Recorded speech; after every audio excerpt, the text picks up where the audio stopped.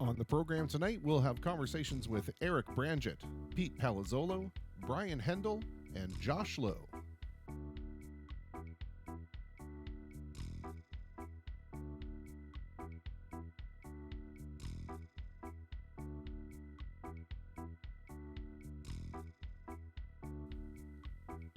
The Face to Facebook livecast will begin momentarily.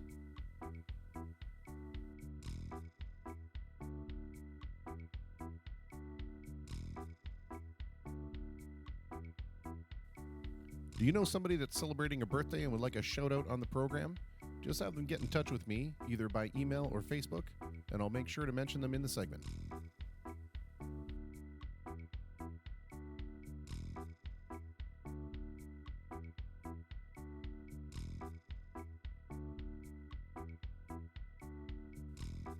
On the program tonight, we'll have conversations with Eric Branget, Pete Palazollo, Brian Hendel, and Josh Lowe.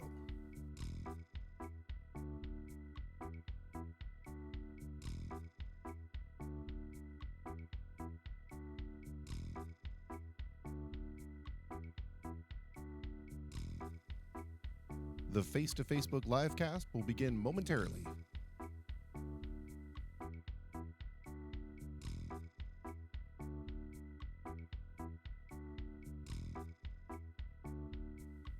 Do you know somebody that's celebrating a birthday and would like a shout out on the program? Just have them get in touch with me, either by email or Facebook, and I'll make sure to mention them in the segment. Why, yes, I know someone who's celebrating a birthday, but I don't need to have them contact me to get them a shout out, because it's me. Proudly wearing my May the 4th is with you, or May the 4th be with you t-shirt. Invented no doubt by some errant lisper somewhere who will now go down in infamy as declaring May the 4th, Star Wars Day. May the 4th be with you. And also with you, as my Catholic school upbringing would have me automatically reverberate. I don't know. Oh, look, Corey McCrindle. Hello, Kristopher. What's happening? Yeah, I'm going to need you to play Happy Birthday. Oh, and I almost forgot. I'm going to need you to go ahead and sing it to yourself. That would be great.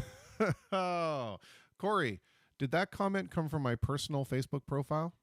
Or did it come from one of the other Facebook pages? Because if that came from my personal profile, our commenting issues may be over. And I'm very, very eager to have that happen. I had Restream reach out to me and give me a couple of tips on how to maybe get them back. Hey, Lisa, thank you very much. So let's see. Hopefully, I hope those are coming in on the personal profile page, in which case, awesome, because that's where everybody's been trying to comment and no one's been able to reach me. So I really hope those are coming in. Commenting is back on, says Zoe. Yes. And I want to share this with you more than anything else. This is the coolest thing. So I came out to the studio and my youngest daughter said, I have to follow you out there. I'm like, well, I know how to get there. It's not a long walk. I'll be safe. She's like, no, I got to follow you out there. It's important. So she followed me out here. And when I opened the door, look at that in the studio, a wonderful sign with balloons. And there were balloons all over the floor. I can't show you the floor because I don't have a camera hooked up, but there's balloons all over the floor. Isn't that amazing? It's just so cool. I love it. I love it. I love it. I'm so glad commenting is back. Yeah, now we can continue to have conversations. I missed all these things, not being able to see you guys say anything when we were starting up. Yes, Mr. Justin James Jewell, thank you very much, and Andrew Pelche, thank you, and Don Curtis, thank you. Look at that. See, it's so nice when we can all communicate again. And I'm now so old. Thank you, Jake Smith. I'm now so old that I can warm my hands over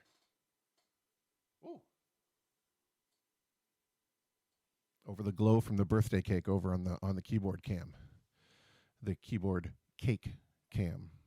Levon did sell me. These are his balloons that Levon did sell me, and we will play that song now just because you said it. Hey, Ashley. Oh, that's the other thing. So I forgot to grab this. Hang on. It's right over there. Hold on one second.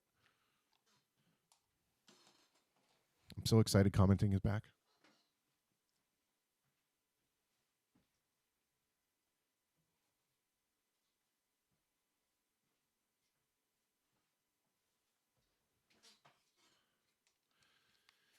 And yes, you did get to see my dad's shorts that I'm wearing today. That's what I call them affectionately. Okay, so I had a very special birthday surprise from Ashley and Whitney Barrett. They came in and dropped this off for me on my front porch. Very socially distantly responsible. It was awesome, but it's pretty cool. It's a wooden block thingy. I don't know if we can do it where there's enough light to see. But on one side, it says nobody wins unless everybody wins. But then on the other side, this is so cool. You can't really see it, just the light is not good enough. Let me see if I can make it a little brighter in here. I turned it down so that we can I didn't get so much glare. But let's see. Oh, there we go. Yeah, that's better. So a while ago I had asked, what is my favorite Elton John album? And somehow she knew that it was Captain Fantastic and the Brown Deer Cowboy. And my favorite song is Curtains. And this is the sheet music to Curtains, somehow printed onto this log. This is like some dendromatic aging technique. When you cut open a log, you not only can you see the rings on the log to find out how old the tree is, but you can also find out what your favorite piece of sheet music is. And what was great is that I learned that I've been playing this in the wrong key. Who knew? Isn't that cool? Let me see if I can get a better view of this side now. Isn't that neat? So neat. I need to find a place of honor for it somewhere, but I don't know which side to display. What I might do is figure out some kind of thing it can sit on where I can display it on alternate sides. So very neat. So very neat. Hello, Marilyn, George, Paula, Sandra, Aggie. Sheesh. Hello, Lana. Yes, 47 years ago. 47 years ago today. All right. Well, enough of this craziness. Let's play some music. What do you think? Hey, Jocelyn. Let's play some music. I got a couple of different things that I want to play, and both of them have a relatively cool beat to them, so I want to play that first. Let's see if we can get this out of the way.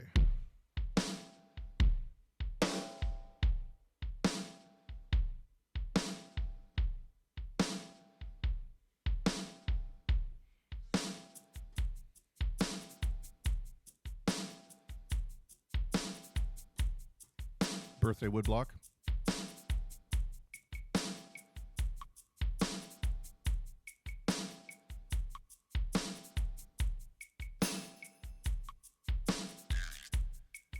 Gotta have that. I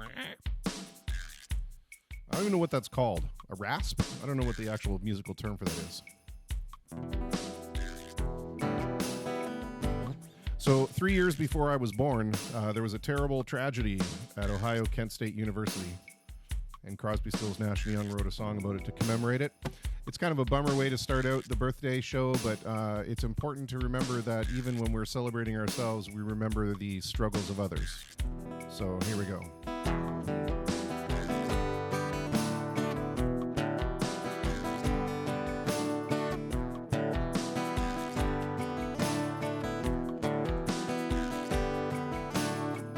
Tin soldiers and Nixon's come. We're finally on our own. The summer I hear the drum. Fall dead in Ohio. Gotta get down to it. Soldiers are cutting us down. Should have been done long ago. What if you knew her and found her dead on the ground?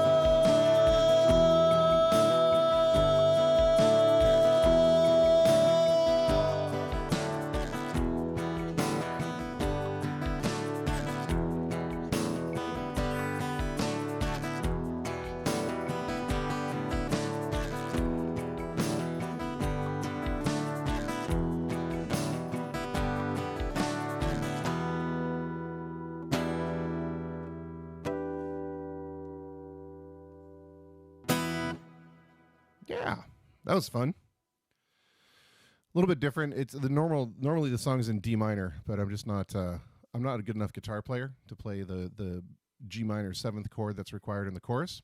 So it's easier for me to just jump it up a couple keys. However, it's one of those weird things, right, where you're playing a song by Crosby, Stills, Nash and Young, or say Simon and Garfunkel, or the Mamas and the Papas, or any of these really heavily vocally harmonic groups. And the difficult thing there is, which of the melodies do you choose to sing, especially when it comes down to, you know, the melodies of a harmony rich song. Which one is the actual melody and which one is the actual harmony for it? So I kind of went back and forth a couple of times because normally I would sing the harmony. So it took a little bit to find my place. I hope you bore with my exploration there. Jeff Stiles says he liked the way I sang it. So there you go. If you have any issue with it, take it up with my quality control department, Mr. Jeff Stiles. Okay, actually, and he's answered the question for us.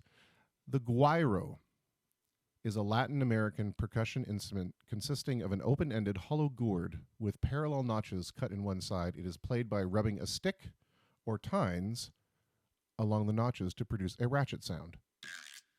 There you go. Could have just been a ratchet wrench, I guess. The guiro. Now I know what it is. And if you need to investigate one closely, then you use a gyroscope. As you get older, the dad jokes get worse. All right, well, let's try this one on for size. Give you all some time to recover. And now you're like, oh my goodness, I can't believe the comments are back. Now we can tell them how much his jokes stink. Oh, hey, Athena, Joe Claus. It's so nice. Oh, Rick Rock. See, look at everybody now. I feel like what we're doing is communicative again, because there were so many comments that I missed over the last few days. So I'll have to make sure I talk to Mark Calcott and get him the fix that I had to do. So.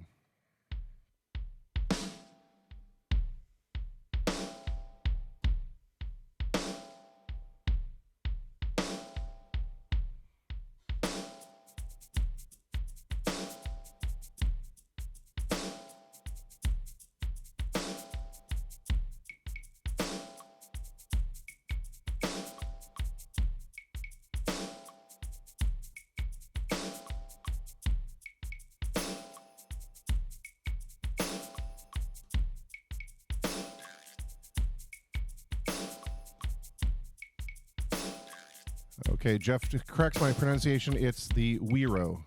So never mind. You cannot use a Wiroscope.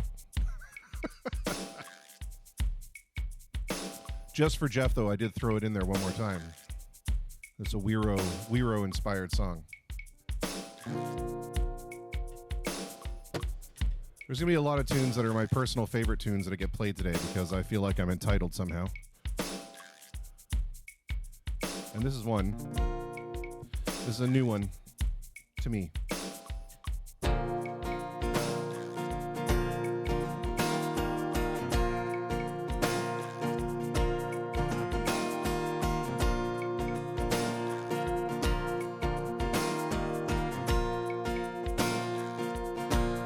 And everyone tells you when you're wrong to lead to the tune, the water song. And someday you'll see before too long they're gonna miss you when you're gone.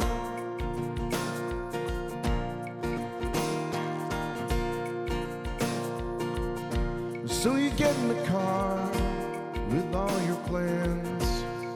Look down and see a stranger's hands. Wherever you go with all your heart. The way that you planned it at the start. The way that you planned it at the start. You go all the way with all your heart. You go all the way with your whole heart. The way that you planned it at the start.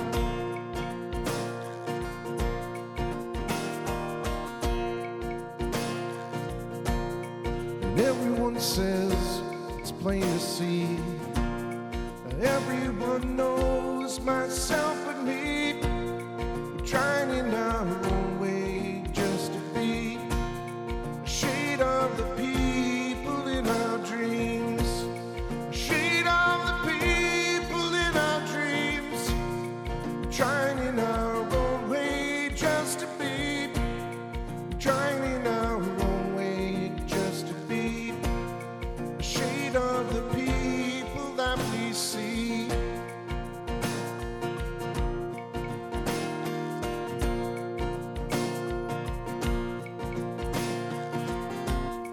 Sing like a bird or like a kid.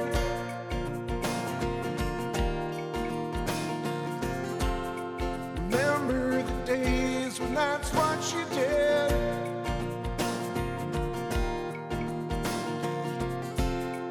Where is that smile they used to bring? Sunlight in the morning on your face.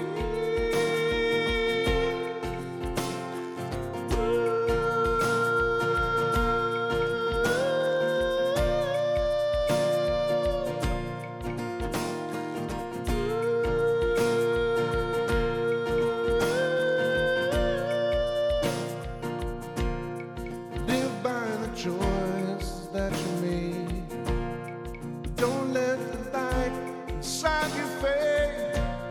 'Cause babe, you can burn out when you're old. Time take your mind, but not your soul. Time take your mind, but not your soul. 'Cause babe, you can burn out when you're old. Babe, you can burn out when you're old. Time take your mind, but not your soul.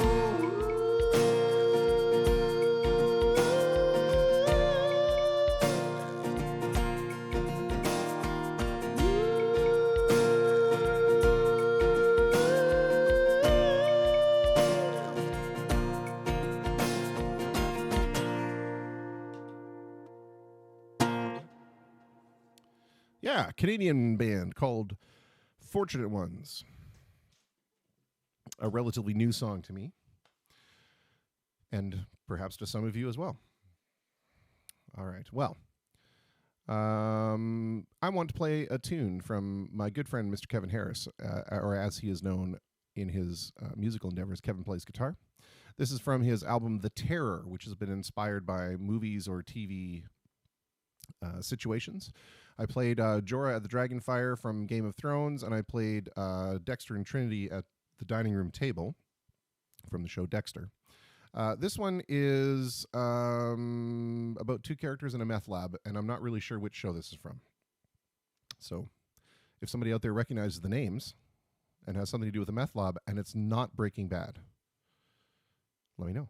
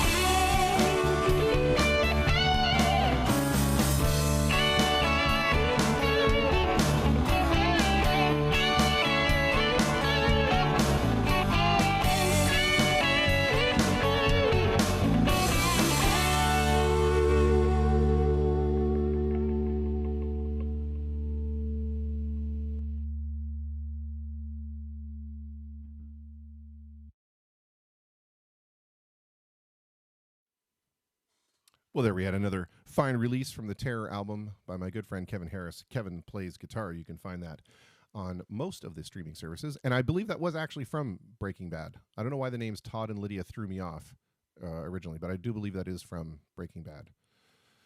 Probably because I only really think about Walter White and Jesse Pinkman in that series. But Todd and Lydia were definitely two characters in there. And they did go into a meth lab at some point. I just don't remember that exact scene. Anyway, it's neither here nor there. We're about 7 minutes away from our first guest on the program. On this, the birthday edition. So for those of you who are around on Saturday and were able to catch out the little production thing that AJ and I did for Leuna, featuring Mr. Colin McDonald of the Trews, he actually played this tune, and I was really shocked that because not a lot of people know it. I don't think. Hey Tina, thanks for happy birthday. I appreciate it. And Jeff Styles, it's not mine to own, so you can steal it away. Hey Diego, and yes, Jocelyn, may the 4th be with you. Anyway, so this is one of my all-time favorite tunes, and this goes out to one of my all-time favorite people, Mr. Shannon Kristopher Wright, down there in Australia. And I was just shocked that Colin played it, and he did a really good job, so I'm going to try to do a good job as well.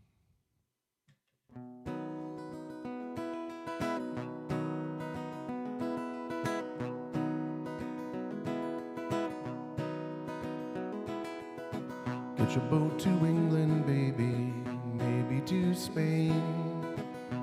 Wherever I have gone, wherever I've been and gone, wherever I have gone, the blues run the game.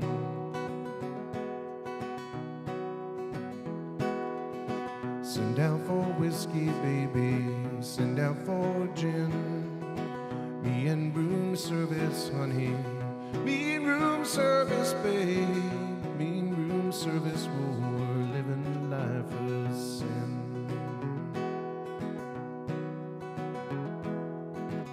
When I ain't drinking, baby, you are on my mind. When I ain't sleeping, honey, when I ain't sleeping, mama, when I ain't sleeping, well, you know you'll find me crying. Get your boat to England, baby, maybe to Spain. Wherever I have gone, wherever I've been and gone, wherever I have gone, the blues run the game.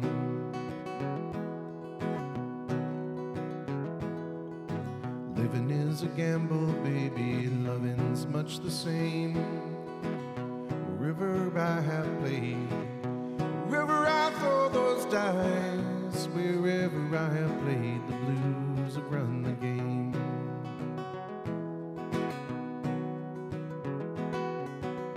When I'm older, baby, someplace down the line, I'll wake up older, so much older, mama. I'll wake up older and I'll just stop all my trying. Get your boat to England, baby, maybe to Spain. Wherever I have gone, wherever I've been and gone, wherever I have gone, the blues are all the same.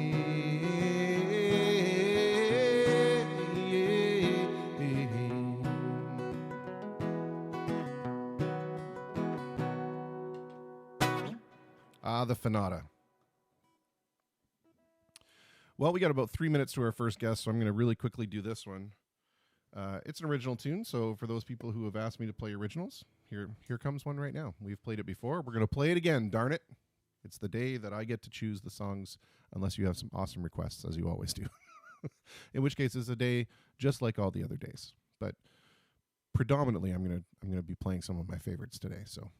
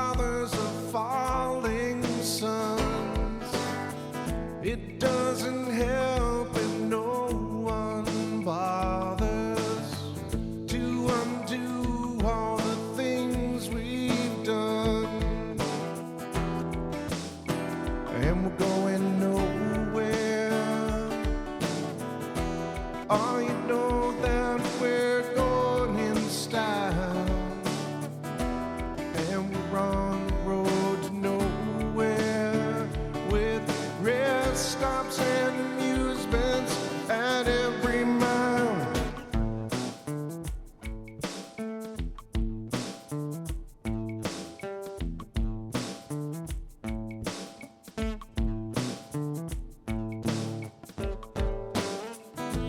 Think ourselves a human garden, precious seeds for some master plan. But the bread of gold and the weeds are choking. We're running out of arable land, and we're going nowhere. Oh, you know that we're going in style, and we're on the road to nowhere with comfortable distractions, unbelievable attractions every mile.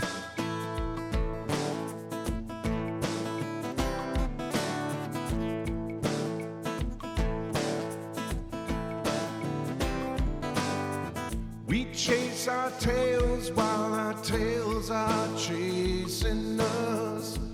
We wag the dog until the kingdom comes. So damn sure of the trail he's chasing that we're not sure who we take our orders from. And we're going nowhere. Oh, you know that we're going in style, and we're on the road to nowhere with rest stops and amusements at every mile.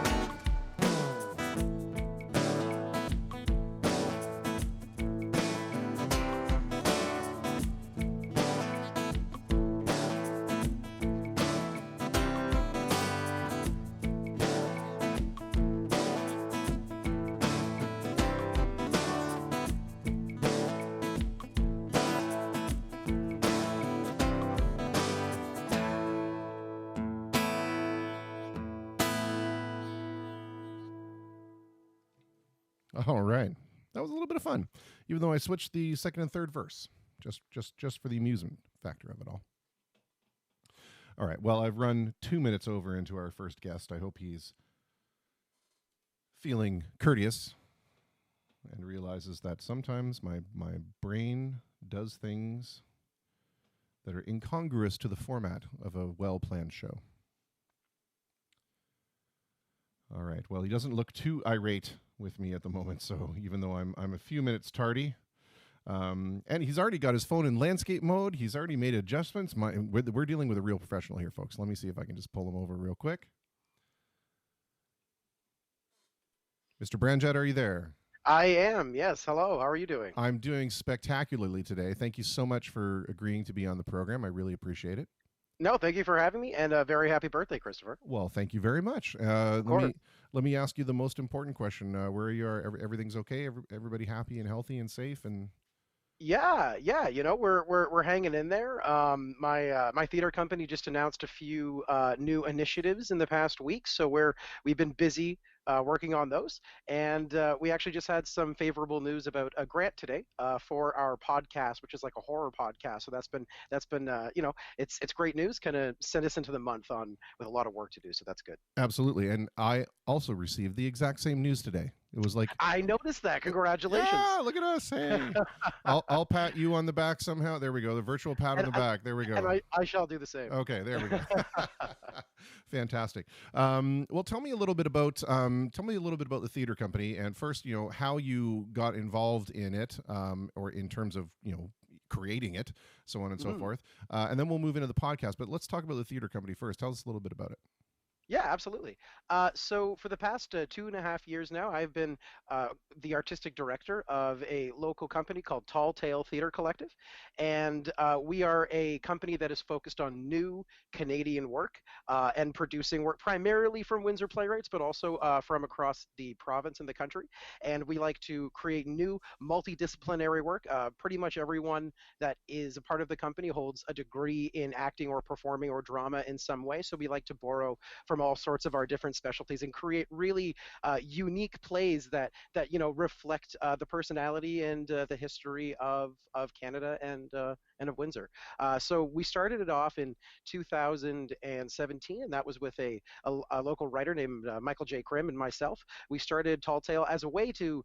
We noticed I graduated from the University of Windsor's acting program in 2015, and it's an amazing program. Unfortunately, though, a lot of great actors leave the city pretty much upon graduating. Sure. So we wanted to create a company that helped to keep those actors here. Even just as kind of an intermediary development stage from school to the professional world. So that's kind of what we've been focusing on for the past 2.5 years, as well as a pretty heavy education element where we've been running a series of workshops trying to cover really as many different performance possibilities and techniques as we can. So not too much. You haven't been up to too much at all then. No. Yeah, yeah, Wow. just a bit of light stuff. Yeah, absolutely. I mean that sounds fantastic. So what when you Thank you. say that multidimensional things, can you kind of explain that for those of us that assume that when we go to see a play, it's just going to be a bunch of folks tromping around on stage? Yeah, absolutely. So the kind of core teaching element that I walked away from when I graduated from the university's acting program was the idea that the program shows you a lot of different techniques and approaches to acting. I'm sure everyone is the most familiar with realism, and that's really what we see in TV and film and in kind of the traditional plays a lot, which is actors walking around a stage and talking. But of course, there is mask work, commedia dell'arte, clown. Of course, there's Shakespearean technique.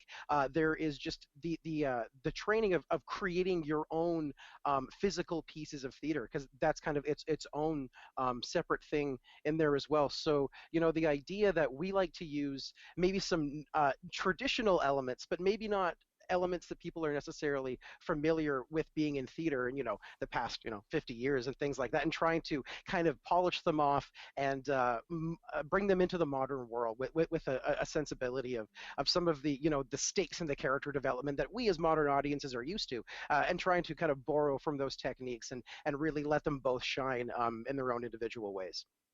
Excellent. How have you found the reception to live theater in Windsor? I know that we have several theater groups in the city that do We do. lots of productions, and I know that I'm personally friends with some playwrights in the city. But Mhm. how do you find overall the reception to live theater in the city of Windsor? I find that we actually have some of the most dedicated live theater fans and patrons across the board that I've ever seen in any city, and I've performed in in quite a few kind of across the province. But what I think is so unique about the Windsor scene is you have such an audience base that's always looking for great theater, and they're willing to really go anywhere, right? And it's great that what we have in Windsor is a bunch of companies who do the things that they do really well, and each of us have kind of found our own niche in this grand market of theater. So I think it's great that we can all kind of offer things with a different varying and speciality, and the audiences don't just seem to take interest, but they seem to want to have that variety, and that's really special. Especially because this is even going back 10 years. The city was very musically dominated in Yeah. terms of like musicals for theater. So it's nice that we're kind of seeing new and older ways of performance coming back and getting their time in the sun again. So that's really exciting. Yeah, because I think in some ways it's sort of akin maybe to the fact that we've got a really thriving musical community here, but Mm. unfortunately the playlists for those groups always tend to be very similar. And so, Yes. it's like, well, why would I go to see this band do the same song that I just saw them do here, and now I'm going to go see another band do exactly the same song over here? So, I can kind of see that if okay, good, it's another production of My Fair Lady featuring the same characters but different people portraying them. So, good on you for exploring different avenues. Oh, well, Um, thank you. let's talk a little bit about the challenges now, especially now in the current Mm. social climate that have come up, Yes. especially when it comes to theater, because it's not just people may not know, it's not just the director and the actors that are inconvenienced by all this. We also have set builders, laborers, Yes. construction folks, hospitality folks, logistics folks. How much does something like this throw a monkey wrench in your schedule when you have to also deal with things like booking venues? Yeah, I mean, the short answer to that is a lot. And then we'll kind of, it's tough. This virus has kind of redefined what live theater will be coming out of this. And unlike 100 years ago when we had our last pandemic, where theater was unquestionably the major world art form, that is no longer the case. So I think what we're kind of going into is this unprecedented but also very unknown time that theater, by its very definition, the more people, the more energy get together into a room and it becomes palpable and Yeah, exciting. That Yeah, right. That's going to inevitably change. So it's difficult to say what it's going to look like coming out of this, but the impact in general is, myself, many of the actors and the producers and the directors, and most of the tech people who I know are, most gigs have canceled through July, through August. September is starting to, just because we're worried that, even if things start to slow down in terms of restrictions, is the confidence of the consumer going to be there to go to theater? So that's kind of something that, all the companies, small and large, really, from Stratford, all the way down sure. to the smallest local company, have to kind of reassess how we're going to reach out to audiences, and still find a way for all of us to work and to do what we do best. And I think that, I'm sure a lot of artists have made this point on this before me, but just how much we need art in a time like this, For and how sure. much the demand will become ever more intense, I think, For for it. sure. One of the points that we raised with some of the bands that we've talked to or musicians that we've talked to is that, in this time where everything is getting canceled, like you said, from Stratford on down, there's no Shakespeare in the Park. There's certainly no, any gatherings of any kind. And, Yeah. unfortunately, production companies like a Stratford require so much gear up time to get these things Mhm. into production that, do you think there's going to be an increased opportunity for the independent theater companies to kind of more quickly ramp up and get back into the game and perhaps enjoy a little bit more of that spotlight that's going to be missing because the larger companies just can't do it in time? Yeah, no, I think that is a great point, because not, there's also the ramp up time, but there's just, the audiences, right? Smaller companies can say, 25, 30 people in a house might be pretty good, right? Whereas the bigger companies, that's just not possible. So I do think that what we're going to see is this, however long this period of time is, but there's definitely going to be a period of time where the smaller companies that can get back to things quicker are I think, going to come out of the gate faster, and be there to provide that entertainment lull that we're going to be waiting on, right, Sure. before these larger theaters open up. So I think it's a really unique opportunity for indie theater, really, across the world. Um, and not just theater, but indie film as well. And these things where these large corporations and these large companies are just going to naturally take a bit slower to get Yeah. back to things. So I know, I think that's an excellent, and that's actually something that we're kind of building into our strategy as well, going into the next few months. Yeah, for sure. Um, I think it's also, important to note that not only maybe the larger companies are like, okay, we have to get this kind of in gear, we have to get this moving, and we're doing Mm. a bunch of pre planning. However, large venues are very limited. and Yes. you're going to have everyone jockeying for position to get their program back in the market first. So it's going to be really Hmm. interesting to see who shakes out on the top of all this. Um, Oh yeah. One of the things that really, and I almost went through the BFA program at the University of Windsor. I went through Oh, the nice. I went through the WCCA program. I did not get in my first year when I auditioned for BFA, and then I moved on to other things shortly thereafter, Mm. which I still regret to this very day. However, one of the things that always really impressed me when I did work within the stage construction side of things, or the stagehand side of things, for that first year I was there, was how remarkably the set designers can design these what appear to be minimalist sets, but can at the drop of a hat be moved and navigated in a way where it suddenly transforms you, even in terms of the time period that you can be in, all within a very few movements of things on stage.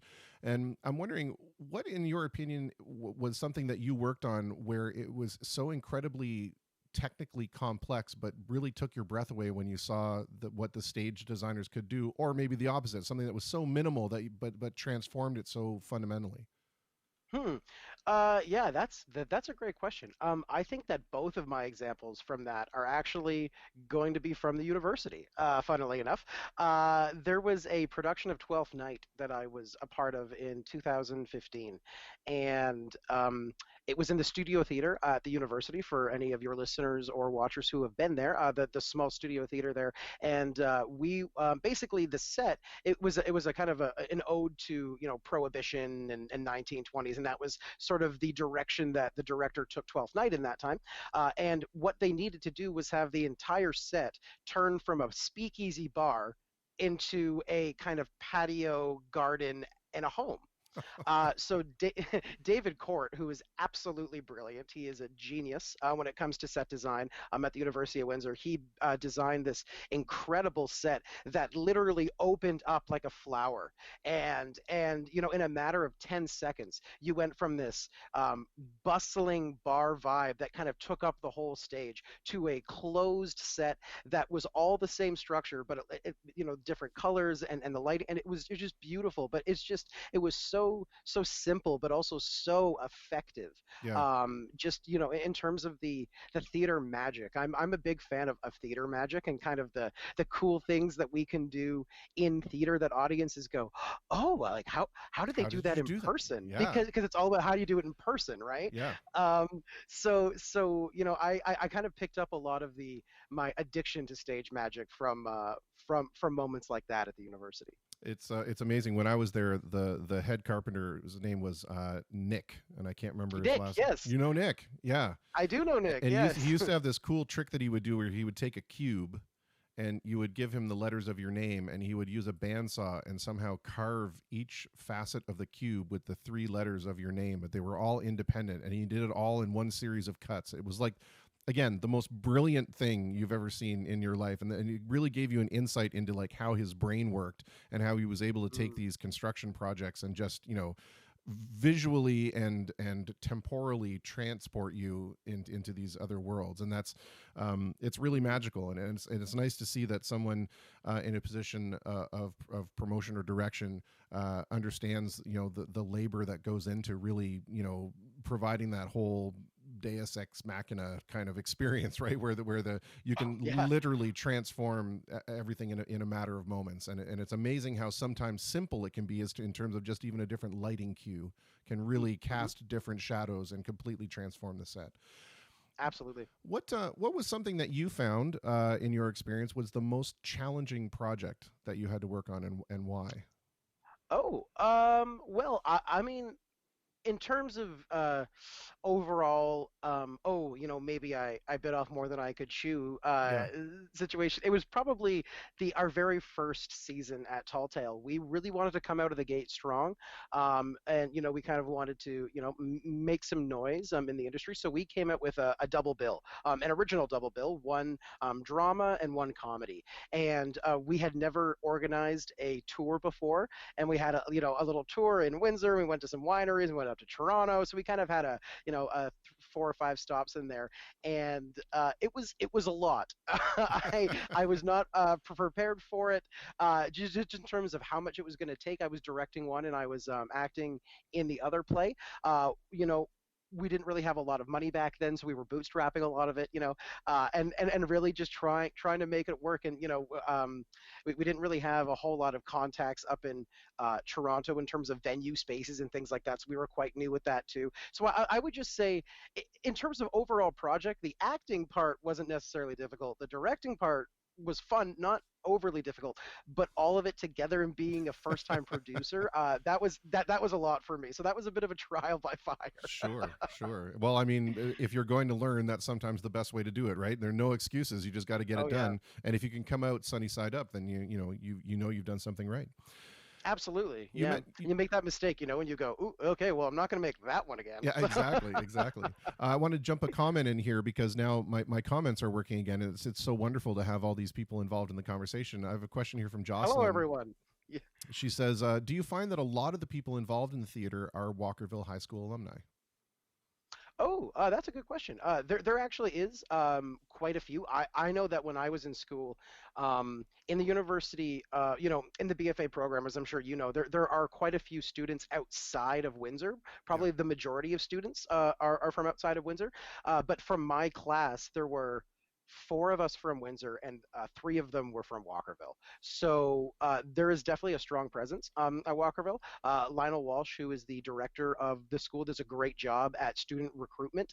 And they have a very, I know that the school, both schools have a very close relationship with each other, which is fantastic.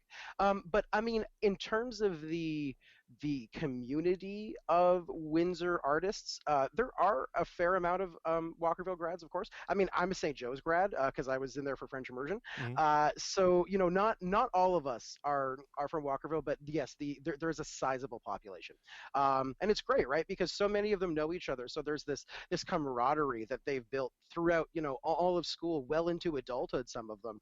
And when you see them perform on stage, you can't make up that kind of connection with somebody, right? So Yeah. it really has its benefits. Well, I mean, essentially, as an actor, you can try to make up that relationship, but You in can, fact, it yes, sort of and is your job. But no, but I take your meaning. It's like I was saying, when my brother and I perform together and we sing together, there's a natural harmony and rhythm and chemistry that takes over because we've been doing that for so long together. You're yes. you're 100% right. Those relationships get built, especially during those formative years in high school where you're all beginning to discover yourselves as people and who you are emotionally and spiritually and socially, and the bonds that get created there are quite strong. It's like that thing where they say, I went to high school for 20 years for the last 4 years, right? Um, Yeah.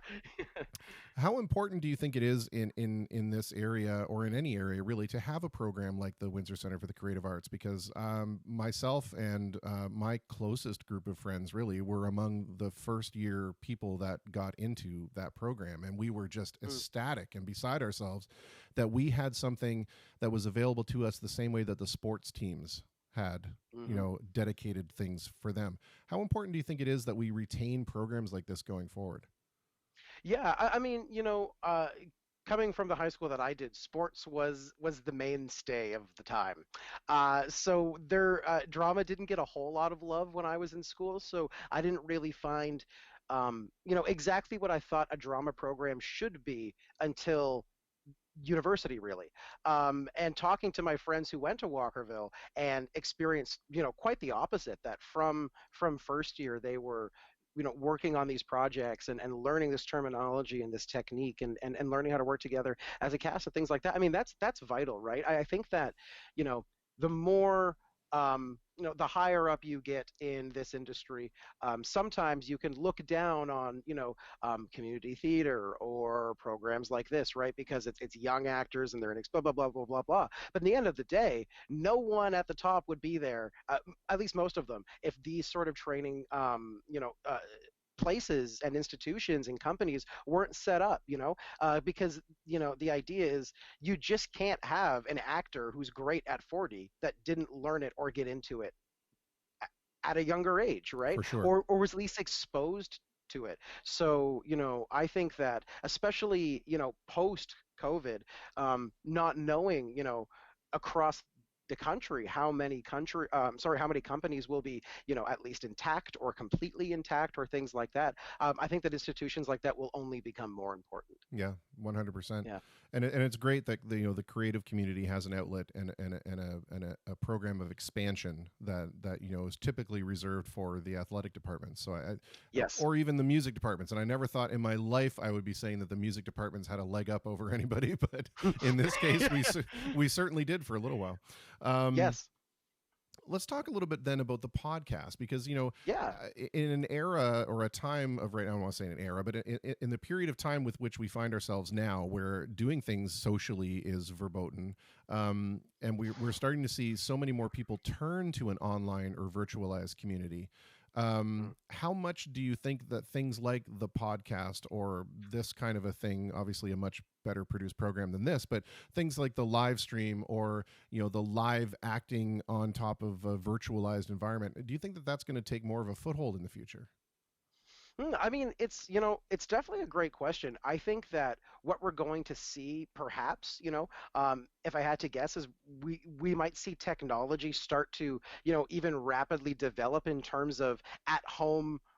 Recording material and things like that, right? Like how much more kind of upscale equipment will they be able to make, smaller, more affordable, to really make this process move? Because I think that for a lot of this stuff, especially the kind of live performance, and because like two people and stuff, this is very doable. We start getting bigger casts and stuff, the technology I feel like is Sure. somewhat limited in terms of what we can give. So I think that once the technology catches up, I think we're going to see an explosion of it. But I think on podcasts, on kind of the end that podcasts provide, is that you're able to kind of do that quality control with multiple people if you want, in terms of pre-recording and editing and all that, so you can kind of control that. So I think that what we're going to see is just podcasts have already exploded in the past 10 years. Sure. So I think that what we're going to see is even more, but also kind of a redefinition of what podcasts are. For instance, ours is less kind of um, discussion based, where we are trying to create radio plays. So something that really excites us is kind of the golden age of radio plays, from the 20s to Yeah. the 40s and the 50s, and specifically horror radio plays. My brother and I have just been huge fans since we were kids, and we listened to them in grade school. So something that we kind of want to see is, is the style of radio play something that audiences are still interested in? And if that's the case, how can we take everything we've learned from live performance and bring them back to in older form that, of course, right now is much more palatable and easier to consume? Absolutely, and everything that was old is new again, right? I mean, I'm sure Oh that yeah. there's a reason that the War of the Worlds broadcast was as captivating as it was, because it was well produced and it was using technology at the time that was relatively new. And I don't see any reason why, the podcast wouldn't be immensely successful in that format. I know I'm already intrigued just hearing about it. Um, Ooh, yeah, there you go. So sign me that's up. great to hear. I'm number one. I'm guest number one, or visit or listener number one. Um, Hey, thank you. how likely do you think it is that we will start to see the immersion of technology take a greater role in live theater productions? Let's flip that Mm. dialogue around a little bit. Are we going to start to see much more of an involvement of multimedia as things like displays get smaller and more energy efficient and malleable, where we now have foldable displays that can wrap around things, for example, or things Mm. like multiple digitally controlled lighting systems and audio systems? Do you think we're going to get to see a much deeper immersion of technology inside the theater itself? Yeah, I mean, already you've seen theater come, quite a long way just in terms of projection technology and things like that.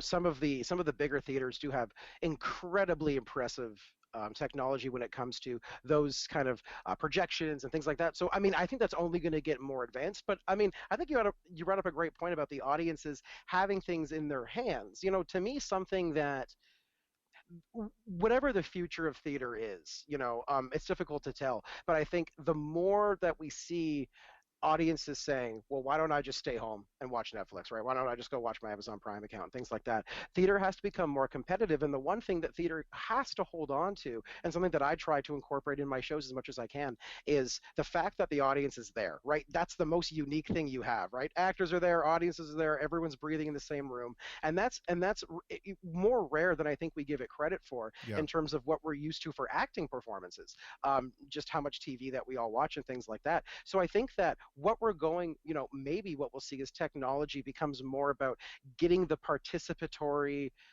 experience in, so the audience starts to feel more and more crucial to the story. Yeah. Because for me, that's where theater has the edge. It might be, it's really one of its last things that it has well exclusively over some of the other acting art forms is the audience. As much as like Netflix is trying to do their interactive stuff, you still aren't there, Sure. right? And Yep. you know that everyone else is getting kind of the same experience, so it's um, really leaning into that. And the fact that we create original shows makes it fun because we can build that from the ground up, right? And go, Yeah. how can we keep theater relevant and keep it moving? So I mean, to kind of go back to the question, I mean, I think what we're going to see is theater having to say is having to make some big choices in the future, especially with everything going on, and we're gonna have to make the big choice as to what technology is important, what needs to be invested in, what can benefit, what can help move this forward. Because there's that ever longing thing of, well, we don't want to become TV, right? Because there is that kind of thin Sure. line Yep. somewhere. Yep. So I think it will be kind of about finding that line and pushing those boundaries and seeing how technology can help to bring audiences closer to us, as opposed to kind of keeping that more separate, if that makes sense. It does. It makes total sense, and I already have an idea that I want to pitch to you and Rob Timick for this Hey, Rob. because Yes, one of the he's a things good that friend. I always find so frustrating is people on their phones during performances, and I'm sure you have the same Oh, idea. But yeah. what if we were to leverage that somehow? And you remember back in the well, how old are you? 26. Okay, you won't remember this then. Maybe you will, or maybe you won't. But I'm going back a little further than that. But when I was a kid, there were the one of the fantastic things were choose your own adventure books, right? Where you could Mm-hmm. get to the end of a page and be like, should Bobby jump off the cliff, turn to page 62 or whatever. But what if you could leverage that somehow and say, okay, we're in the middle of this play and we're at a tantamount part of the scene, and then everybody has to pull up their phones that they go to, a site where they can choose what the next action is, and then it's all rung in by vote, right? And then suddenly the actors on stage have to change the way that they're working with things and move into some kind of different ending. I don't know. It's actually so funny that you say that, because we're actually adding so Night Terrors is the horror podcast that I was mentioning, but we're actually going to have a special announcement, and there might be another program joining that one on our network. And actually, one of the things that we're talking about is the choose your own adventure stories, Oh man. and how we can get people interacting, because I agree. Audiences, when I'm an audience member, I love shows that give me a stake in the show. Yeah. That it's just so unique, and it's just so enjoyable, because I mean, who doesn't want to feel like an actor, even just for a little bit, Yeah. right? If it's like, oh, hey, I got to act for a few minutes. This is a lot of fun, right? So we really want to help spread that. This is a bit more kind of in a more podcast sense, but I Sure. I mean, I think that there are shows that I have been to where you can vote live while it's happening. Oh, that's cool. So that's really cool. I've seen a few things kind of in the like Orlando Fringe and things like that kind of lean towards those things. And I mean, I think that the more as companies are going to have to experiment with things, we might see a lot more of these kind of cool, not that they're a gimmick, but these kind of cool tie-ins Yeah, it's just a into the way of shows. it's a way of trying to embrace. I was just thinking about this while you were speaking. I thought that it's a real double-edged sword, in the sense that what you're really doing is enabling the heckler, Mm, right? And do you hmm run the risk of, well, now if we open this up to hecklers, who's running the play? Yes. Or do we give them enough of a distraction that now all of a sudden they're too busy being actively involved in the production and they're unable to heckle? I guess, which came first, the heckler or the heckle?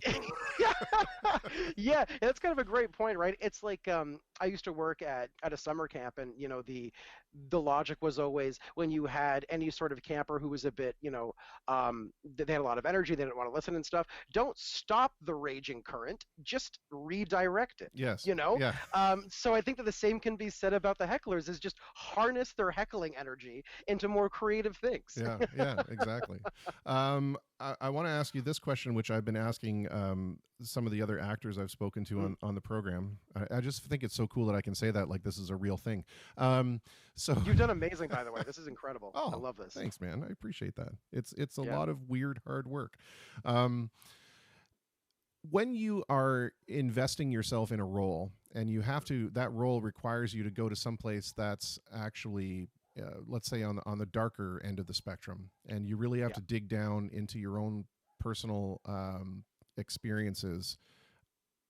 How much of a danger is there for the actor that they can't really come back from that? And do you have something like, your own internal safe word or something that can snap you back into, yourself rather than, fully following the rabbit hole down, obviously with the most unfortunate one being, or most recently unfortunate one being Heath Ledger, when he went Right. to that really dark place and wasn't able to come back out. Have you experienced something similar to that, and what are kind of the techniques you use to bring yourself back to reality? Hmm. Yeah. That's a great question. So there are obviously this is oversimplifying the case, but there are kind of two ways to view possible characterizations, and that's what we call method, or the method acting, which is what a lot of people I'm sure are familiar with that term.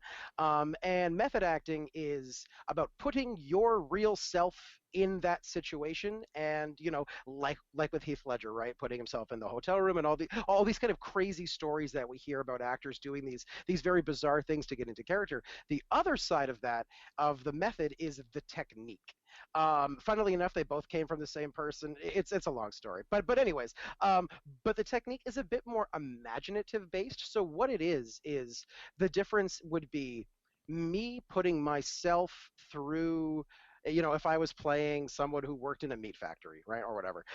If I worked in a meat factory for a year, that would be much more method. However, if I did my research, did my, maybe visited a meat factory, wrote some stuff down, kind of took it all in, and said, well, if my character doesn't enjoy his job, well, I've been in a job that I don't enjoy, so I already know what that feels like. So I don't have to be there, right? So it's a lot more about imagination and using your brains as an actor to mine the text for information, and using that to help fuel your imagination. So really, the difference is doing it for real and playing pretend. Right. And right, and some people think that the playing pretend one gives you less of a result, but that's actually not true. It's much more technical. It requires more study, more refinement, because you have to, you're kind of doing it very purposely, and everything you're doing is very purposely, even though it seems like it's not. Sometimes method can be kind of right from the impulses and just kind of let it go. So this is a bit different from that. So I would say, and I actually just did a show called The Pillow Man, which was quite a dark show.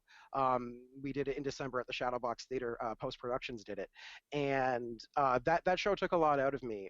It had a lot of, death was a big theme. The character went through a hell of a lot over 3 hours. He goes from having everything to basically losing everything by the end. And the thing that got me through it was that it just was pretend, right? And the thing is, I had a lot of fun.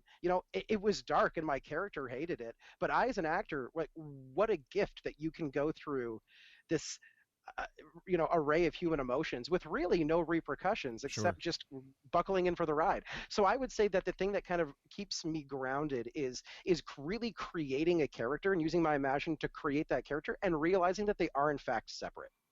And that whatever my character is going through, that's fine. That doesn't mean that I can't enjoy the ride, as it were, and enjoy the play and enjoy the text and enjoy acting the character. But it also doesn't sell out the character's suffering or harm short.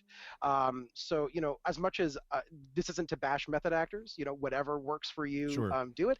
But for me personally, I find that doing that research and really using your imagination and acting it, really kind of helps you have fun, but also protects you mentally from those potential pitfalls. For sure. And there is something to be said too.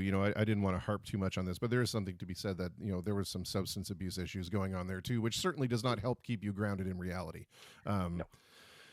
I want to ask you a couple of personal questions, nothing too Yeah. personal, just on your own kind of personal sphere of things. What is the thing from our life of normalcy a little while ago that you miss the most? Ooh. Um, Honestly, as an actor, I'm sure comes as a shocker to everybody, but I love playing Dungeons and Dragons. Yes. And I am a big fan of Dungeons and Dragons and games like that. And I actually run several campaigns and a part of a few. And I think the thing that I miss the most about it is just being in the room with people and getting to improvise and laugh and learn and discover these grand stakes of mystery and adventure Yeah. together. We've been playing it online and stuff, but there's definitely that separation of technology, and I really just miss being able to kind of breathe and create in the same room with people on the fly and really have that human interaction. So I would say that's probably the thing that I miss the most. As a tabletop gamer of 30 plus years, plus now the developer of a couple of games, I wholeheartedly endorse this answer. That's No way, you developed some? That's so cool. yeah, we That's amazing. yeah, we'll chat. We'll chat. We Yeah, actually please, please. yeah, former friends, or well, not former high school friends turned lifelong friends, and I have developed a few card-based games, but then another friend and I have developed our own kind of iteration of Dungeons and Dragons, which takes on it. Yeah, we'll talk. I'm interested to hear your opinions. That's incredible. Yeah, Cool. Okay. it is pretty neat. And on a side note, I saw the greatest. I'm a T-shirt guy, and I saw the greatest T-shirt. And take this, I guess, whomever will be offended, because there's always somebody that will be offended. But it was fantastic. It was a shirt that said, "Jesus saves, everyone else roll for damage." Everyone's roll for damage. I thought Oh, that was that's fantastic. amazing. Well, let's flip that question around now and say that, Mm, as someone who does enjoy the social aspects, now that you've kind of, as we all have, found ourselves kind of c- forced to be by ourselves or forced to be in isolation, has there been anything that, to your surprise, has been rather comforting or peaceful or joyful about it, that you can maybe give that as a hint out to people who are really having a difficult time, or are struggling right now?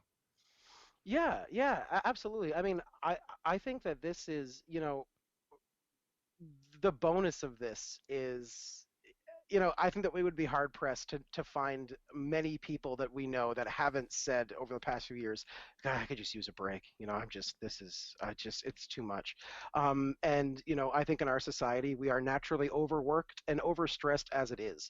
Not that this decreases the stress at all. So it doesn't really do that part. But what I think is if there was this silver lining to this all, is I think that what this virus has given us is a time to self-reflect for everyone, and it doesn't have to be anything too intense, but just even checking in. How am I doing today? I tell my acting students all the time that the very first thing you do, close your eyes, start to breathe, check in with yourself, and ask yourself, how are you? And the thing is, it doesn't have to be good, it doesn't have to be bad, it just is what it is, and to accept that. And I think that so often, how often do we wake up and ask ourselves how we're doing before we get out of bed and go brush our teeth, right? Versus just getting up and doing it and starting the day. So I'm thinking, I've been able to really take the time, assess, see how I'm doing, see what my goals are, what do I want to accomplish, and just kind of take stock in the past few years that has been quite the whirlwind. So it's kind of nice to take a break, Yeah. think, breathe, there there is, that acting thing of just, let's reset, right? Let's Yes. just stop and take a moment, reset, reassess everything. That's excellent advice. Actually, that's one of the I'm going to put that in the top category of things that I've heard people suggest on this program so far. Hey, wow, Yeah, it's thank it's you. it's That's this, amazing. let's stop and reset and just kind of regroup. And yeah, amazing. um I want to close this out with what is my final question, really, Sure. which is sort of what I'm trying to find, the socially commonly acceptable answer, I guess. But first, before we do this, I really want to thank you for donating your time and being willing to be on the program and sharing the conversation. Thank you so much for having me. This has been a blast. Awesome. That's great. And the whole thing is just about, creating these human connections and realizing that even while we're isolated, we can still be together and we can still share in a laugh or share in a joke or, even a share in a tear. The emotional Yeah. connection is still able to be there.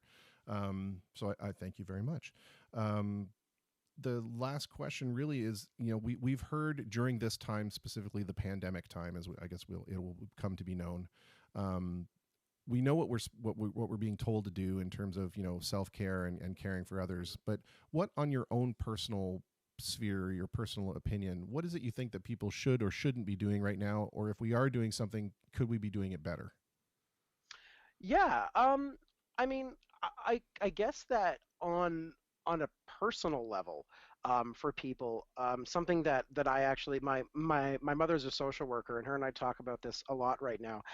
We've been seeing a lot of posts of people going, if you haven't checked off all of your to-do list things, you haven't done this quarantine right, and all that stuff. And I think the thing that some people are doing right, but I think some people might want to think about is that this what this accounts to is a massive traumatic experience for essentially the population of the globe. And how you deal with trauma, as long as it doesn't obviously infringe on the rights of somebody else. I'm not advocating anything, obviously, but what I'm Sure. saying is how you deal with your trauma is okay.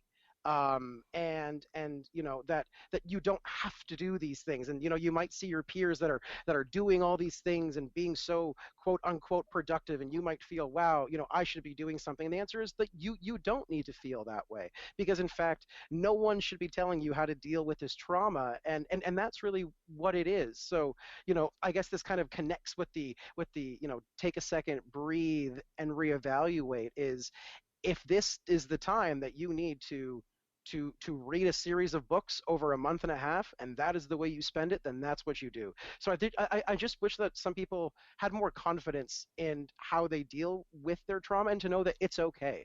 Yeah. And that they don't have to move the world in this time, and it's okay, and to come out of this mentally healthy is the most important. Absolutely, and I think we can sum that up and say we've heard that term of turn your phrasing around. Instead of being stuck at home, you're safe at home. Well, Yep. try this one. Instead of keeping up with the Joneses, keep up with John, right? Mm, Where you're just worried about keeping up with yourself. You don't need to compare what you're doing to anybody else. Just do what's right for you, and I think absolutely. you'll arrive on the right side of things. Eric, it's been an absolute pleasure. I really hope that we get a chance to talk, even just personally, about some of the shared experiences that we had. Absolutely. And part of this whole thing is, I've made so many new and wonderful friends during this process, and I certainly count you among them. So I hope that Well, we thank you do so get much, Christopher. That really means a lot. fantastic. I cannot wait until this is all over. And well, I'll say this the same way I say it to my musician friends. I can't wait till we're all so busy that we can't get together and see each other anymore. I could not agree more. And have your RPG people call my RPG people, Oh, and we'll talk D&D. yes, absolutely. I can't wait. Thank you. Thanks a lot, Christopher. I really appreciate it. It's been a pleasure. Take care. You too. Well, an absolutely lovely conversation. I can't say that I've been in that weird position where I've had to say, wow, that was a really awkward conversation. So far, every conversation we've had has just been absolutely fantastic, and they just keep getting better. So thank you so much. All right, I'm going to disconnect from Eric. I hope he doesn't take it personally, but we're just going to end the call. We're going to take a real brief break here just so that I can, what's the phrase that I'm using? Attend to some personal business. And yeah, we're going to play another tune from the group Creatures of Condition. This is Crimson Scene. And again, if there's something that you want to send and you want to have it played on the program, please, email me a YouTube link to, I think there's right there that's crawling across the bottom right now at my Gmail, and I'll be able to pull it down. This also goes out to all my acting friends. Zoe says she wants to start live streaming monologues. Yeah. Well, here's an idea. Grab your phone, film yourself doing a monologue, send it to me, and we'll put it on the program. It doesn't always have to be music. It could be something entirely different. It could be reading a poem, reading a monologue. Yeah, anything and everything that's a distraction right now is fantastic. So, just a suggestion from me to you, to all of the theater folks that might be watching. Please record yourself doing your favorite thing. Send it in. It'll be fun. We'll be right back.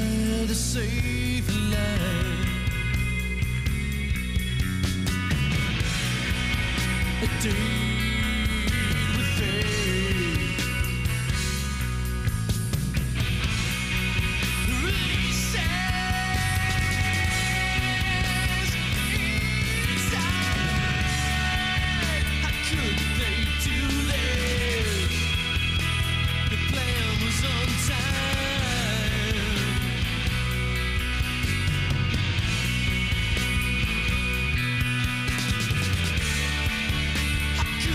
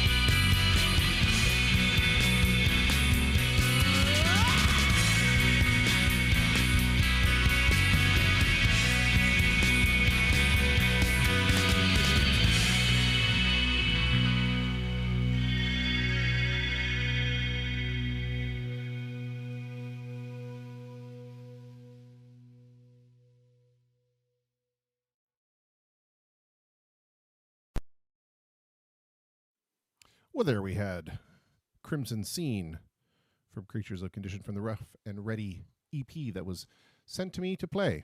And I would love to do the very same thing for your guys' stuff as well. Just send it on over. We've had everything from karaoke being done to some silliness, which is fantastic. That's what this is all about. It's all about giving us a distraction from the kind of nonsense that's going on right now.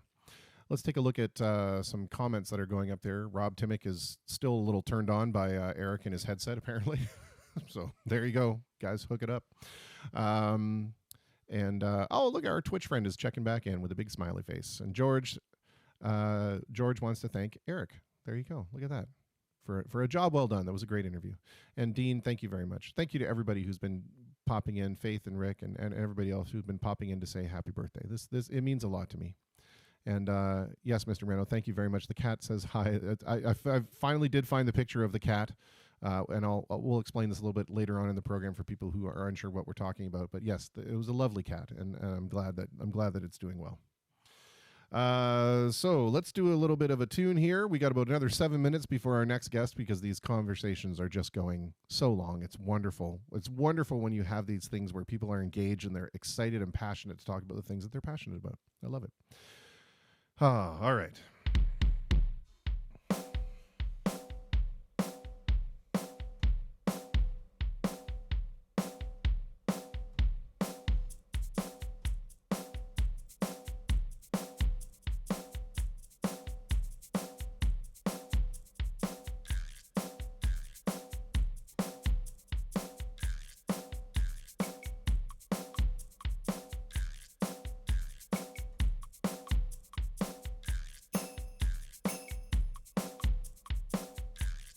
Fun.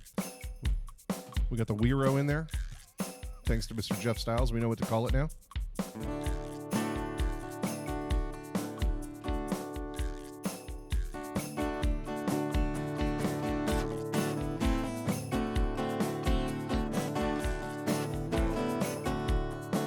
Well, I don't know why I came here tonight. I got the feeling that something ain't right. I'm so scared in case I fall off my chair, and I wonder how I'll get down the stairs. Clowns to the left, joggers to the right. Here I am, stuck in the middle with you. Yes, I'm stuck in the middle with you, and I wonder what it is I should do. It's so hard to keep a smile from my face, losing control, yeah, I'm all over the place. Clowns to the left of me, jokers to the right. Here I am, stuck in the middle with you. Well, you started out with nothing and you finally you're a self-made man. And your friends, they all come crawling and slap you on the back and say,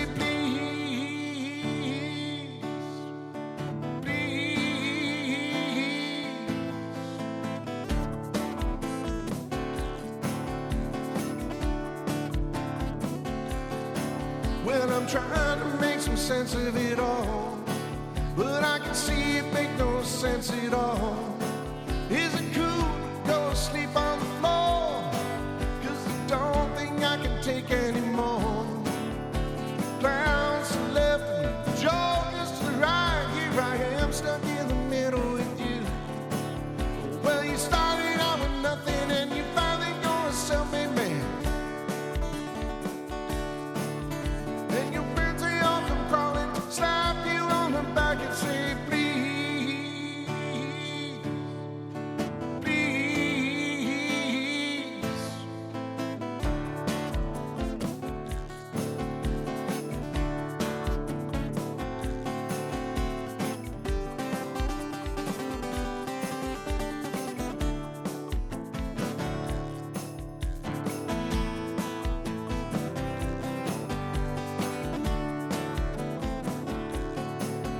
Well, you started out with nothing and you're proud that you're a self-made man.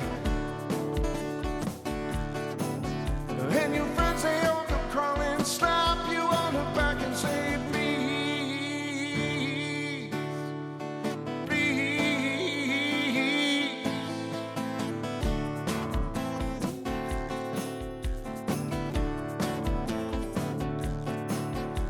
don't know why I came here tonight. I got the feeling that something ain't right. I'm so scared in case I fall off my chair, and I'm wondering how I'll get down the stairs. Clowns to the left, jokers to the right. Here I am, stuck in the middle with you. Yes, I'm stuck in the middle with you. Stuck in the middle with you. One more time, stuck in the middle with you.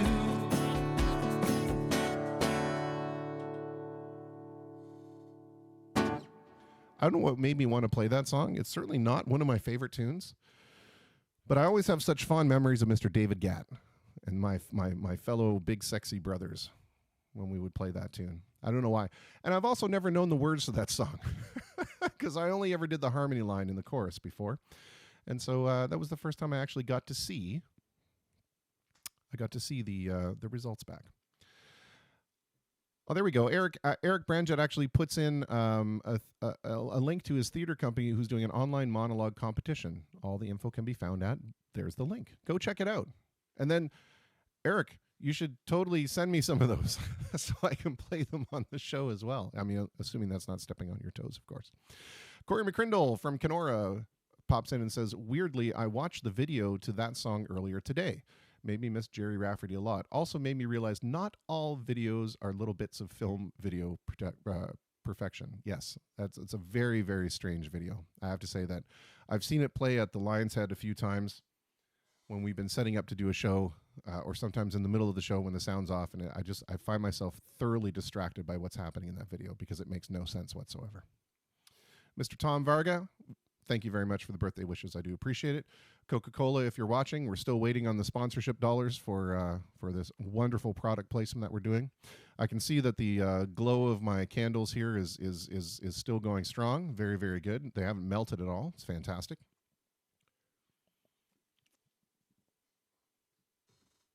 Well, we're going to waste no more time and get our next guest on the line because here we are on time. Amazing. Oh. I did not sleep well last night for my birthday night, my birthday eve. I went to bed about 6 o'clock in the morning, maybe about 6:30. So, and then I finally crashed, and then I woke up at like 10 o'clock or 11 o'clock. It was not a good night for me whatsoever. All right. Well, I see our next guest is online. I'm going to switch him away from the keyboard cam so he can actually see my purty face, which, as some people may say, would be my worst side. But we'll definitely go ahead and bring him over. Hang on. Let me just make sure I'm clicking all the right buttons that I need to click. And then we will be joined in about 2 seconds by Mr. Pete Palazollo. Pete, are you there, sir? Yes, Sam. How you doing? I'm doing very well. I'm seeing the side of you. Is that the side that I'm supposed to be seeing? Yeah, you know what? I have my cam set up for online sessions. I could move it if you want. Nope. It's however you feel comfortable, brother. I'm just happy to be speaking with you at all. I don't have a good side. All sides are bad, so whatever. I see we're in the same boat that way. Yeah. First, let me ask the most important question that I ask of all the guests when I talk to them, and how is everyone there doing? Everybody happy and healthy? Yeah, I mean, a little bit stir crazy, but you know, we do what we got to do. Everybody's healthy. That's the main thing. Everybody's in good shape. A little bored, a little stir crazy, but you know what? That's what the times are right now. Yeah, absolutely. How about you guys? How are you making out? Well, thank you for asking. We're doing quite well. As you may or may not be aware, our oldest daughter is struggling with cystic fibrosis. So we went into immediate lockdown mode as soon as this happened, because we just cannot afford any kind of slip. So she has been isolating on top of isolating, buried in her room. We're calling her the Zoe Geist because every once in a while in the middle of the night you'll hear a door open and little feet patter down the stairs and magically dishes will appear in the sink and laundry will appear in the basket. But yeah, apart from that, everybody's doing well, and we're managing to avoid the stir crazy. So I know I know that you wear a lot of different hats, sir, and a lot of different musical hats, and I would like to touch upon many of them as possible, or as many that you feel comfortable talking about. What would you like to start with? Would you like to start with the performance or the instruction? Oh, whatever you like. Anything. Okay, well, let's start with the conservatory then, because I All know right. that you've built quite an amazing reputation as an instructor with the conservatory. Tell us a little bit about that and how people can get involved in terms of getting their kids involved, and then we'll talk a little bit about how that has changed in these recent times. All right. Well, back in the 80s, late 80s, I bought the conservatory. It came up for sale, I think, 89. And I think it was the person after Joe Conis. Joe Conis used to be a part owner, I believe. And the person that he sold it to put it up for sale, and somebody reached out to me and asked if I'd be interested. And I had said no at the time. I wasn't interested. Um, and then they came back with another offer, a little lower. And I said no again. I just didn't see myself doing that. For some reason, I just thought, nah, I wanted to keep, writing, working on my own music, and just teaching on the side. I didn't want to do it full time. So finally, the third offer came in. It was even lower again, and I said, what do I got to lose? Yeah. It's not really that expensive. So I ended up buying it, and I merged it with the 40 students that I was teaching privately out of the second room in my apartment. So, and I guess it all started when we came back off the road back in the band I was in the 80s. Our record company went belly up and we lost our record deal. They went bankrupt. So I came back to Windsor and started teaching, firstly out of my mom's basement.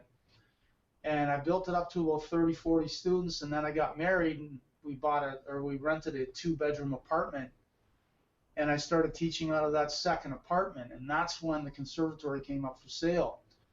So I just kind of merged my 40 with that conservatory, and then I opened a second location on Tecumseh Road, and that would have been in the early 90s, like maybe 90, 91.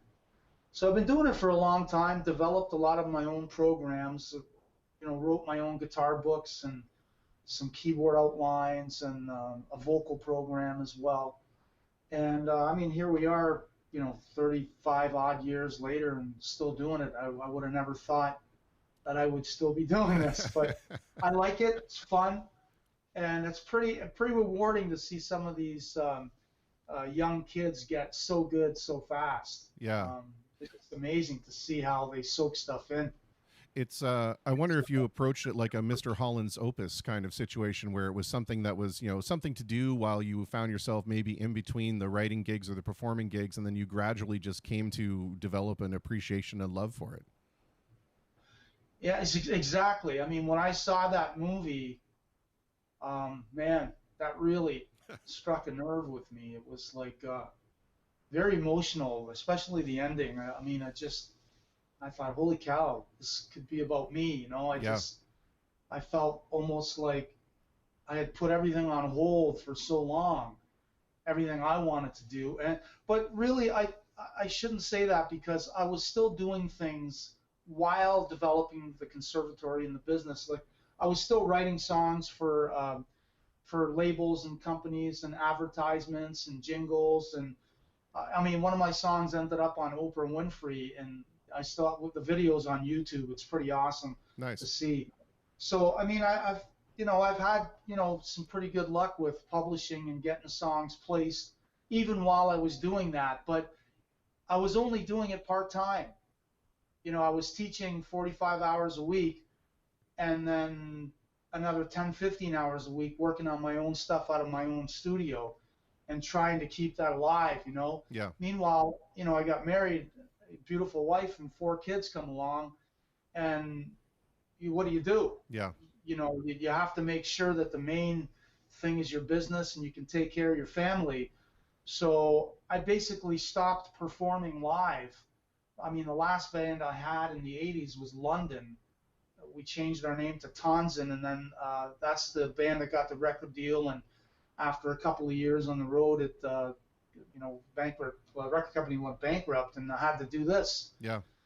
So I really didn't play my music live again until 2008 when the economy went crappy and I had two conservatories and I had to decide, do I want to have two conservatories and be working 65 hours a week, or do I want to get back now to performing live, even if it's a tribute band, right? Sure.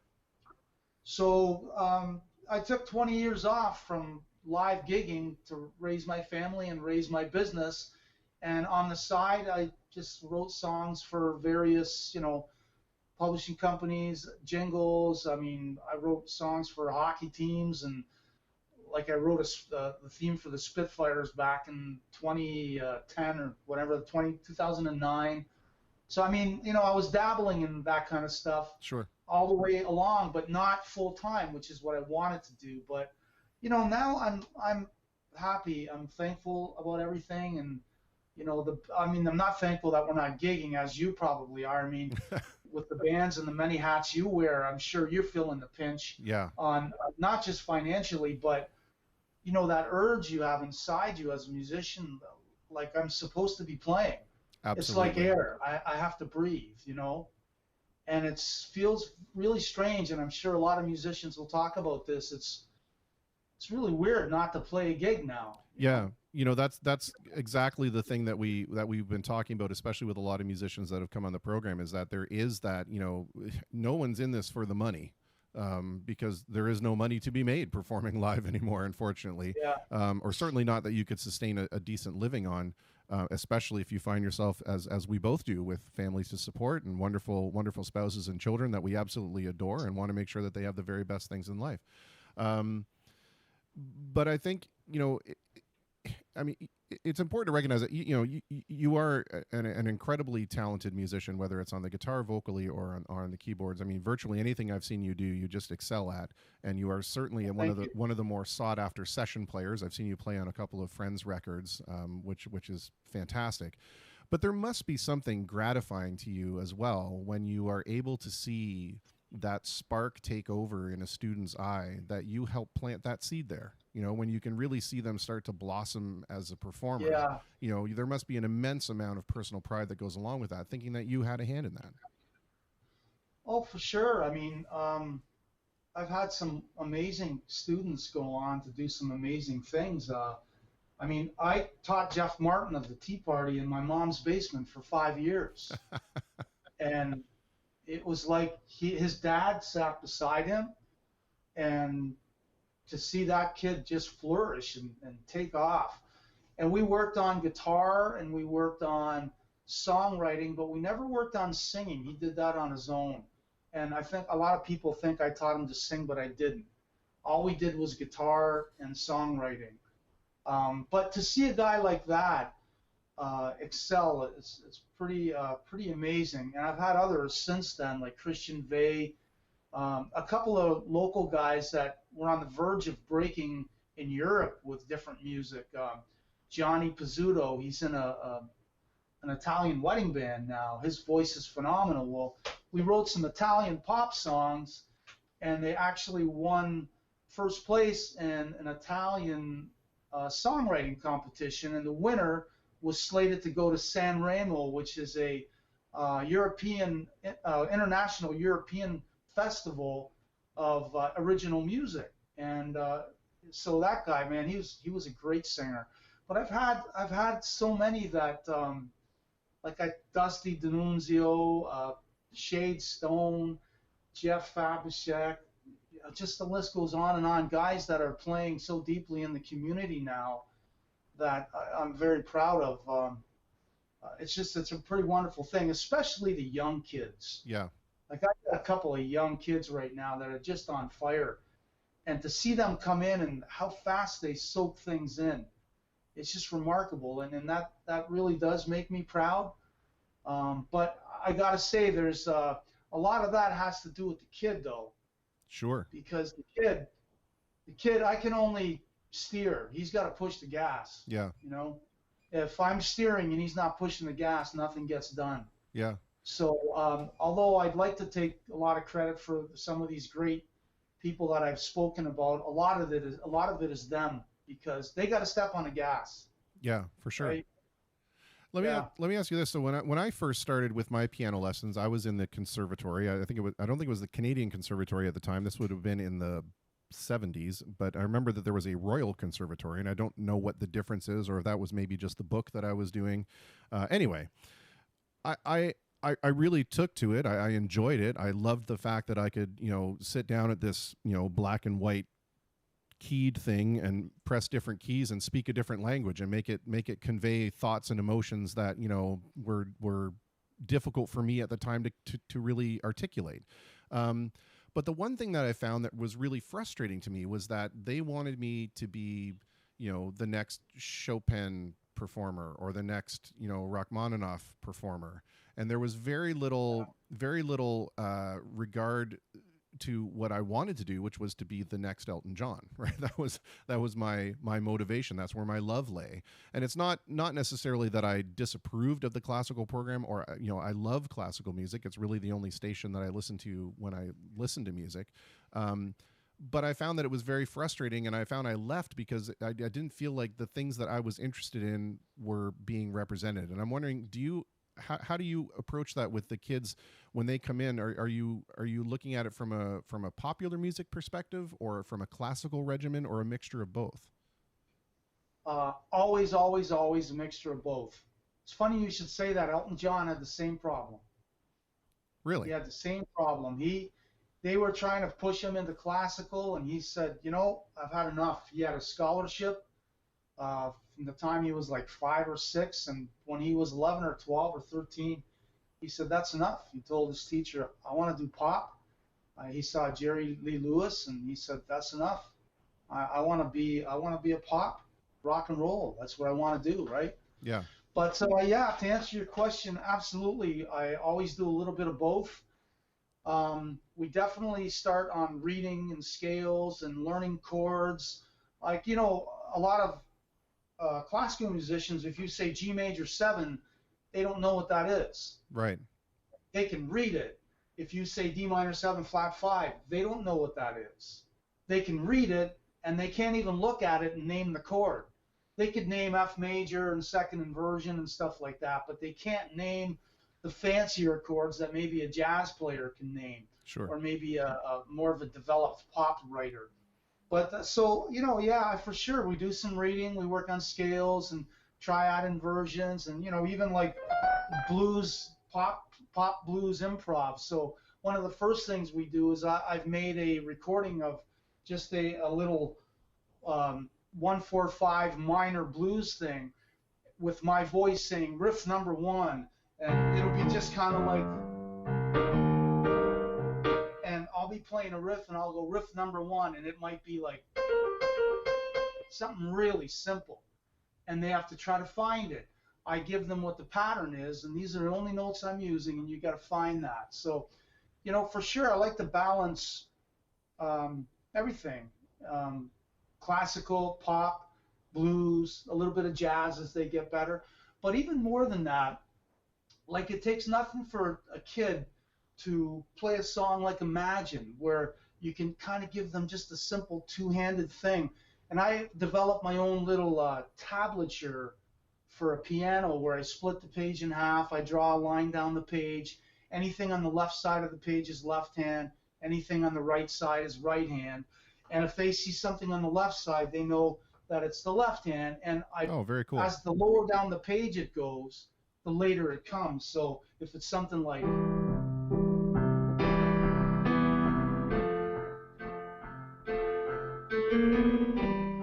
you could get a kid that's 7 years old that's heard that song, oh my God, and his face lights up. Yeah. So I try to even balance simple songs that would give them a chance to play something that they've heard. Otherwise, they tune out. Yeah, I really like the fact that you use the phrasing in there of 1-4-5, because I think that that's another thing that's missing from the component, especially if you're interested in performing. And that is, I believe it's called the Nashville numbering system, but I didn't even know what it was when I started figuring that out mathematically on the keyboard.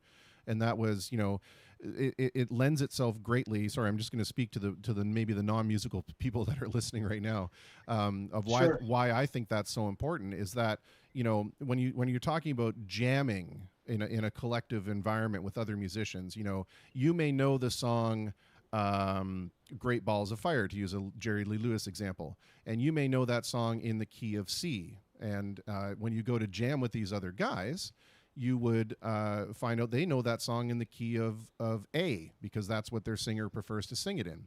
Well, you would have to go through all this mental, you know, kind of gymnastics to move that from the key of C to the key of A. But if you make it in terms of numbering, and you know that, you know, in the first key it's 1 4 5, so you're going, you know, C F, you're going C F G. Well, all you need to do is move it up to A, where A becomes number one, and now you're in, you know, A D E, and your 1 4 5 moves there. So it's something very quickly that people can adapt to, play along with other folks. And the other thing that I think is superbly important in what you're doing is adding that element of improvisation and letting them find the tones that speak to them, rather than simply dictating this is what the page says, so it's something that you must do. So kudos to you for that. Know, it's funny, you know, out of every 100 piano students that you might get over the course of 5 years or whatever it takes to get that, you might only get maybe 10 out of 100 that are really into classical and just want to go hard on that. That does happen occasionally, and they don't like, you know, like if you're playing a blues thing, you know, they just kind of, oh, what's that, you know? They want Mozart, Beethoven, you know, Bach, and we go with that. And that's what the Royal Conservatory is. It's that system, the Canada-wide standard that's been around for 150 years, that they refine every 10 years. They kind of rejig it a bit, and it's a great system, but it doesn't do much for improv. It doesn't do much in the real world. Now, I know that I might get a lot of classical musicians pissed off at me, but the real world is the world me and you are in, where we want to play with other musicians, and we want to feel and create and play popular music, which I don't want to say classical is not popular, but it certainly isn't the most popular. Sure. That's for sure. Although I love it. I mean, my major in university was classical guitar. And I had to take grade 8 piano. In 2 years, I had to do 8 grades of piano in university. Jeez. So I enjoyed it immensely, but most people don't, you know. Most people, you know, they want to learn Let It Be, or, you know, a Billy Joel song, or whatever. They hear something and they want to learn that because it's popular, right? Yeah. Well, I mean, that hence the term pop music, right? I mean, it's popular for a reason, because people enjoy it. And while there is certainly an element of bubblegum pop out there, right? Like the Itsy Witsy Teeny Weeny, whatever it is, bikini song. Yeah. You know, there's certainly a much different level of composition that came in, especially in, you know, the late 70s, where you had like the Billy Joels and the Elton Johns of the world, where there's certainly no slouch on the piano. Yeah. When you're talking about these songs that kids have heard, you know, you mentioned Imagine. How often or how far out of your comfort zone do you have to go to find something that maybe the younger kids of today would more readily identify with? Because I know, like, you know, you and I are definitely of the classic rock era, right? And surely those songs do stand the test of time. But sometimes, even talking to my own kids, you know, they'll have more recent examples of songs that I'm wholly unfamiliar with. So how much on top of that game do you have to stay in order to kind of give them something that excites them? Or are you finding that they're excited by the old stuff too?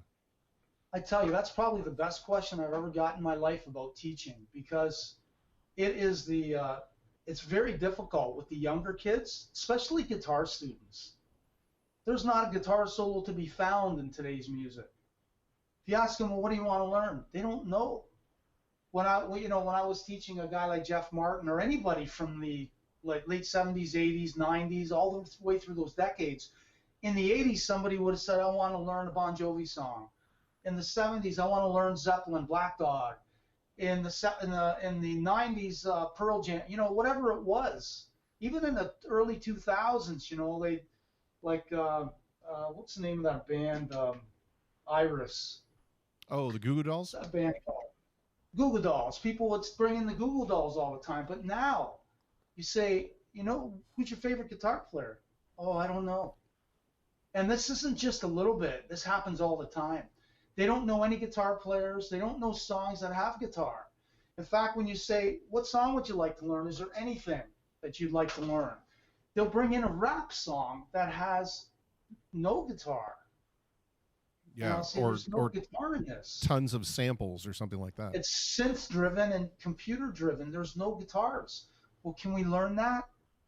So I can give you the bass line, maybe if the synth bass, and maybe fudge in some chords, some power chords or something. But it was so much easier teaching guitar in the early 80s and through the 90s because there was such a volume of great material that everybody knew, but they don't know stuff anymore. Yeah. And for piano students, my keyboard students, if I say, hey, you ever heard this song?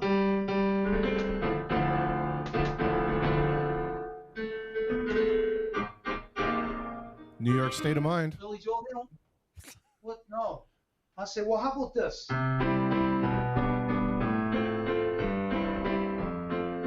No, you don't even know. How about this? When I find myself in times of trouble, Mother Mary comes to me. No. Yeah. How do you do that? So I say, what do you know? I like Adele. Okay, that's great. So, you look at, what is that song? I heard that you said whatever that was. Someone Like You. It's called. That's it.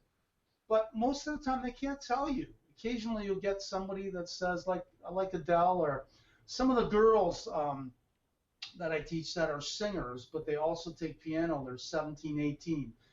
They always have great suggestions. Sarah Bareilles, yep. Where there's great piano songs. But most of the time, I have to dig. And a lot of times, I have one little kid, this cute little kid, but you know what he wants to learn? Like these weird, I don't play video games, so I don't know. It's not Call of Duty, but it's a real popular video game with all these young kids, right? Especially young boys. It's not Call of Duty though. Okay. But they got these funny themes playing. Oh. And it almost sounds like Super Mario music, right? Yeah. And they'll ask me, can I teach them that? And it is a piano, like a really hokey MIDI piano, and I'll teach them it. And if he wants to learn it, okay. But lots of times that's what you got to do. I can't find anything, so yeah.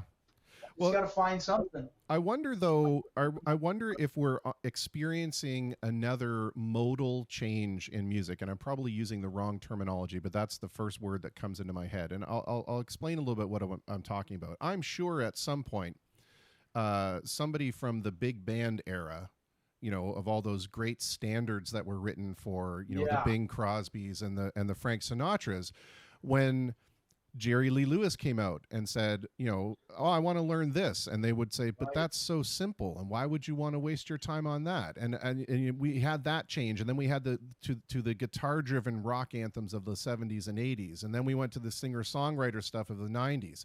And I wonder if we're just experiencing this new thing now that technology has become so much more accessible. And things like, beat making and loop making and sample making have really taken off because anybody and everybody can do it now. Are we starting to see that those kind of paradigms that we're used to are being challenged in a way where we don't necessarily, coming from my world, certainly, I don't know how to talk to my kids about electronic music, but I wonder if are we seeing that kind of generational change now? Yeah, for sure we are. It's funny. My daughter is writing music and she lives in Toronto now, and she's, working on some pretty cool things. And we'll write together via Skype from, my studio to Toronto. And we'll just put these ideas down and she'll say simpler. It's got to be simpler.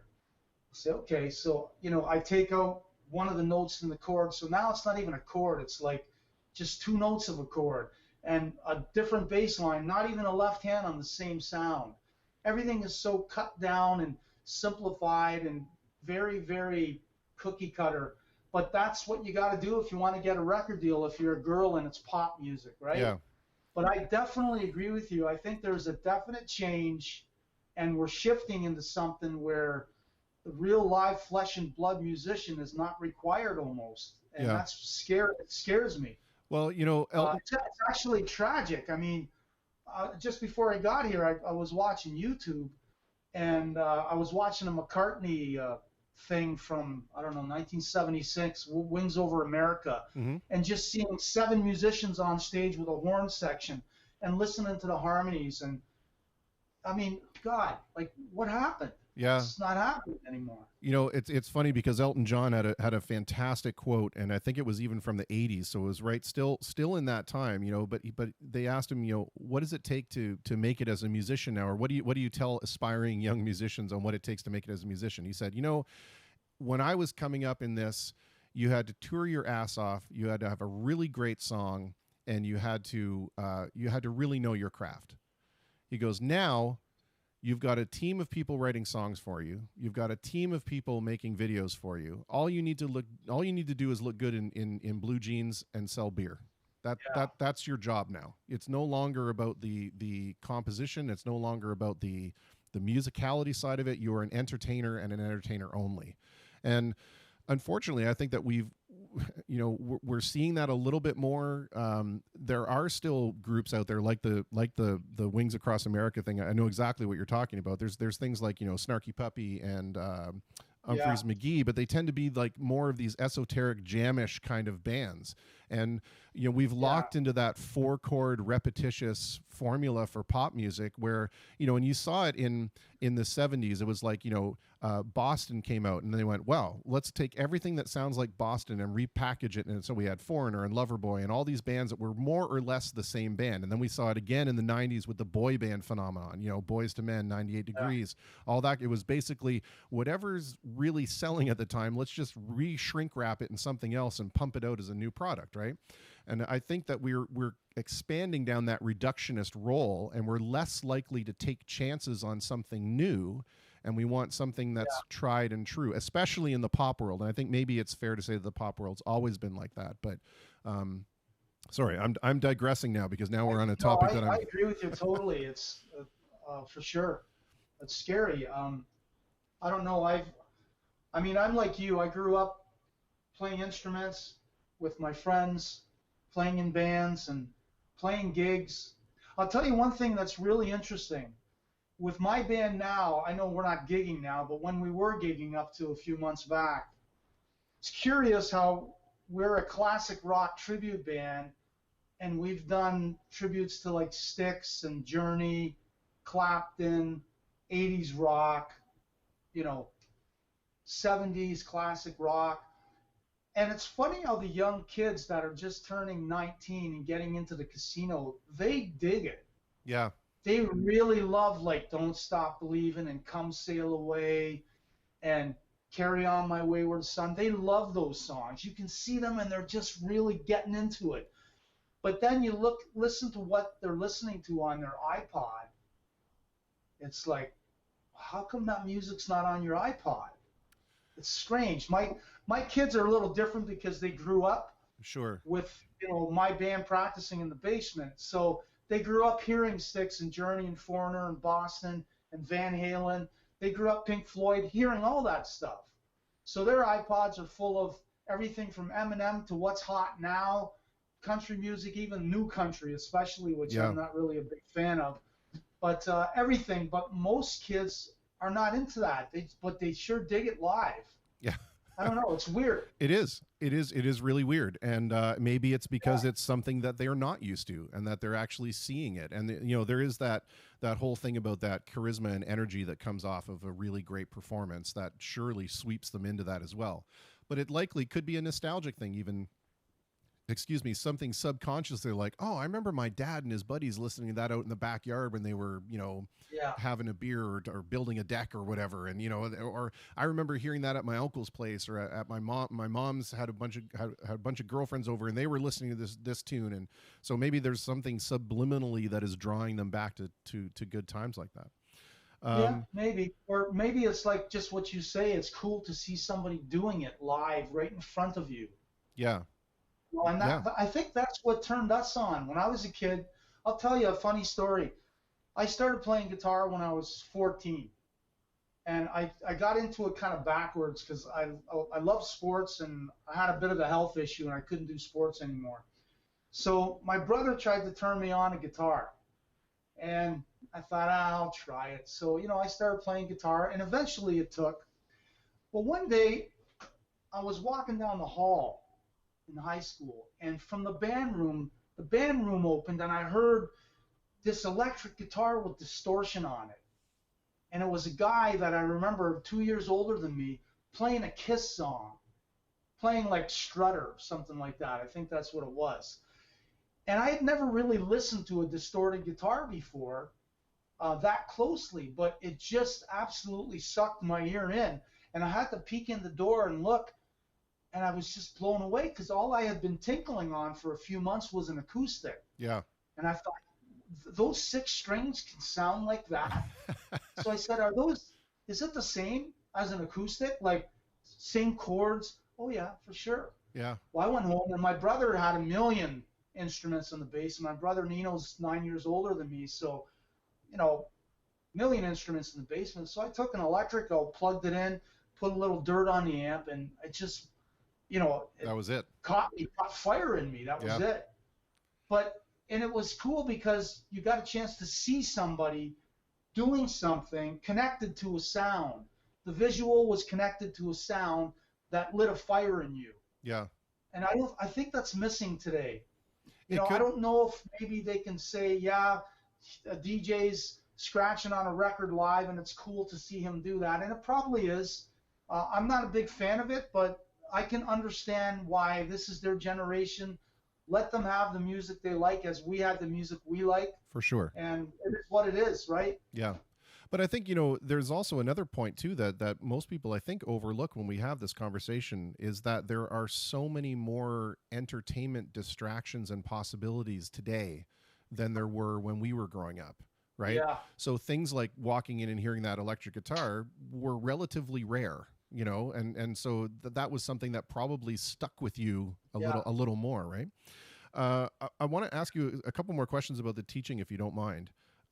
Sure. And that is, we're starting to see that so many more educators are now forcibly having to turn to an online kind of program. And I wonder, was the online component something that you were always looking into, or did you find yourself suddenly having to do it? And then in the world of music where rhythmic instruction is so very important, do you find dealing with the latency of, learning over the internet a real issue? Yeah. Well, to answer your first question, I had always dabbled in it a little bit, but not much than maybe a student once a month here or there. So I knew a little bit about it, but I didn't really know the ins and outs of, things like the latency. That is certainly an issue, especially when in a guitar lesson, when we do 1-4-5 jams right from the get-go. Yeah. Like if I'm showing a kid an A blues pattern and I'm playing a rhythm in A, he's jamming right beside me here in the room. Well, it becomes an issue then if you're doing this online. So I never really did online full-time until 7 weeks ago, where literally now I'm doing it every day to the point where I get a headache and I get dizzy because I'm looking at the screen all day, right? Yeah. That's why I got to wear these glasses now. My head swims around. I'm going to be 60 in a month, so at this point my eyes aren't the greatest with looking at screens. Sure. But I've been doing it now for about 7-8 weeks, and some of it works very well. I have Photo Booth on my Mac here, and if I have to show them something, I'll record it real quick on Photo Booth and send them an MP4. So that's one thing we do. Yeah. If I'm writing out, let's say we're doing a guitar lesson and I'm writing out a Zeppelin song or something, I'm tabbing it for them. I'll snap a picture of it with my cell phone and email them the JPEG of, the tab, so they have it. If we're reading music, I have the music book in front of me. They have it in front of them. I listen, and the problem is when you're doing guitar lessons, there's accompaniment lines. If I'm playing an accompaniment and they're playing the melody, it's off time slightly. Yeah. So what I do is I tell them, listen, I'm going to play very gently, softly. You might not even hear me, But if I match them, it's in. Like on my end, they're playing and I hear it in, but they're not hearing it in, Yeah. right? So then what I'll say, I can tell that it's coming along, and when at the end of my day, I'll make a recording of me playing the accompaniment, and then I'll fire it off to them so they can play in real time to an MP3 of me on their Right. cell phone or whatever, right? As far as piano lessons go, that's a little bit easier because I don't really play along with in a piano lesson very much. Like occasionally, I might sit on a stool down here, and if we're jamming, I might do a little left hand while they're up here. So that happens very rarely, like maybe once every 2 weeks for 5 minutes. Most of the time, I'm just sitting in the chair right here. They're sitting at this piano and playing. So the piano lesson works better than a guitar lesson does, but you still find ways to do it. A vocal lesson is very tough. It's very tough because the music has to come from the same side that the person is on. So if I'm teaching a 14-year-old girl and she's on her side, she's got to have the MP3 playing off of her computer, because if it's off of my computer, obviously there's latency and she's singing along and it's out of sync. So vocal exercises, I'll email them, like I'll WeTransfer, Dropbox them, maybe 15 exercises, put them on your phone, play them, stand in the room, then I can look at you and you're hearing them in real time right beside you. Yeah. So the vocal lesson is a little tricky. Then, of course, you can share the screen like we can right here. Facebook has this share screen feature, so does Skype, so does Zoom. If we share a screen, then what I'll normally get them to do sometimes is shrink their screen in half and have Google open on a half so they can call up a karaoke track and play the music on their side, right? Yeah. And that works good on a vocal lesson, but actually singing along does not. So that's frustrating teaching a vocal for sure. But it's new. It's new to me. I've been doing it for 7-8 weeks now, and I'm just starting to get comfortable with it. And the only thing I'm not comfortable with is staring at the screen all day. Yeah. But what is actually fun is when I do the songwriting students, where if they have Logic on their computer and I have Logic on mine, I can share my screen and they can see my Logic, and I have them on Skype in the corner, and they can hear everything we do. Like if I lay down the piano, how do you like this? You like how I'm playing this? No, a little faster. Okay, we'll up the tempo. I'll record it on Logic, and they can see it on Logic. Right? That's cool. And then I'll say, okay, let's put a little guitar to this. So then I have a cool rack mount guitar amp I just plugged right in, and you don't have to set up mics or anything, you know. Yeah. And I'll add a guitar. Do you like that? Well, it's too rocky. Can you mellow it out? Okay, I'll mellow it out, and they see it. So that's really fun online, and I thought that would be the most difficult, but it isn't.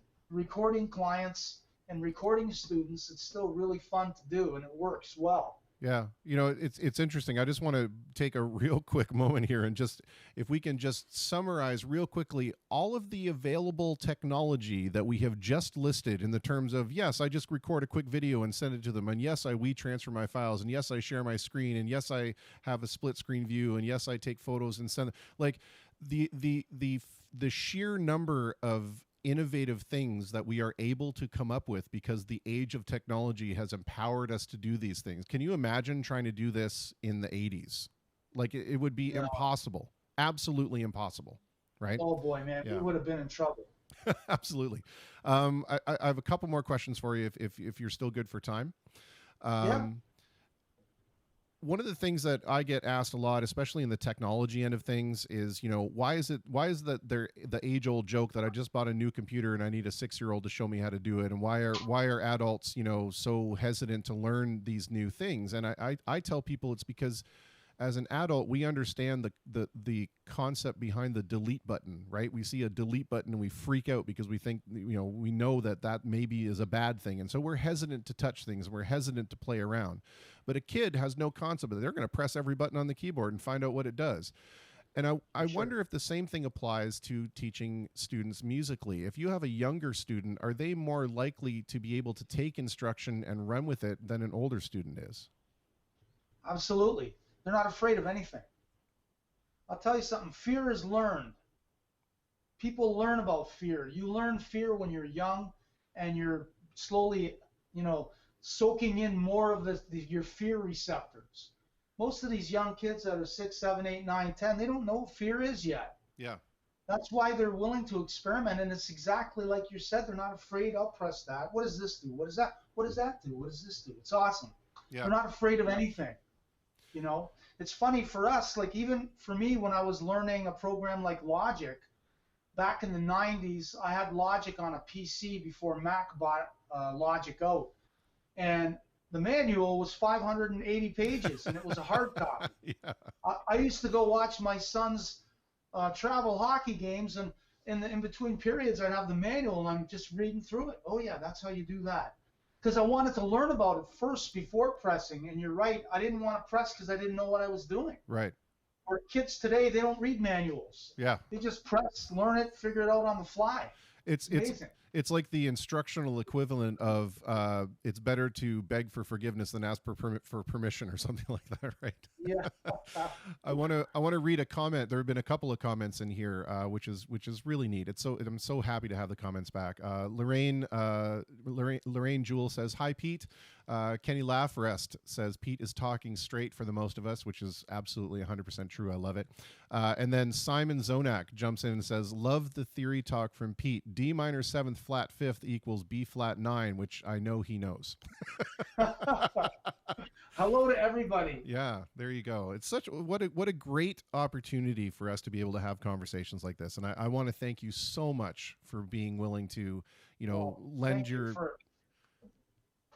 just being able to lend your time and your voice to the conversation. It really means a lot to me. So yeah. I want to thank you. Thank you for having me, and I really appreciate you doing this. This is pretty cool. Everyone gets a chance to touch bases because we don't see nobody. Yeah, that's 100% it. We're alone. Yeah. Yeah. I want to just ask you a couple more questions on a more personal side of things, and nothing too deeply personal, but just trying to find the commonality in humanity here, and that is what of the time about 7 or 8 weeks ago when we could do whatever we liked, what's the thing that you really miss the most? Seeing people face to face. I miss gigging. I miss seeing the faces when we're gigging. I miss our relatives. My daughter was supposed to get married Saturday that just passed. We had to cancel her wedding. That was sad. That's tough. Yeah. But that was a tough one for sure. Just especially family and friends, But I think the toughest thing was that wedding. That was very sad. Absolutely. But, what we did on Saturday, we had a parade. All our relatives, we texted them and said, "Hey, we're gonna form a parade and drive by Alyssa's house and beep our horns with signs." And we thought, cool. We texted maybe 25 people. We thought maybe 10 will show up, but everybody showed up, and it was awesome. And it was nice to see everybody. We all stayed in our cars, waving at each other. But even that little bit of momentary contact, my family, as small as we are now, they all came from various places to kind of stand outside my house today and wish me a happy birthday from the sidewalk, and that meant more to me than happy birthday, pal. It's your birthday today? It is. Yeah, sorry. Yeah, it's my birthday today. Hey, man. I didn't know that. Happy birthday. Well, thank you very much. Handsome young 29. Awesome. That's it. 29 plus, as my grandmother would say. That's right. That's pretty awesome, man. Thanks. The other side of that question is, for some of us, we've been, forced to be more confined than we normally are. And some of us are doing okay with it, but some of us are really struggling. And for those of people who are struggling, I'm asking folks, has there been anything about this isolation experience that, to your surprise, has been comforting or peaceful or joyful? Yeah, there's always a silver lining, and one of the things that I find pleasant is my teaching now is not rushed. Because normally I'll start at 9:30 in the morning, go to 6, bang, bang, bang, bang, bang, bang, bang, no breaks. Now because of the technology, and you know how screens can freeze, and you know your internet goes down. After every lesson, I put 15-minute break in case we have issues and I have Yeah. to go over because I want to still give somebody their full hour or their full half hour. So it's a much more relaxed day. So I'm actually digging that it's not such a rush and it doesn't feel like McDonald's, hurry up, get in and out, you know. Yeah. I find that's pretty cool. Um, I don't know. There's not a heck of a lot that is kind of positive, although you try to look for it. I mean, there's so many things we miss. I don't want to call it a negative, but there are certainly so many things to miss Yeah. about just interacting and gigging and seeing your friends and family. But there are some things like the pace is slower. I don't feel we're not. I don't feel rushed. Yeah. You know, even everyday things, the traffic on the road, there's not a lot of cars. You can get from A to B real quick. I get to work very simply now. I don't have to sit in the driveway of my conservatory and wait a minute and a half to get out because the cars here, Yeah. just a million cars. So, you know, in that respect, it's not quite as busy. I don't know. I don't know if that answers your question It or does. not, but It does. That's a perfectly acceptable answer. Um, Pete, it's been a real pleasure to have this conversation with you. And I just want to say the other thing too that really I don't think a lot of people in this musical community realize, but it's the level of camaraderie that we all have for each other. And I can only say that, speaking as someone who people like, you and Beresford and Lambrick and Bonaventure and Chichkin and all these guys that people like me going out and seeing you guys or hearing about you guys, there's definitely a certain amount of local hero worship there. But to be able to, when we finally were able to either share a stage or share an event together, and just to be able to walk up to you guys and have a totally frank, awesome conversation as if we're yeah. both on the same level somehow, it to me was really encouraging. And I just want to thank you for that, because it really means a lot. Oh, thank you for having me. This was fun. You know, I'll tell you what we should do when this is all over.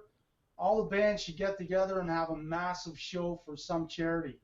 We I'm got to do something special. I'm 100% on board. Pete, the thing is, just yesterday I was supposed to have my second annual. I do a big charity thing, or I'm trying to do a big charity thing for my daughter for her cystic fibrosis foundation, and we had our first one last year, and it was massively successful to my great and utter surprise.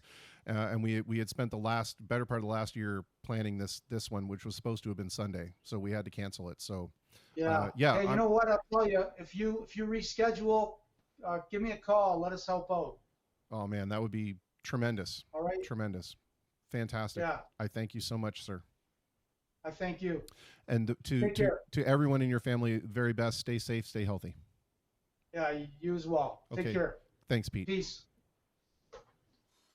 Well, there you go. Another conversation that ran longer than we assumed. But the thing is, it's just such a great conversation. All right. Well, we're going to take another quick break here before we get back to the next. We're almost going to run into the next guest right away. I'm going to have time for like one tune, but I want to put this on so that I can take care of something here real quick. Thanks for hanging out with me on my birthday. I appreciate it. Here's some Ian K.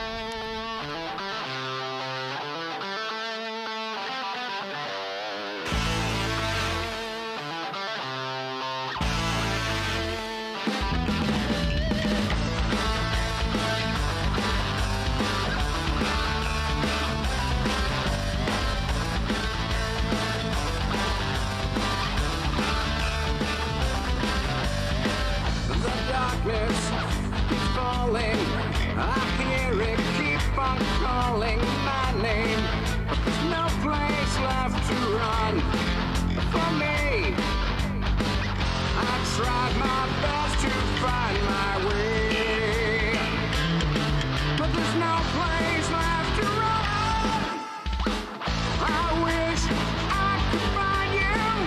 It gives me peace of mind to know that you make everything okay.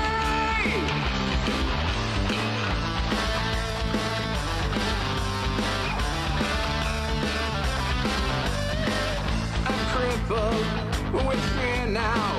You know I'd love to hear how I could somehow get through this night and see that there is nothing really there, and there's no place left to run. And I wish I could find you. It gives me peace of mind to know that you make everything okay. Oh, I just wish I could find you. It gives me peace of mind to know that you make everything okay. You make me feel okay.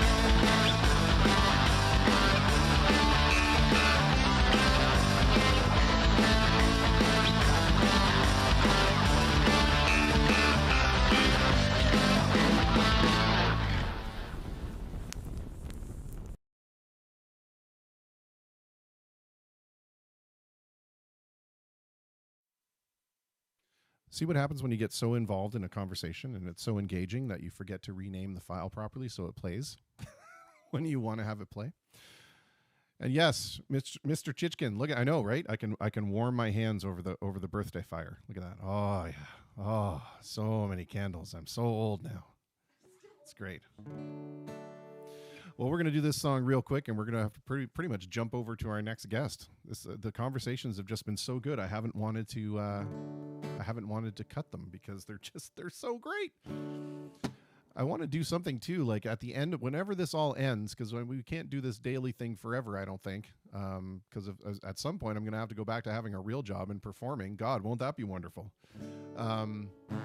But I will miss this. But I think at some point too, what I want to do is chop out all of the interviews and just have like a whole big anthology of interviews back to back, or individually selectable, so people can grab them for themselves if they want. I think that'd be pretty neat. Anyway, this is a song that was one of the first songs that Mr. Dave Gatt and I sang together, and it became a staple of the Big Sexy shows. And I miss my big sexy bros. And all our big sexy hoes.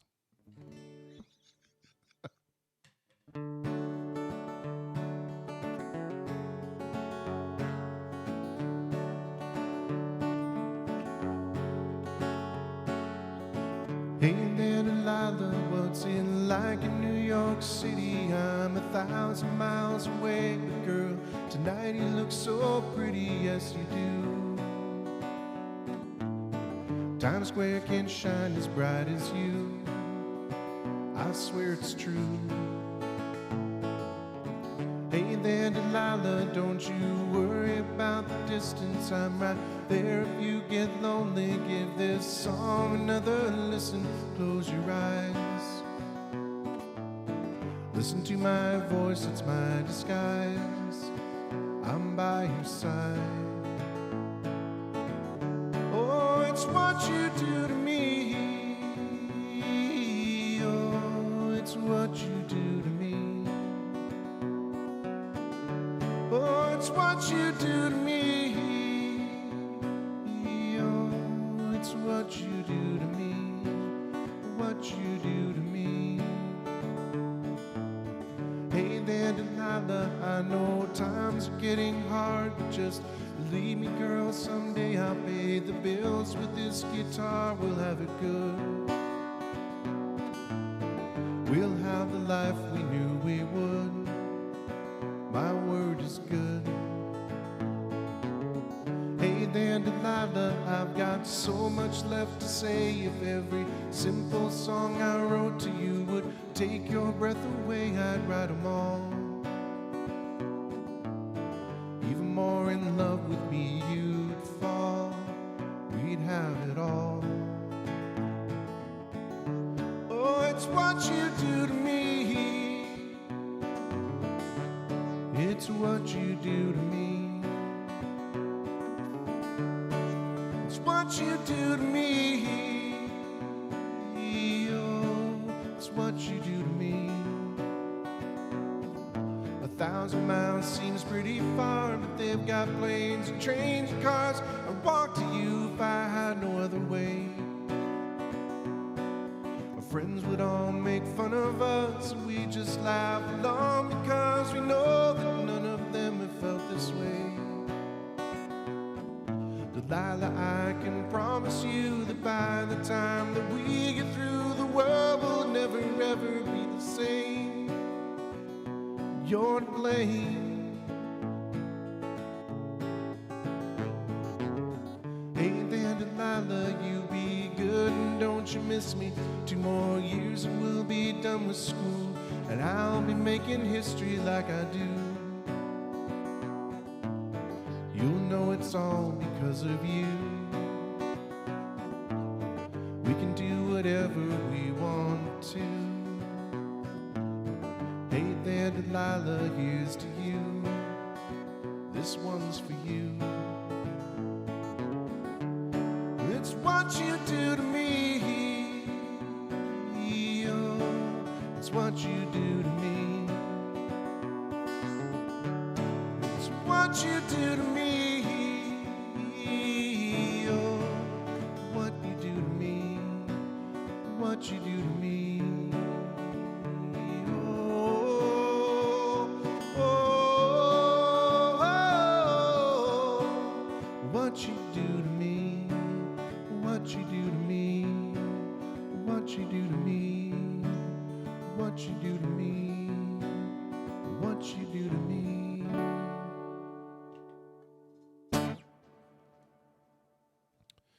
All right. Look at that. That puts us at 9:31. So not nearly as over the top as I thought we were going to be with that. So let's just get our next guest on the line.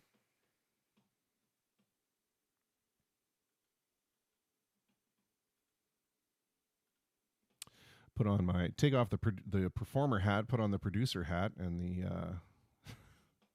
production assistant hat. Yeah, we should have various hats that I could quickly don. Yeah, it could be like an octagonal hat, and I could just be like, root, root. That'd be good. That'd be good. All right. Well, let's see if we can reach our next guest on the line here. I like it. Everybody right now that gets to see the camera through the chat for the first time, it defaults to this keyboard cam down here. And so it means they get to see my shorts. That's my gift to them. Well, I'm not getting an answer, although I do see that he is trying to text me. Hang on a second. Can he call me? Sure. Let's see if that'll work.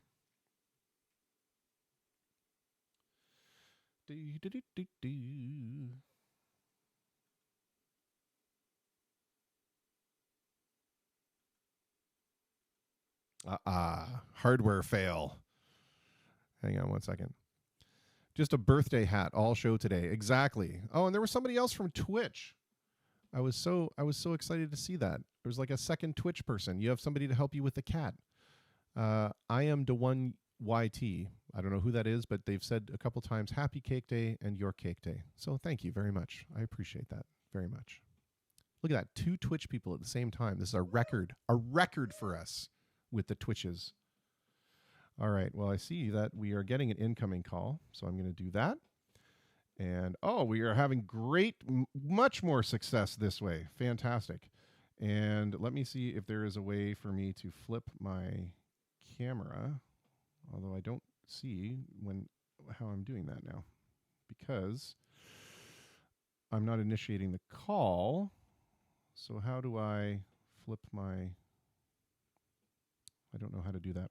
He may end up having to stare at the keyboard for this entire interview, for which I apologize. But when I initiate the call, I get a little gear up in the top corner where I can flip my camera. So as long as he's okay with it, I'm okay with it. And I'll try not to, do any kind of weird leg moves to make him uncomfortable or anything. So hang on just one second. Let's pull the guest window over here. And we are going to speak with Mr. Brian Hendel. Brian, are you there? I am. Hello. Thank you very much for joining us. And I apologize that you're seeing the keyboard view. I'll play some scales or something to keep you occupied instead of... Some may argue that you're seeing the better side of me right now, though. Those are a nice pair of shorts, I will admit. Thank you. These are my dad's shorts. It's my birthday, so I'm wearing my dad's shorts today. Let me start by asking the most important question of all the guests, and that is, are you feeling okay? Everybody that you know is happy and healthy?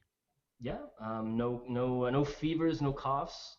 Everybody is good at work. Everybody's good at families. So all good here. Excellent. That's the best thing that we can ask for. So we don't know each other at all, but we were introduced by a mutual friend, and you have some rather exciting news on a project that you're working on for the Windsor area. And I'm wondering, so I don't possibly screw anything up, why don't you tell us a little bit about what it is that you're working on, and then we can get into some questions. Yeah. So one of the initiatives that we're building in my company is essentially a multi-vendor sales platform for local regions. So Windsor, Essex, Leamington, Kingsville, wrapping up these regions together and allowing vendors who are currently really struggling to get products out into consumers' hands, allowing them to post products for free, get exposure on the site, drive all kinds of traffic to this unified platform, and allowing customers to shop at all the various great vendors that we have in the city. One purchase, one shopping cart, one checkout process, and we handle the multi-vendor fulfillment in the back end. So you can shop Robbie sausages to pick up some great andouille sausage for your gumbo. You can shop at the Cheese Lady. You can pick up some some decorations for your home. One checkout, boom, and we make that process sort of seamless. So instead of all these different companies having to build their own stores or going on a behemoth like Etsy or Amazon, we're allowing communities like Windsor and surrounding area to have their own kind of private local buying ecosystem. And we're going to start in Windsor because we're based in Windsor, and then we have a national strategy to get this, and hopefully if this succeeds here locally, to sort of repeat the process all across Canada and potentially into the United States. That's phenomenal. Essentially, if I'm understanding this correctly, and I may not be, but if I do come from a technology background, but essentially what you're doing is you're building a mini privatized or localized Amazon, where you're basically allowing a unified checkout system for multiple vendors.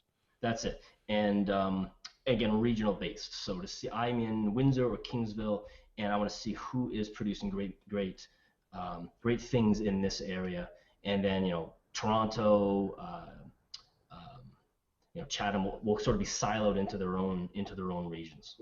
That's phenomenal. I think that what's really important here is that you're going to be able to finally put the mom and pop brick and mortar shops on the same level as the big box vendors, because a lot of these folks may not have the understanding of how to do something like e-commerce. So is this going to be a simplified approach for them?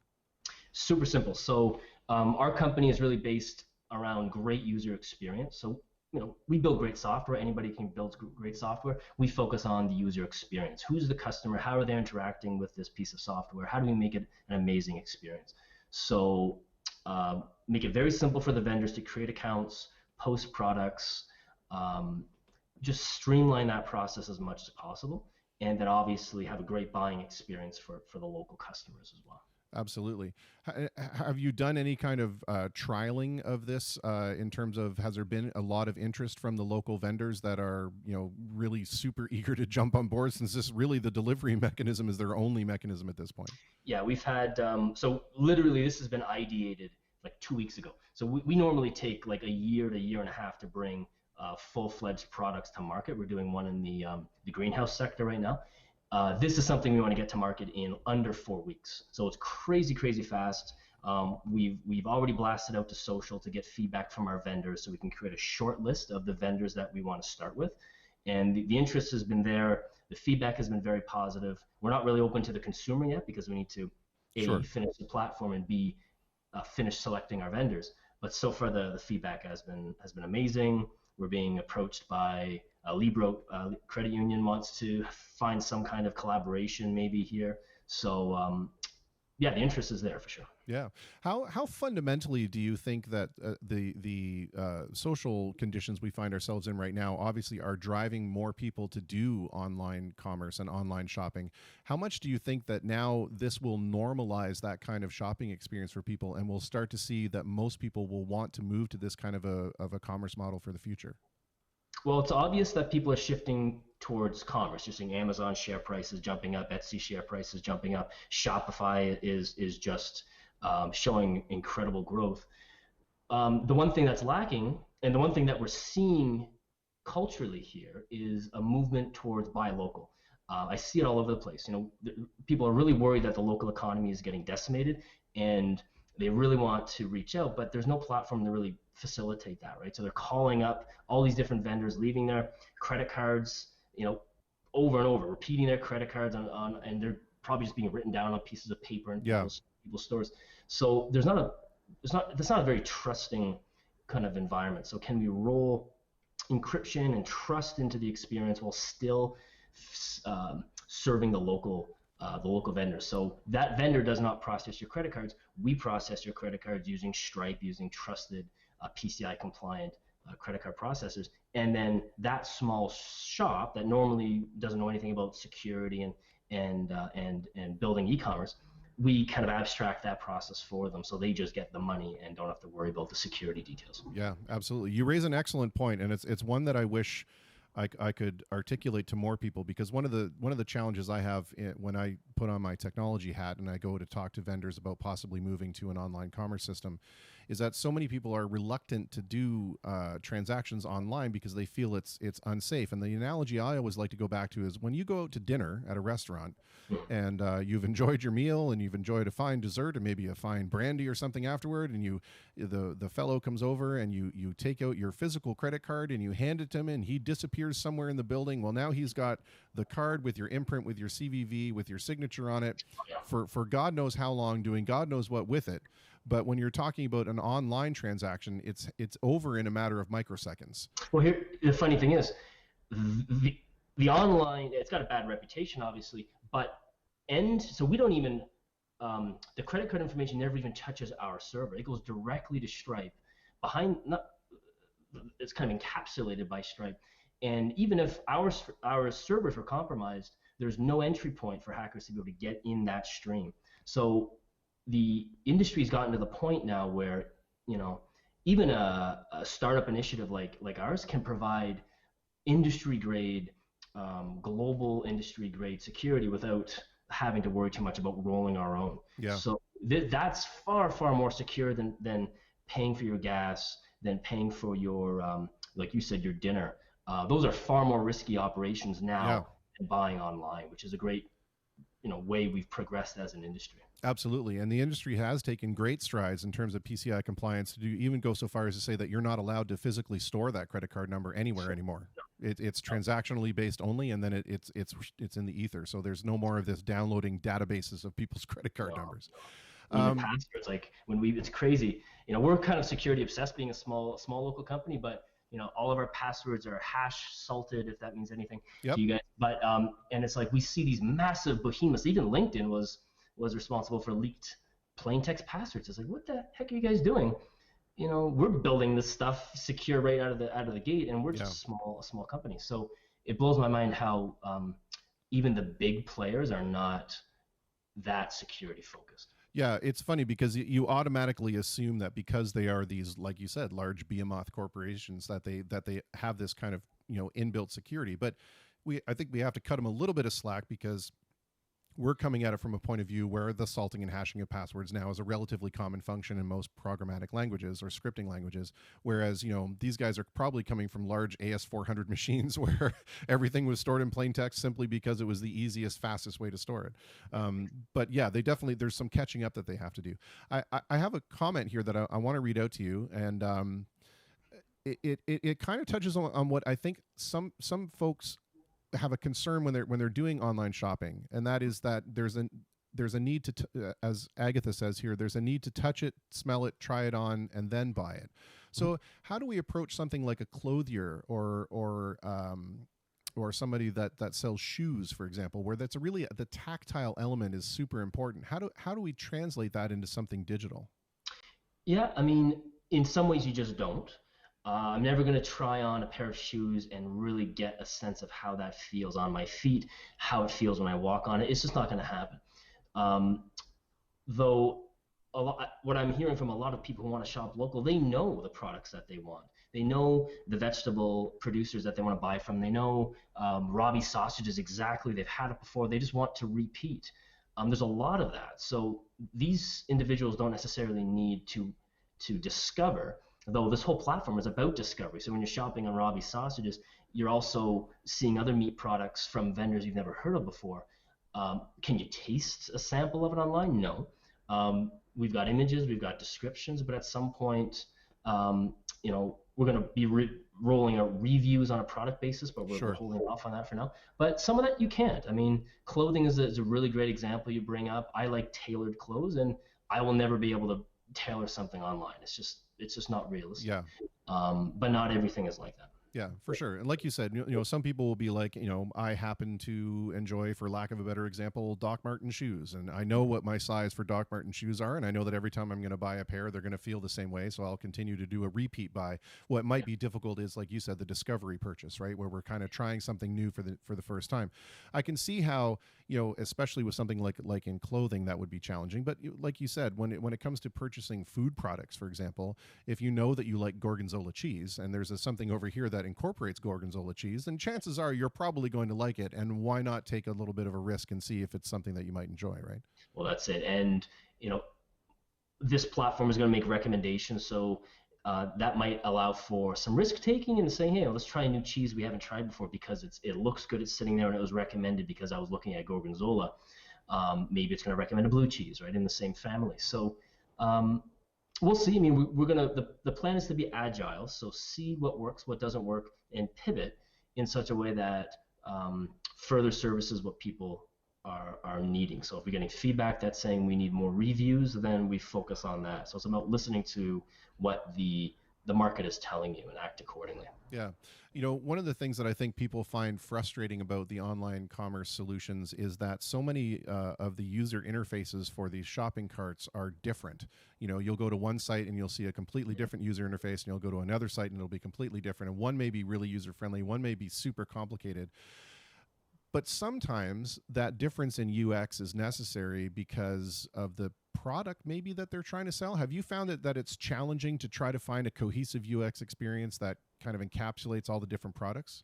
Yeah, we were talking about that today. I mean, clothing, you can have sizes and potentially colors.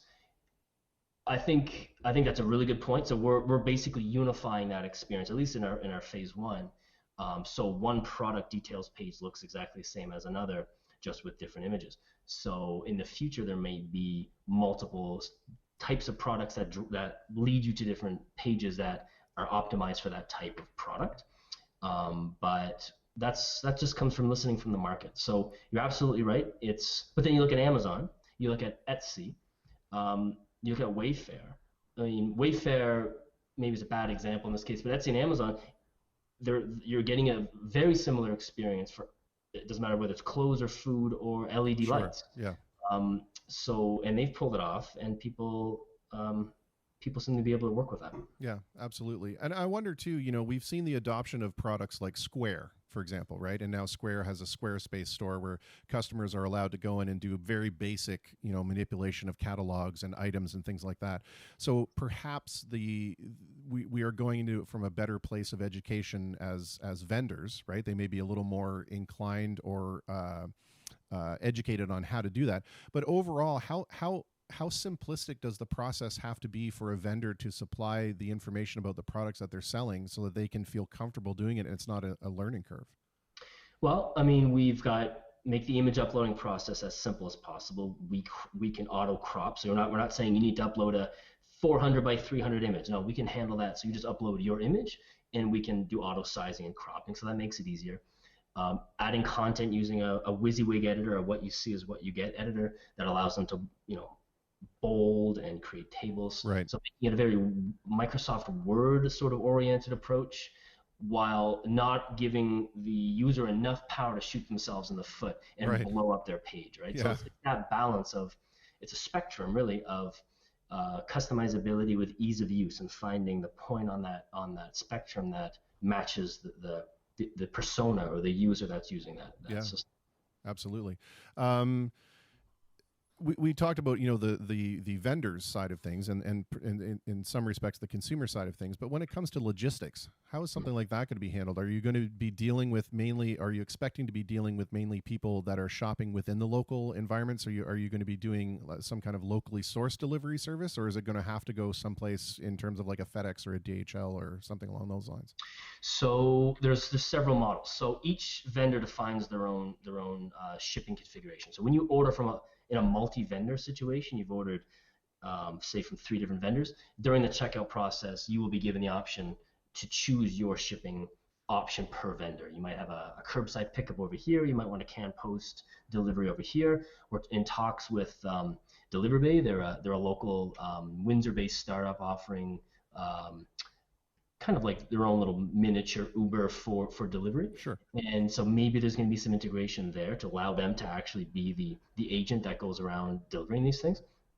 But giving vendors the option to make that choice, and then empowering them to automate that process where necessary. So shipping labels can be automatically generated. So there's options. Yeah. So we're going to start with what makes the most sense for a phase 1, and then see what the market tells us. Yeah, absolutely. And it's important for everybody to understand this is a growth process, right? I mean, we can have all kinds of conjecture, but until we actually see it in the market and see the way that people are utilizing it, that's how we have to drive the design, I would assume. I would think that would probably be the most complex moving cog in this whole thing, would be the shipping, because the concept of perhaps maybe I'm ordering from 4 or 5 different vendors, and now I'm having to navigate maybe 4 or 5 different delivery methods, because I think one of the things that Amazon's strength, I guess if you want to call it a strength, is that they do have this massive fulfillment center, right, or fulfillment centers, where they kind of make it easier by just saying, yeah, well, we're just going to package everything here and send it out. But Amazon, people don't really realize Amazon is a fulfillment and shipping company. That is how they view themselves. They're a fulfillment company. Sure. Huge warehouses, managing huge fleets. That's what they do really, really well. So we're not doing any of that. We're not buying warehouses. We're going direct to vendors to say, you've got an order for a big jar of honey. You need to fulfill that order in the way that makes sense for you and the customer. Right. We're not going to get in the way of that. We're not an Amazon scale, obviously. Yeah, I mean, you're providing basically the commonality or the link between the consumer to the vendor, but it's still the onus is on the vendor, the responsibility is on the vendor themselves to do their own fulfillment and shipping, right? That's correct. Okay, perfect. I want to kind of turn it on a little bit more of a personal note, if you're okay with that, and it's nothing too deeply personal, but we're all finding that our roles and our lives are changing suddenly and drastically for a lot of folks, and some of us are dealing with it quite comfortably, and some of us are really struggling to find out what it is that we can do to keep ourselves active, physically, mentally, spiritually, all these different things. What are you doing to kind of fill in the blanks? I mean, obviously, besides trying to rush this project out, which I'm sure it maybe is not the best example since it's occupying, I'm sure, a lot of your time. But in the mere moments of downtime that you have, what's something that you're doing to kind of fulfill that time? And maybe you might have some suggestions for folks who might be having a little bit of a struggle trying to do that. Yeah, so I won't. I'll talk about the uptime and the downtime. So the uptime being in it. So I own I own several software businesses, and what I've noticed is we've become more laser focused and dropping all the BS and saying, okay, we gotta. This is the fire is on now. Here we need to make sure that we're the ones standing once all this is over with, and that is laser focused everybody. So even at the business as usual, it's everybody is so much more focused, and I think we're going to come out of this so much a better of a company. You see companies that don't work very well during crises, and some that actually they transform and they make huge hurdles when everything is on the line. So we're one of those, and so that's been really helping to keep everybody's morale up. So for our team, we get very socially engaged. We do a lot of play Jackbox together as a team. We've got two products. This is one of them. Our greenhouse product is another. And so keeping those kind of cutting edge initiatives going keeps people excited. But from a personal perspective, I'm building a rooftop garden, vegetable garden. So I live in this high tech space all the time, and I want the converse of that is to get my fingers dirty. So I'm going to build a garden and just be a little farmer, on the off couple minutes throughout the day. Just get away from all these Zoom meetings and discussions and get up on the roof and grow some tomatoes. And I think that's a nice kind of counterbalance to the high tech life. And just realizing that every crisis it's a cyclical thing. We will come out of this and look for the opportunities. It's a great opportunity. Yeah. If you're at home, it's like this is the opportunity to figure your life out. If you own a business, this is your opportunity to find your niche within this crisis. Where can you squeeze in there that's really going to make you fly? Everything is an opportunity in my mind, and so I'm just in super opportunity mode. So my personal mental health has been probably better than it has ever been, just because there's opportunities in the stock market. There's opportunities in creating products. We were talking to the Windsor Health Unit a couple of days ago, helping them brainstorm like where are there opportunities in contact tracing and in data systems. How do we help there? So just seeing that, like, don't just get down. That's the easy tossing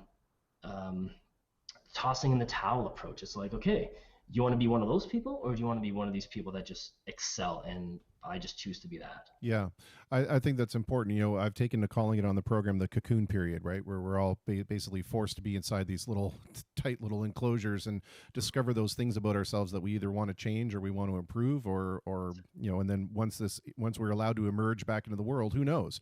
Yeah. It's the great risk reducer, right? Of when people would say, well, if I only had the time to figure all this stuff out. Well, now you've got the time. No excuses. That's right. You've got the time for sure. From the life of relative normalcy from about 6, 7, or 8 weeks ago, what's the thing that you find that you are missing the most? Personally or professionally? Give me some context. However, let's say on a personal level. My life is so wrapped up in my businesses. It's like, what is just personal? But I think I was getting complacent, to be honest. I have great leadership in my team, and things were rolling along, and I was okay with that. And then there's talk of economies bombing out, and the core line of our business could have dried up, right? And it's like, wow, this is an existential crisis. And I was just living the easy life before. The business is rolling along. Yeah, we're seeing growth. So why do I need to work to really push myself? I was getting comfortable, and then now it's back to let's innovate. Let's innovate personally about looking at the philosophy of happiness and getting deep into that, and also innovating from the business. And I was missing a lot of that drive. I was getting comfortable, and now I'm not comfortable. Yeah, and sometimes it's your greatest period of personal growth comes from a place of occasional discomfort. Sure. Yeah, absolutely. Well, the second part to that question was going to be, has there been something that, to your surprise, you found rather comforting or joyful or peaceful? But I think you kind of answered that in the answer to the first one. Unless there's something you want to refine. I'm working at home. I just bought a new house, so it's like I get to enjoy that, and I'm absolutely loving the isolation. I'm a bit of I like being by myself in general. So I work better. I'm more focused. I'm more creative. So I'm loving it, Yeah. to be honest. And I'll be myself. I'll be a little bit disappointed if it's back to the office as usual. So um, I don't want to see people. I know there's a lot of people suffering out there. A lot of people losing their minds because they're in small enclosed spaces. So I don't wish that upon anyone. But I personally am enjoying the solitude. Yeah, agreed, and I think that there's a lot to be said for being alone with your thoughts sometimes, if you're emotionally equipped to handle it, of course. Yeah, sure. We all know the rules that have come out, and what we're supposed to do and what we're not supposed to do, and so on and so forth. But just in your own personal opinion, your own social barometer, what do you think it is that people should or shouldn't be doing right now? And if they are doing something, could we be doing it better? Well, I mean, I look at the United States and what's going on over there. I think we're actually doing a good job, to be honest. I see a lot of social distancing on the street. I go for a jog and people smile and then they split, and it's happening more often than not. So I'm surprised at how people are abiding by those restrictions. But what could we be doing more? I mean, being more virtually social, even though I hear a lot of people doing Zoom calls all the time and video games, and Yeah, we've got like a Counter-Strike Go. It's a computer game. Our staff plays that every Friday, and like that's more of that, right? Getting together as a team virtually. There's many avenues. Like I said, Jackbox is one of those things. We yeah. played mini golf the other day, so it's like um, I think people are doing a good job from what I'm seeing. Yeah, my birthday present from my family today was a Nintendo Switch with the entire Jackbox Oh, collection. nice. I'm like so excited because I was a You Don't Know Jack fan from the first days. Yeah, those games are fantastic. Yeah, happy birthday. I heard Oh, about that. thanks very much. Happy. Hopefully you got to. Did you get a cake at all, or what do you do when you're in quarantine? I know, right? Yeah. Well, so we have this really cool tradition that we do every year, and that is whomever the birthday celebrant is at the stroke of midnight on their actual birthday, we present them with a little cake and candles, and then we all have a little feast. So yeah, it was nice. They were able to socially distantly go out and still get a cake to partake in. So I was happy about that.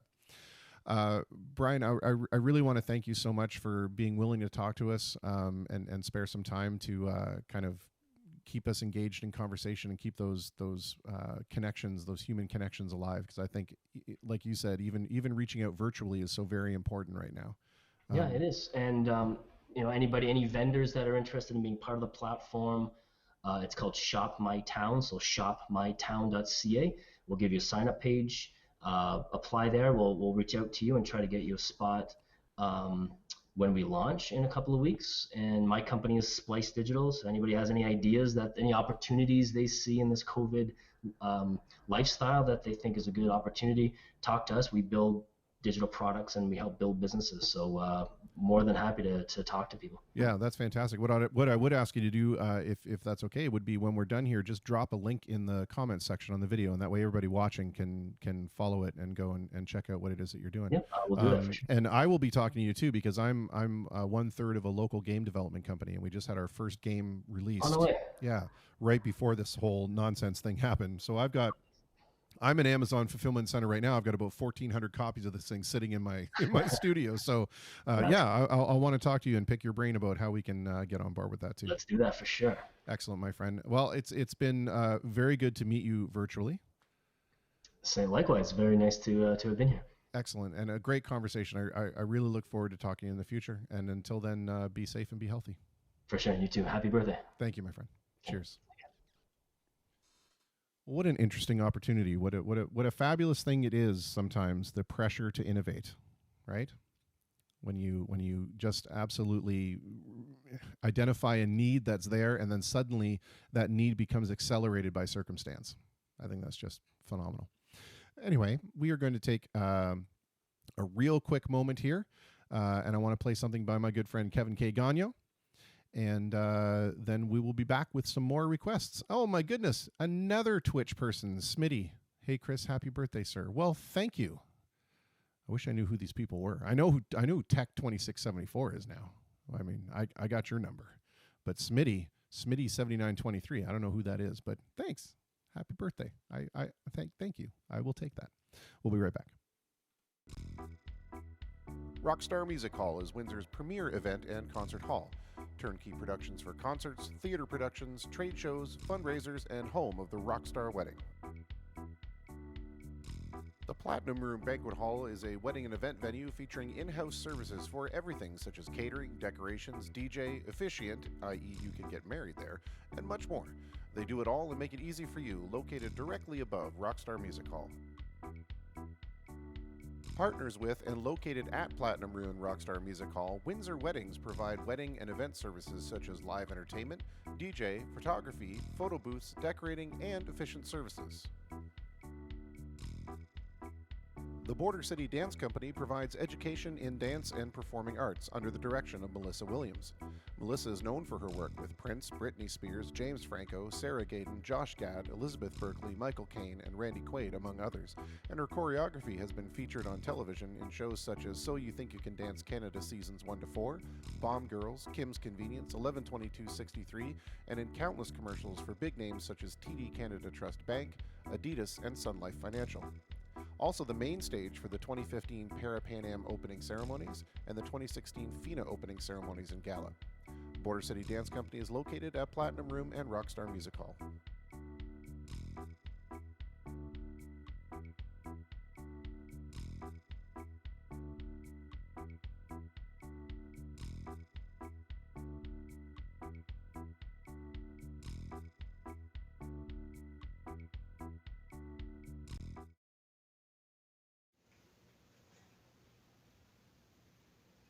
My original.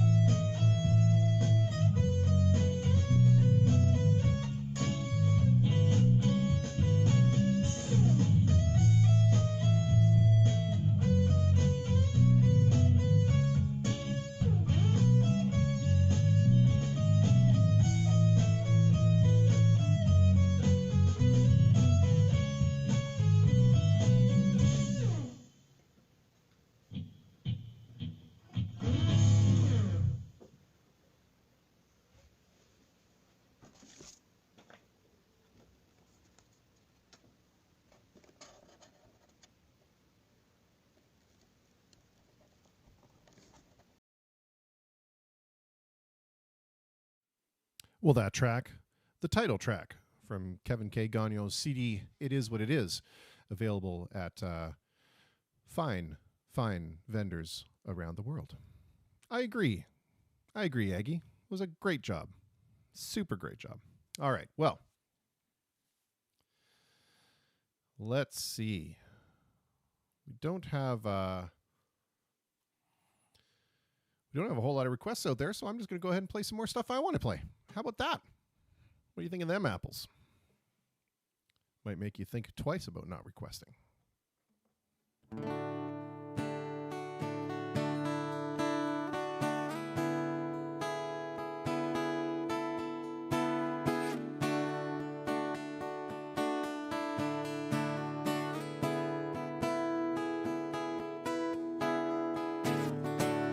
Waiting, watching the clock. It's 4 o'clock. It's got to stop. Tell him, take no more. She practices her speech as he opens the door. She rolls over, pretends to sleep as he looks her over. She lies and says she's in love with him. Can't find a better man. She dreams in color, she dreams in red. Can't find a better man. Can't find a better man. Can't find a better man.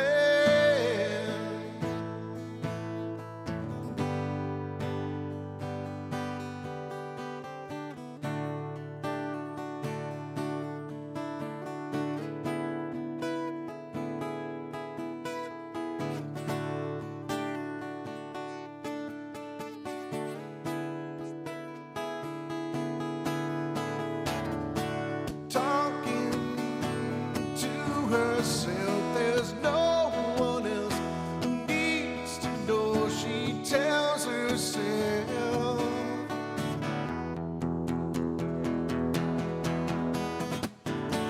Memories back when she was smooth and strong and waited for the world to come along. Swear she knew it, now she swears he's gone. She lies and says she's in love with him. Can't find a better man. She dreams in color, she dreams in red. Can't find a better man. She lies and says she still loves him. Can't find a better man. She dreams in color, she dreams in red. Can't find a better man. Can't find a better man. Can't find a better man.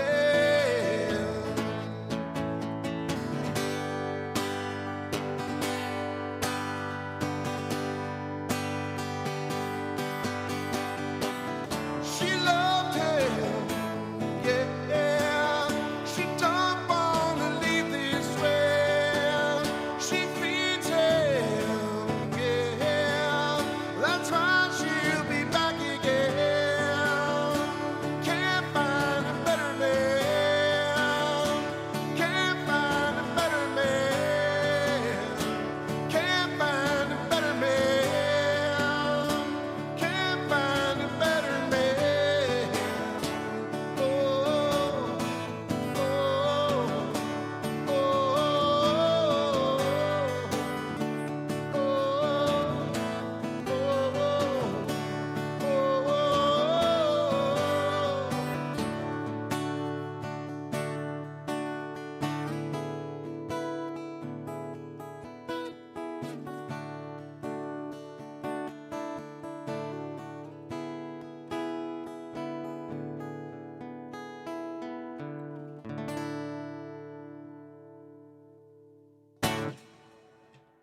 Yeah, a little bit of Pearl Jam.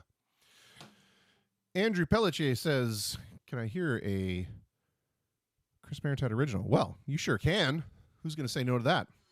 What I want to do though is I want to play one tune for you, but I want to play a recorded version. This is like a demo version that we had, and gosh, I wonder if I can even find it now. Hang on. Having said that, I should probably make sure that I can actually play it. I started to redo it. I had this idea that I wanted to do an album called Stripped. Before I get too excited, I kept my clothes on. I work like a reverse stripper, by the way. People pay me more money to keep my clothes on. That's how it works. Anyway, I did this thing where I wanted to do a stripped down version of all these tunes that I had recorded, where it was just going to be me and the piano and maybe a little tiny bit of orchestration to it. And I had a whole bunch of stuff that I had ready to go, and it was kind of neat. Anyway, the song is called Wheatley, and it was written in conjunction with my good friend and my favorite writing partner musically, Mr. Mark Bertrand, before he left me for the wilds of Yellowknife. Anyway, I'm not sure whether or not to play you the stripped version. So I'm going to do that. This is going to be just a piano tune, pretty much. And hopefully you'll enjoy it. It's going to be pretty sparse, I guess, without the vocal melody and things in there. But I don't know. Maybe you'll enjoy it. But it's a decent piano performance. Or maybe I could even try to sing along with it. Oh, let's do that. So hang on a second. I'm going to put this up because I now have a nom de plume that I'm using when I'm writing my original songs, which is kind of neat. So let's see how this is going to work. This is going to be interesting. Interesting to say the least. But for my Wheatley friends, this is actually about Wheatley, Ontario. My grandparents used to live on Cemetery Road. All right, well, let's see if we can do this. I'm gonna have to bear with me here. Give me a second.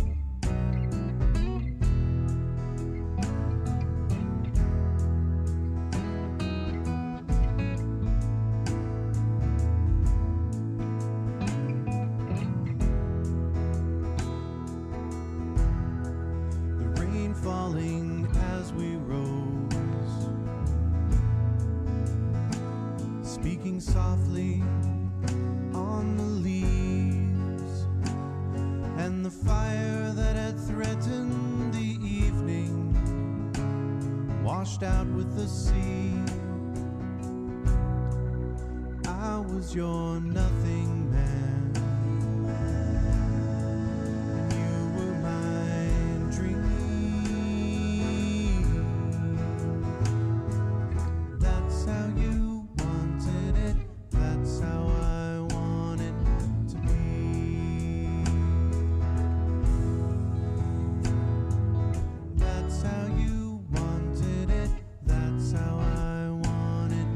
to be.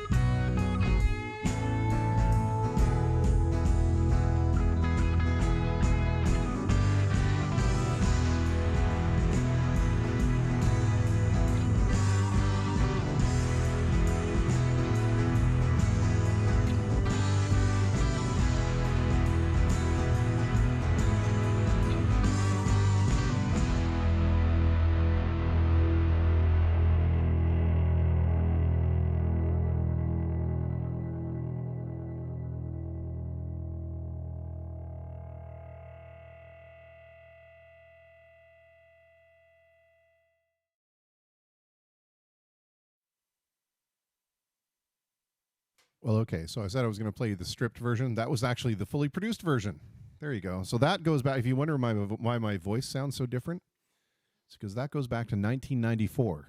That demo was recorded, or ish around that time, somewhere around that time, and that was Mr. Mark Bertrand playing guitar and bass, me playing organ and guitar, and Mr. Lucas Gadet, who we talked to on the program from Vancouver, playing the drums. And yeah, it's an interesting song. That song was the most constructed song we ever did, in the sense that when that guitar solo came out, we actually charted that out. That wasn't an improvisational solo. That was we knew exactly what notes we wanted to play during that solo. And the other cool thing is that feedback thing at the end, right at the very end, where it sounds like the guitar is feeding back. That was a studio trick. We wanted the feedback, but we couldn't get it because we weren't playing through an amp. So we ended up having to record the guitar note droning out, and then we had to record feedback separately and then crossfade it in. I think we did a pretty good job. Given our rudimentary studio knowledge at the time, and we were just doing all this on, I believe it was Cakewalk. Sonar was the software we were using on the PC at the time. We accomplished a lot of really cool things with the limited experience that we had. So here's the big question. It's going to be the birthday question. So that way I get guilted people answering. Thank you, Susan. May the 4th also be with you.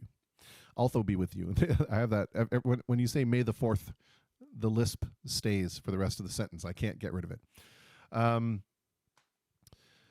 It's been a long time since I've had these about 12 really polished tunes of mine that I've wanted to kind of record. And I just have never done it because I haven't had the time, which is no longer an excuse. I've gone through several different iterations of musicians that have been, started the project and then gone on to do other things halfway through, so I've had to start over again. But I've recently been made the offer by my J Sharp fellows that they would be interested in kind of recording some of these originals. So the big question is recording the album warranted? Because now I'm talking with Mr. Walter Riggy, who is an amazing studio owner. So the thing is, do I actually record the album or not? That's the big question. Would people want it? I mean, I guess it's whatever your personal like. Sorry, I got really distracted by this comment from Ashley that says, for anyone with Philip lights in their house, there's a Star Wars battle for them. Okay, so this entire studio is all Philips lights. So you need to let me know where this app is. So yeah, I guess that's the idea. If there was an album that was made, would people be interested in it? I guess. I don't know. I mean, I guess that's kind of an egomaniacal question. I don't mean it that way. I just mean in the sense of would people actually want to buy it? We'll see. we are about 7 minutes away. I don't know why I always land on the 7-minute mark to the next guest. It's pretty cool. But I want to play you. This is the song that really first turned me on to wanting to play piano and popular music, believe it or not. It was from an Elton John album, Quelle Surprise, called Here and There. So he was doing a live version. It was on one side of it, it was in London, England. On the other side of it was in, I believe, Los Angeles. And it was that was the idea, Here and There. Anyway, he did this one song that just I thought was at the tender age of, I don't know, 7 or 8 years old, I thought was the most beautiful thing I'd ever heard in my life. And I've always played it. Nobody really knows it, but heck, it's my birthday. It's May the 4th. I'm going to use the Force and brainwash you all to enjoy it. So yeah, let me know about that. So there are people that are positively commenting about the album thing. I think that's awesome. I just need to find out, how are we going to do this? Are we going to do a GoFundMe where we fund the album ahead of time? Because that's the real stumbling block, to be honest with you. It's not necessarily the time. It's paying for the studio time. So let's put our collective heads around this together and we'll figure it out. In the meantime, this was my very first love of Elton John's music and popular music, and it's a song called Skyline Pigeon.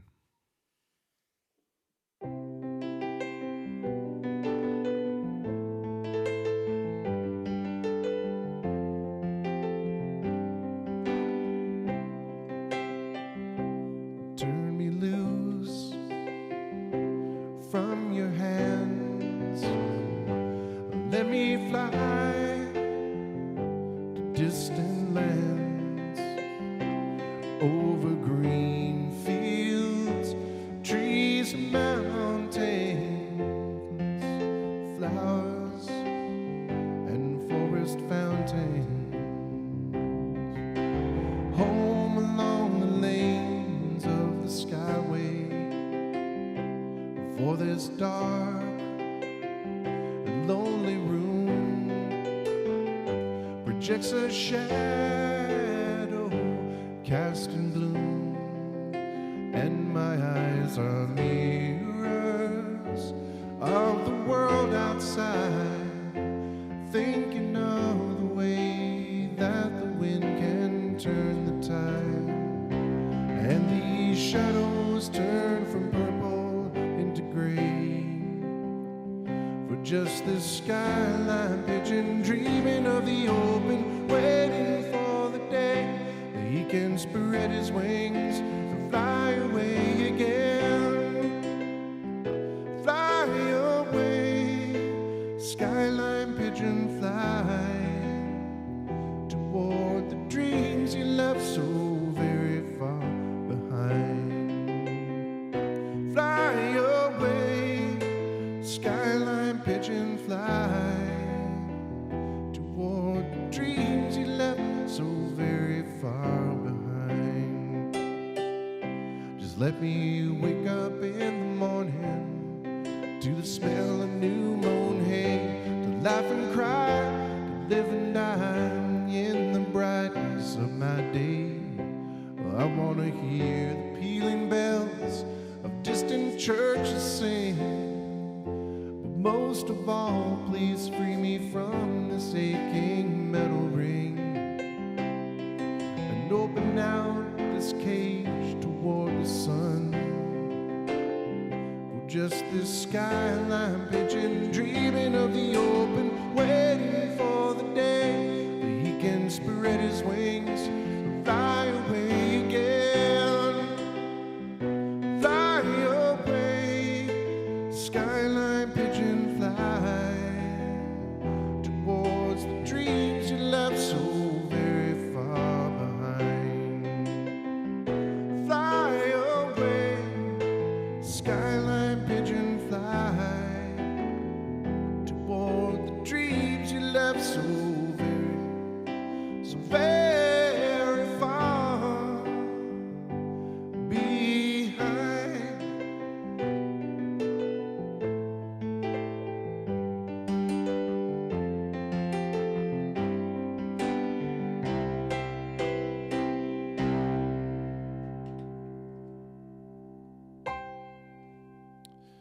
Oh, a couple little screw ups in there. I love that tune though.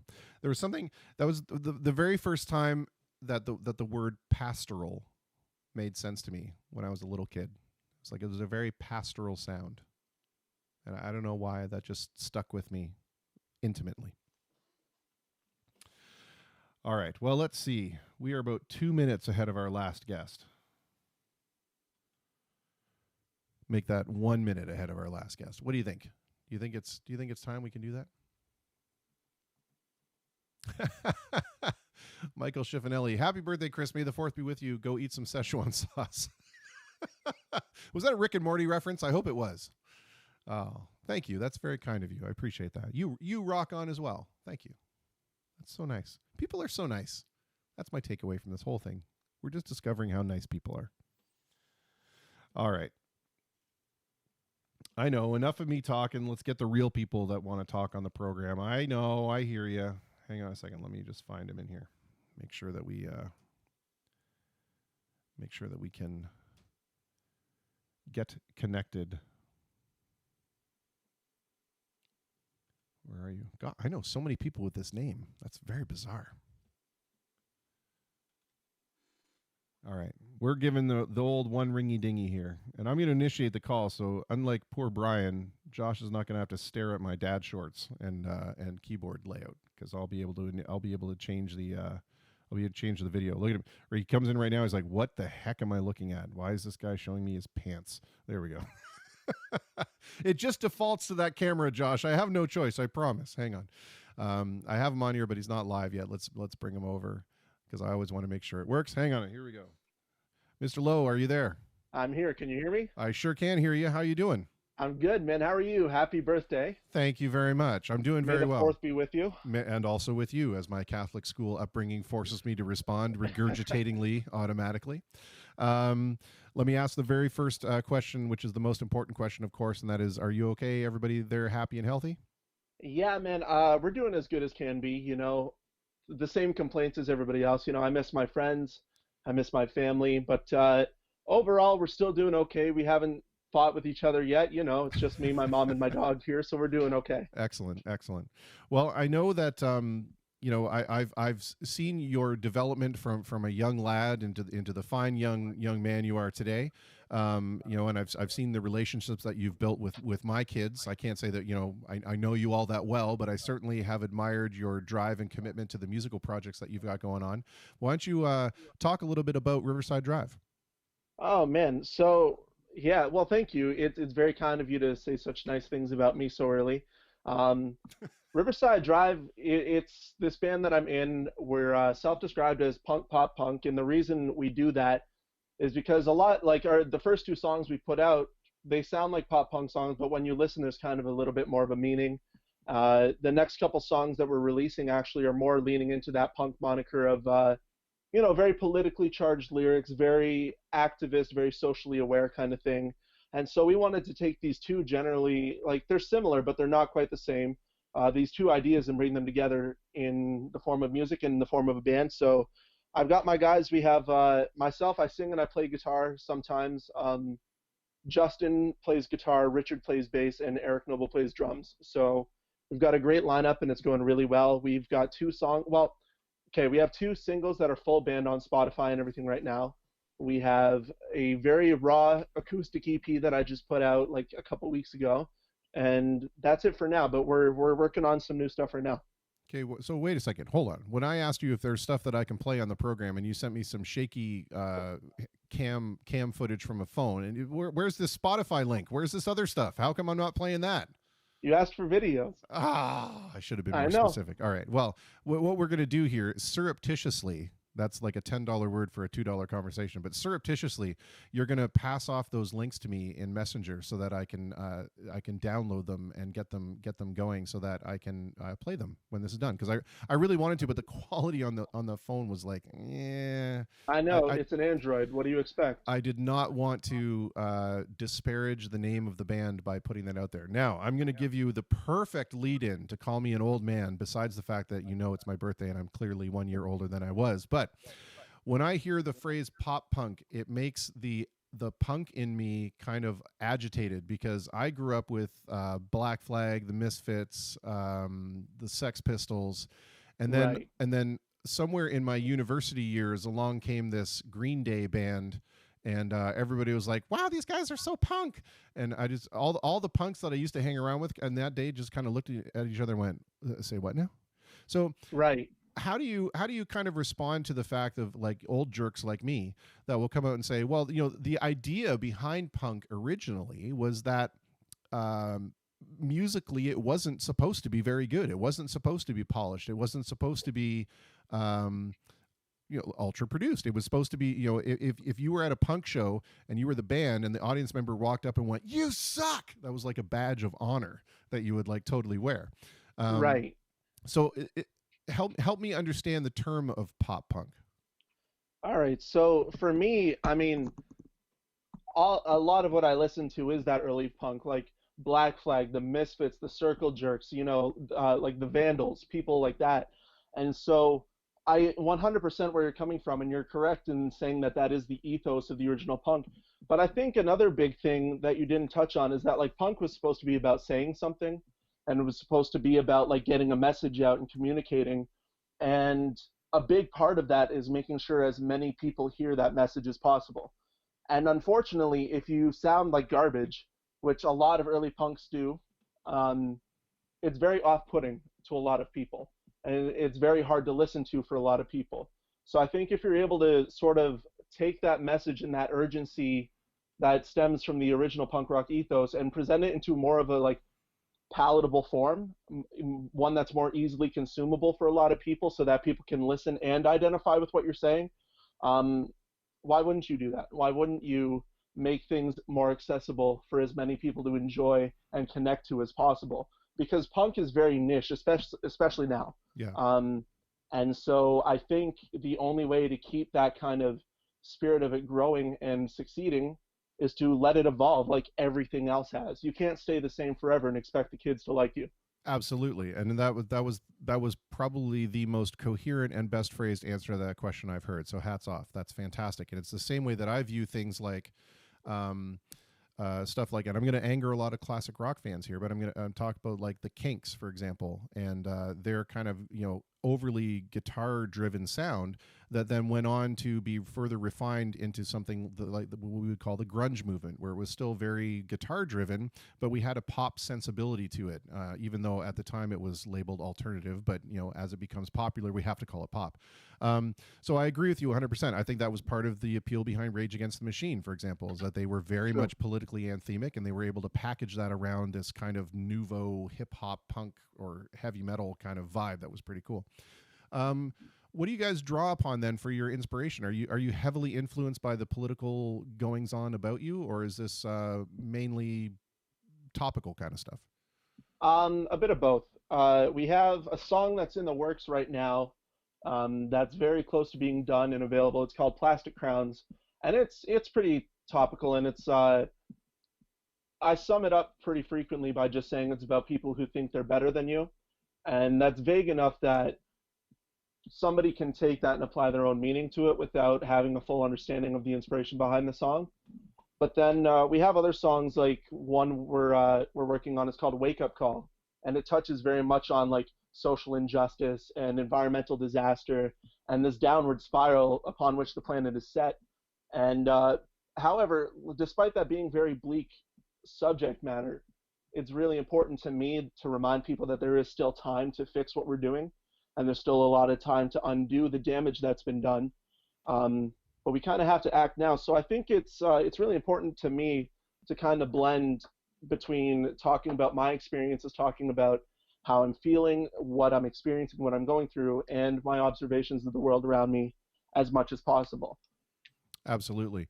So that being said, and I kind of want to ask this of all songwriters, and you being a young songwriter, you're continuing to develop and hone your craft, and you haven't maybe found yourself kind of stuck in a rut like the rest of us have, or not stuck in a rut, I guess more we've found a style and we're hesitant to move outside those lines, I guess. Do you find that as a writer, because artists typically tend to write from a very emotional space rather than a kind of a detached, observant space. We tend to write how we feel about things, and often we allow those feelings to be modified or adjusted based on the external influences around us. So I guess what I'm getting at in the long non-verbose way of speaking is, if there's bad vibes out there, we're living in a fear of a time of fear, uncertainty, and dread, and all that kind of stuff. Do you find that that's coloring your writing, or may have an option to color your writing, or are you using your writing like a shield to kind of keep all that stuff away? I guess a bit of both. I mean, um, you look at the world right now, and we are just inundated with news and media that makes everything seem like it's the end of the world. You know what I mean? And so when it comes to that, when I start experiencing that myself, when I'm writing, I'm very conscious and trying to not talk about that because it's the same thing that everybody else is talking about. And I don't want to contribute to the negative hysteria that is starting to overcome the world. And I don't want to contribute to anybody's uh, mental health deteriorating or anything like that. Like, I would much prefer to talk about happiness and sad times, and like unhappiness and rage and frustration in otherwise ideal and happy times. Sure. I mean, let aside the obvious poetic license that doing that juxtaposition makes you kind of appreciate the thing that you're hearing more, right? Mm-hmm. I want to just give a couple of shout outs here. Aggie says, "Hi, Josh. Bill and I say woohoo." Oh my goodness, Aggie, I love you guys. When this is all over, I'm going to come see you, I promise. Yeah, they're amazing, amazing folks. And Rob Corbin says, "Hey, Josh, great to see you."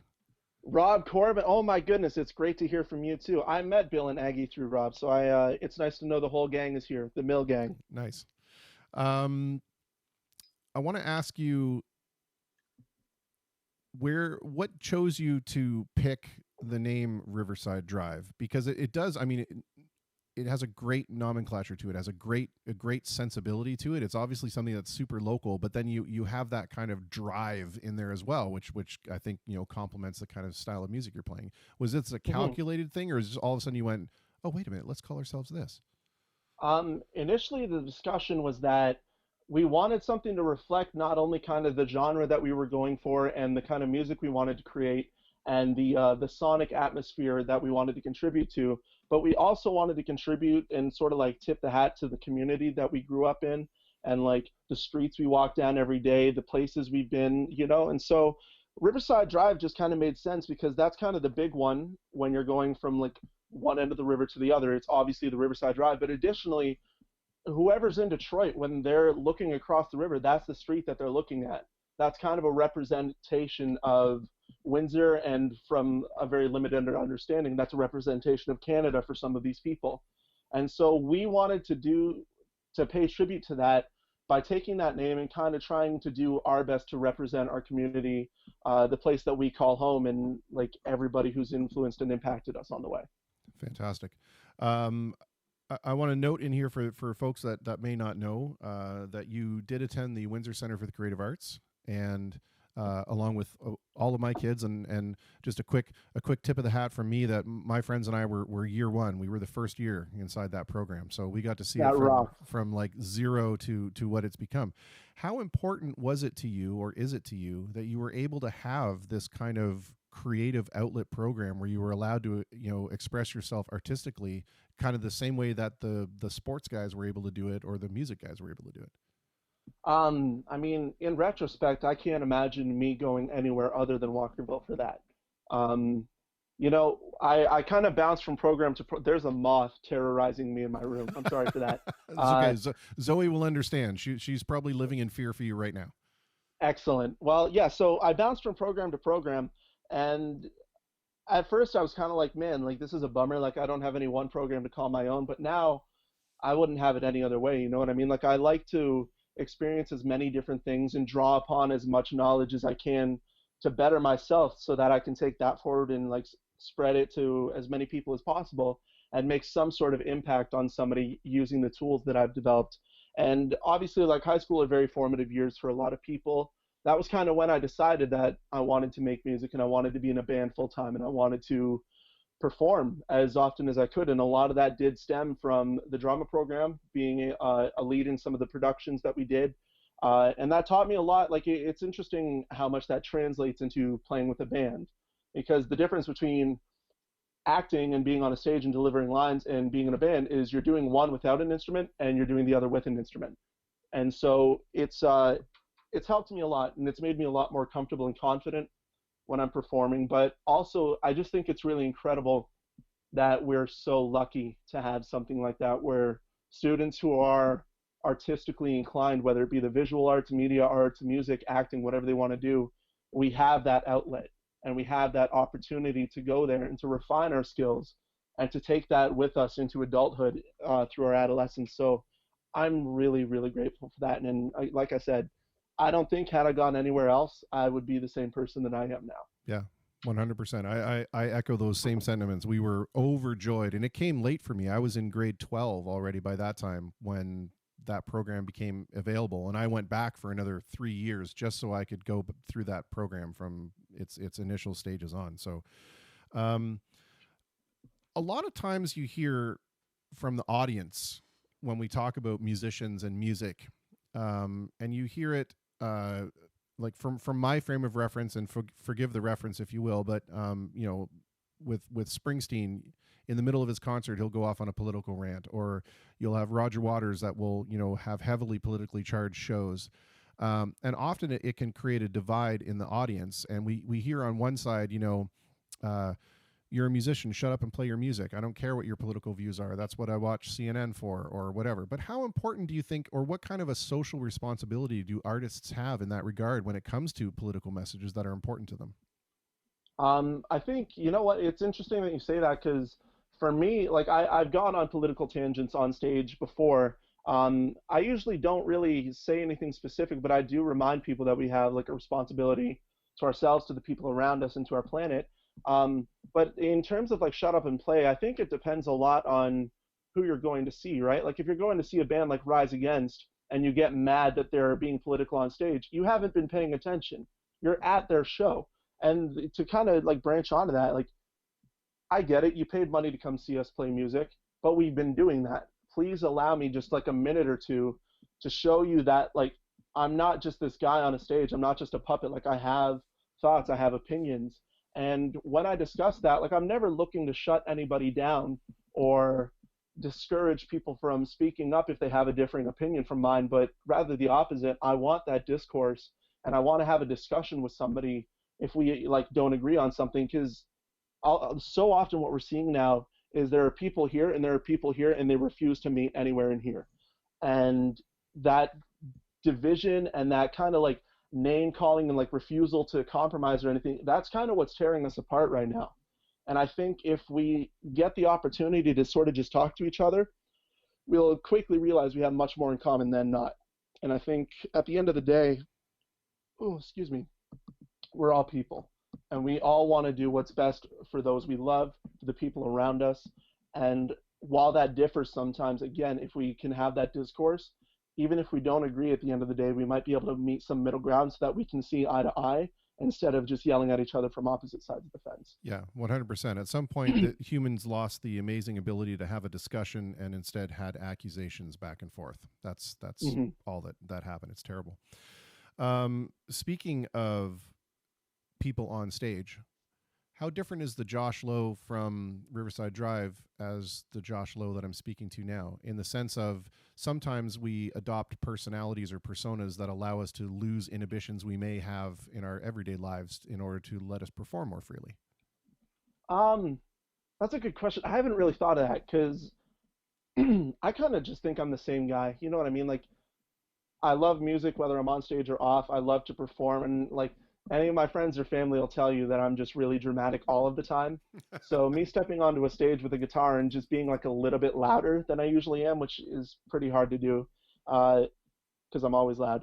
I don't think that I'm that much different at all. I'm just singing a couple songs that me and my best friends wrote instead of just talking about, you know, the time I went to the park or to the store or something. So there's not really a persona that I put on, and like a lot of my friends, they play and they'll have like a shot before they go on stage, or they'll smoke or something, and like that's never been anything I do. So there's no real disconnect between me on the stage playing my songs and me in the audience with you watching the bands that we played before. Sure. So yeah, I don't know. I'm just Josh, That's a T-shirt right there. I'm just Josh, or an album cover. There you go. That's perfect. Oh man, I had a really great question. Now it's just kind of flown out of my head because now I'm thinking about designing T-shirts. Dang. Oh my goodness. Oh. I have a question for you. What's the red acoustic behind you? What make is that? That is a Takamine.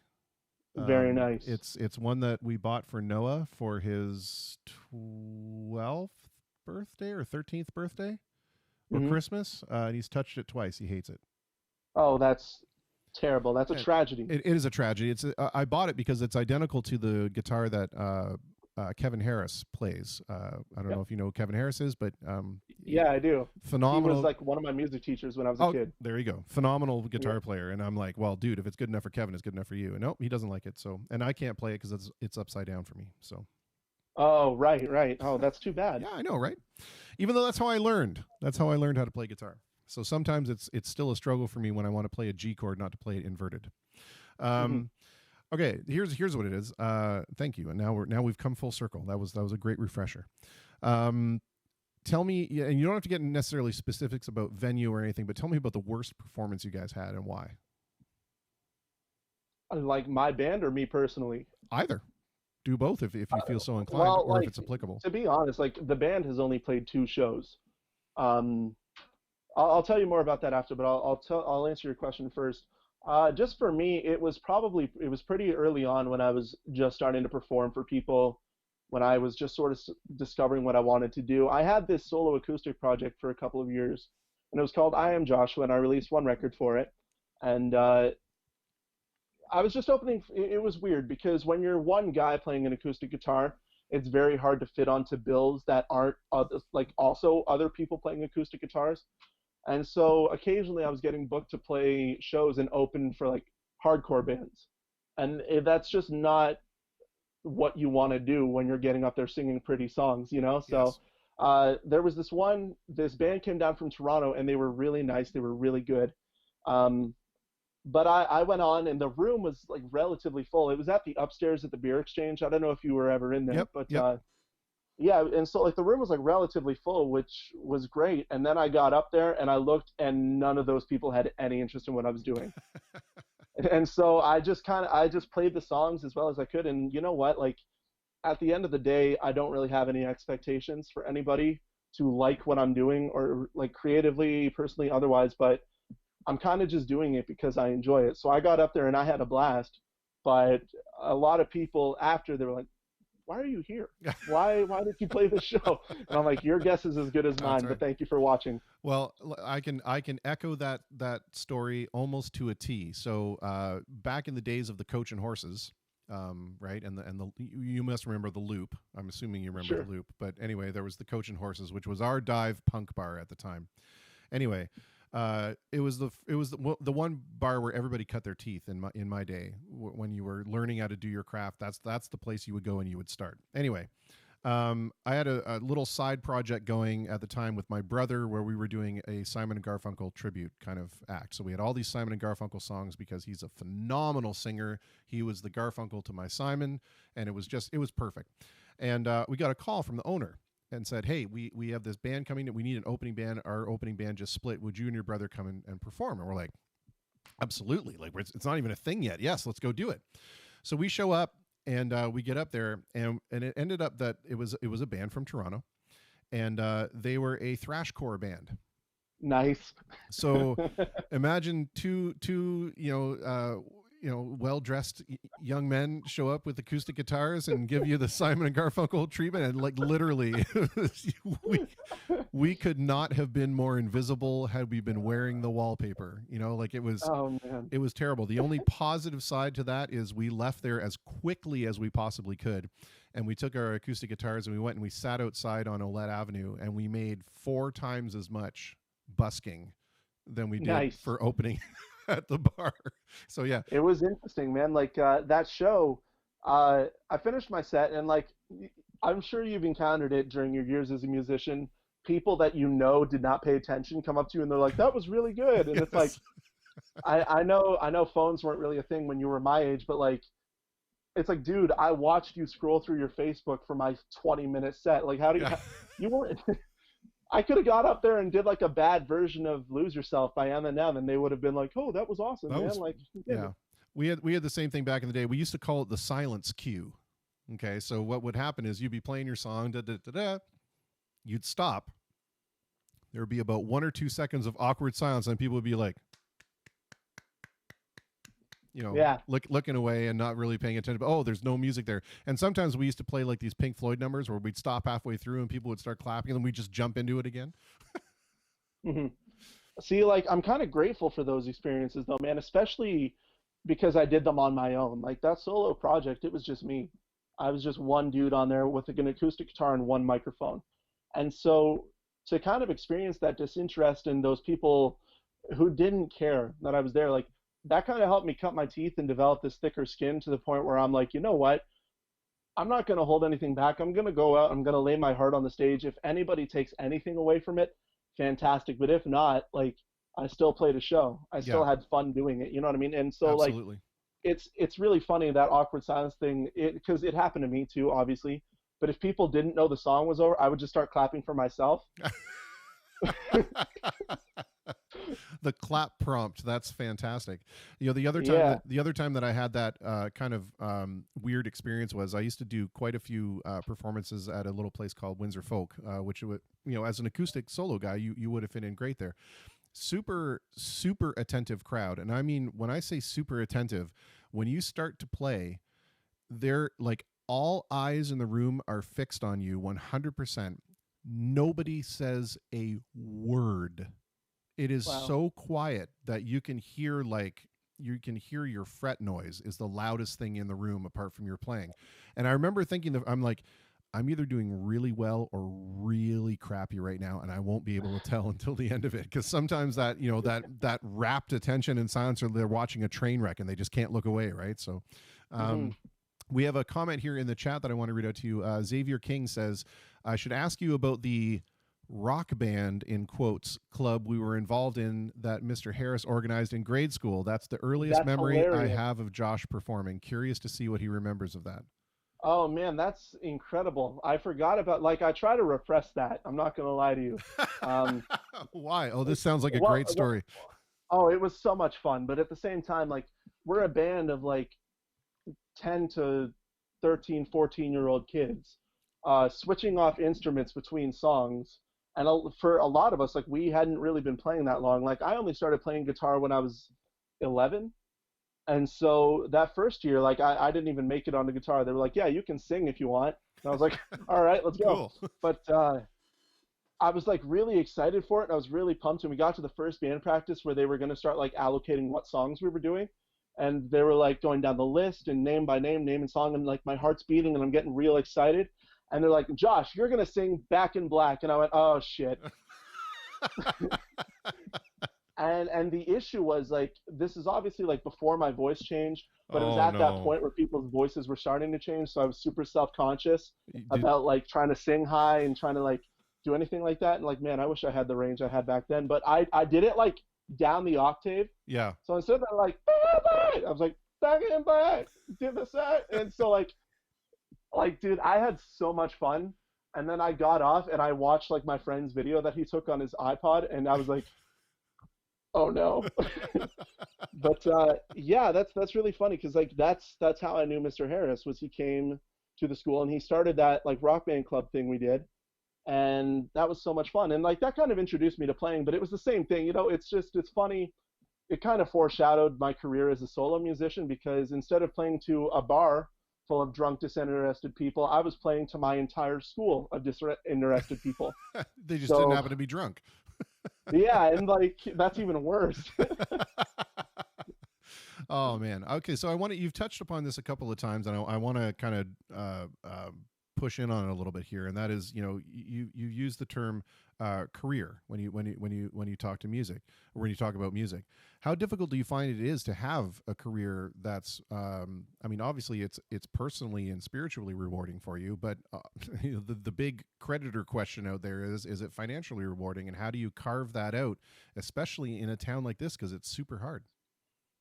Well, it's funny, because, like, when I'm talking to my grandparents or something and they don't get it at all. They don't like that I'm in a band. They don't like that I'm like they're supportive of me playing music, but they're like, "What are you going to do? Like what's your real job going to be?" And I always tell them like, "This is my real job. What I do for money is how I pay for it." And so like I don't know, man, like it's really interesting because at the end of the day, I would almost rather go on a 2-week tour where we're making like $50 a night, just enough to get to the next city, sleeping on like gross floors, but still playing for like 40 minutes every night to new people, whether it be like 2 people, 10 people, 20. It doesn't matter, man. All I want to do is travel and play music with my best friends. And so like the, even if I am not successful in it and it doesn't pan into being my only like financial contributor, I don't think that I'm ever going to stop doing this, especially now like with Riverside. I found 3 guys that I gel with so well and we all get along, and like if you can ask any of them, I've said in practice many times, I'm the least talented member in my band. So it's really inspiring to be surrounded by so much talent and these good dudes. And like you talk about financials, but let me tell you, man, it's much easier to pay for something when you split it in 4 than it is to pay it yourself. So Yeah, absolutely. And you are, I mean, let's recognize the fact that you are at that age right now where doing these things is still very much a realistic possibility before you find the things of life, kind of tie you down to a particular situation, right? So, definitely take full advantage of that. And you don't often hear a whole lot of stories about people that have really made it in the business saying things like, "Oh, well, I just woke up one day and there was this multi-million-dollar record contract at my door. I said, well, I could either do that or have some cereal. I guess I'll sign the contract." right. You've got stories like, again, going back to Springsteen, you have 9 guys living in an abandoned house eating a jar of SpaghettiOs because there's absolutely no money, but they're playing every night and they're working their asses off, and that's what it takes, right? You have to put the time in. I think that's really important what you just mentioned too, is like when you put in that work and you work hard to earn something, people recognize it a lot more than if you pay your way into something. And if like not to like privilege will inherently get you further sooner. But again, like when you work for something really hard and you kind of like push for it and people can see you're pushing for it and they see these results, they're going to pay attention. Yeah. And I think that's kind of how you create a connection with a lot of people, is because you look at bands like, man, like Rise Against, AFI, like my favorite bands, they started out the same way we're starting right now. They didn't have anything. They were playing to rooms of like 5 to 10 people, but those same 5 to 10 people kept coming out and they established this relationship with them. And I think that that kind of connection with people, and like it's weird for me to call people fans of my band because like I feel like they're just like my friends. They're there watching us. But to have that connection with people, I think is so much more important than like using the cheat codes, like typing in Motherload and then paying to get like across the border sooner, to go to Toronto to do whatever you need to do. You know what I mean? So Absolutely. again, like I think just grinding and putting in that work, it's people notice and people care, and I think that's it's really really important. Yeah, I think the term you're looking for there is genuine. Nothing speaks genuinity. Genuine, is that even a word? I don't know. Nothing makes you more genuine than just having to earn it yourself. You can't buy that. That's not something that you Right. can purchase and say, wow, look at all the hard work, TM, that I put on this. Which raises an interesting question, though, Josh, and that is that you are of maybe the tail end of the generation, but you're definitely in the generation that was exposed to music career by game show opportunities. And so I'm really curious to hear your take on things like The Voice and The Masked Singer and all that kind of stuff, where basically that version of I'm going to put in the hard work means that I travel across the country, I get an audition line, and then I get on a game show that gives me a career. I think with that, it's really interesting because like much like anybody, I get sucked into the YouTube rabbit hole of watching like The Voice and X Factor auditions for like hours, and I think it's really fascinating. But at the same time, like that's for a very specific style of career that doesn't offer you any sort of creative control, and it doesn't allow you to really do what you want to do.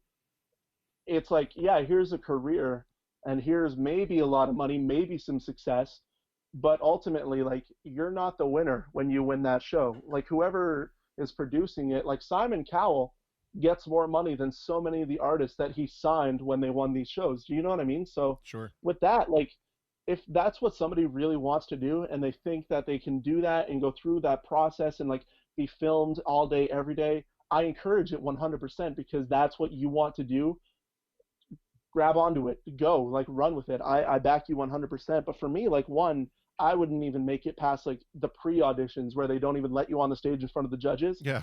Um, but like that, it that's not something I can identify with. You know what I mean? Like Yeah.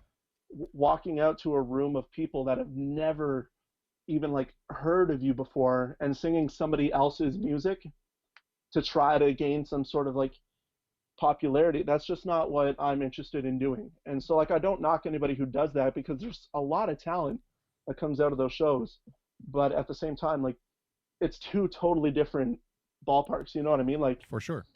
I think one of it we look at is just manufactured pop, right? It's basically they're looking for somebody that yes has the talent and the stage presence to be able to do it, but also we know that they look good enough to sell a few pairs of blue jeans while they're at it as well. yeah, it's about making money at that point. It's Yeah. not about like playing shows and connecting to people. It's very much about like who can we exploit the most to profit the most off of their talent. Yeah, And 100. it sits uneasy with me. Like I don't really like people exploiting other people for profit. It doesn't sit well with me at all. Dave Grohl had a really great quote about that. He said, you know, it's we've gone into this like game show culture of music careers, and if you really want to discover how to have a career in music, you go out and you find your friends and you play some shitty music in your garage, and then eventually your music gets less shitty and more people want to hear it, and you know that's how it works out. And I think it's again, I think there's a sense of being genuine that goes along with that. I want to turn this around to something you know a little more personal, but not overly personal, and that is some questions that I've been asking folks. Just try to find whatever sort of common answer everybody has right now. We're in a time where we have all this extra time on our hands, you know, that some of us maybe didn't want to have, and we've had it kind of forced upon us. And some of us are doing really well with it, and other people are really struggling. So I want to know if there's how are you passing the time these days? And is there something that you can do maybe, or something you can suggest to somebody who may be having a real struggle trying to fulfill themselves mentally or spiritually or emotionally? hmm Yeah. So for me, like it depends on the day. Like some days I'm really productive and I get a lot done, whether it's like personal stuff I need to do, band stuff, whether I'm doing some things around the house. But then there's other days where like I don't do anything, and that's okay. Like that balance that's allowed. You're allowed to have your ups and your downs just like any other time. Um, as for like suggestions for other people, I think the best thing you can do is recognize your limits and take care of yourself, because at the end of the day, like you are more important than cleaning the bathroom or like picking up the clothes off your floor. Those things can be done whenever. You need to take care of yourself first. It's like it's a bad example, but when you're getting on a plane and they're like, if we're in an emergency, put on your own mask before helping somebody else. Like that's kind of the important thing, is like you have to make sure that you're doing okay and that you're taking care of yourself before you can even start to do these other like productive things, and like for me, a lot of it has been music. I did my first ever remix of a song that was cool. We reached out, and it's interesting because we're working with a producer in Massachusetts who had this COVID thing not happened, we probably wouldn't have ever had the opportunity to work with him. But because he wasn't touring, his tour got canceled. He opened up like his doors to pretty much anybody to reach out and do, like, whether it's a song, an EP, a full length with him. So we reached out and we struck a deal. Now he's producing our newest song, Plastic Crowns. And so, like, on one hand, it's been really great, but on the other, again, people got to be smart about what's going on. And like, we have to recognize that there are more vulnerable people in our society, whether it's like vulnerable to this disease, to mental health, to any sort of like abuse or anything like that, and recognize that like we're all fighting our struggle, and COVID is just like the icing on the cake. You know what I mean? So yeah, just be kind, be compassionate. That's all I can really encourage. For sure. I want to ask you this, going back to the music thing just for a second, because this is another one of the questions that for some reason escaped my brain earlier. But one of the things we've been thinking about on the program is, and we've been talking to other performers, is that there will be all these massive tours by these big name acts that have been put off, and kind of, the thought of remounting them is enormous, right? When you're talking about doing a stadium tour or a big club or a big venue tour, because the amount of traction that's going to get lost for these guys when they have to regroup. Do you think that there's going to be this sudden wealth of opportunity for indie guys to get in there and provide some relief in forms of entertainment, because people are waiting on all these big name acts to kind of get their gears together? I think maybe for the first little while there will be a surge. I think, and it's funny, like the band has talked about ideas of what we want to do when we're able to like do some sort of performance again, whether we want to get into a club or whether we want to just set up like on the street downtown or something and just play until they tell us to stop. But we all kind of agree that once this is over, like every room is going to be full, every restaurant is going to be full and busy. Like I think people are just going to be so excited at the opportunity to go out and connect with other people again, to do things that they enjoy. That they're just going to kind of leap at it. And like I'm really excited for when we can play again, because we were supposed to do a show on March 21st, and it was my bassist Richard's birthday that week, and it was my birthday that week, so that was going to be like the big birthday show. Yeah. And unfortunately got canceled because of Lady Rona.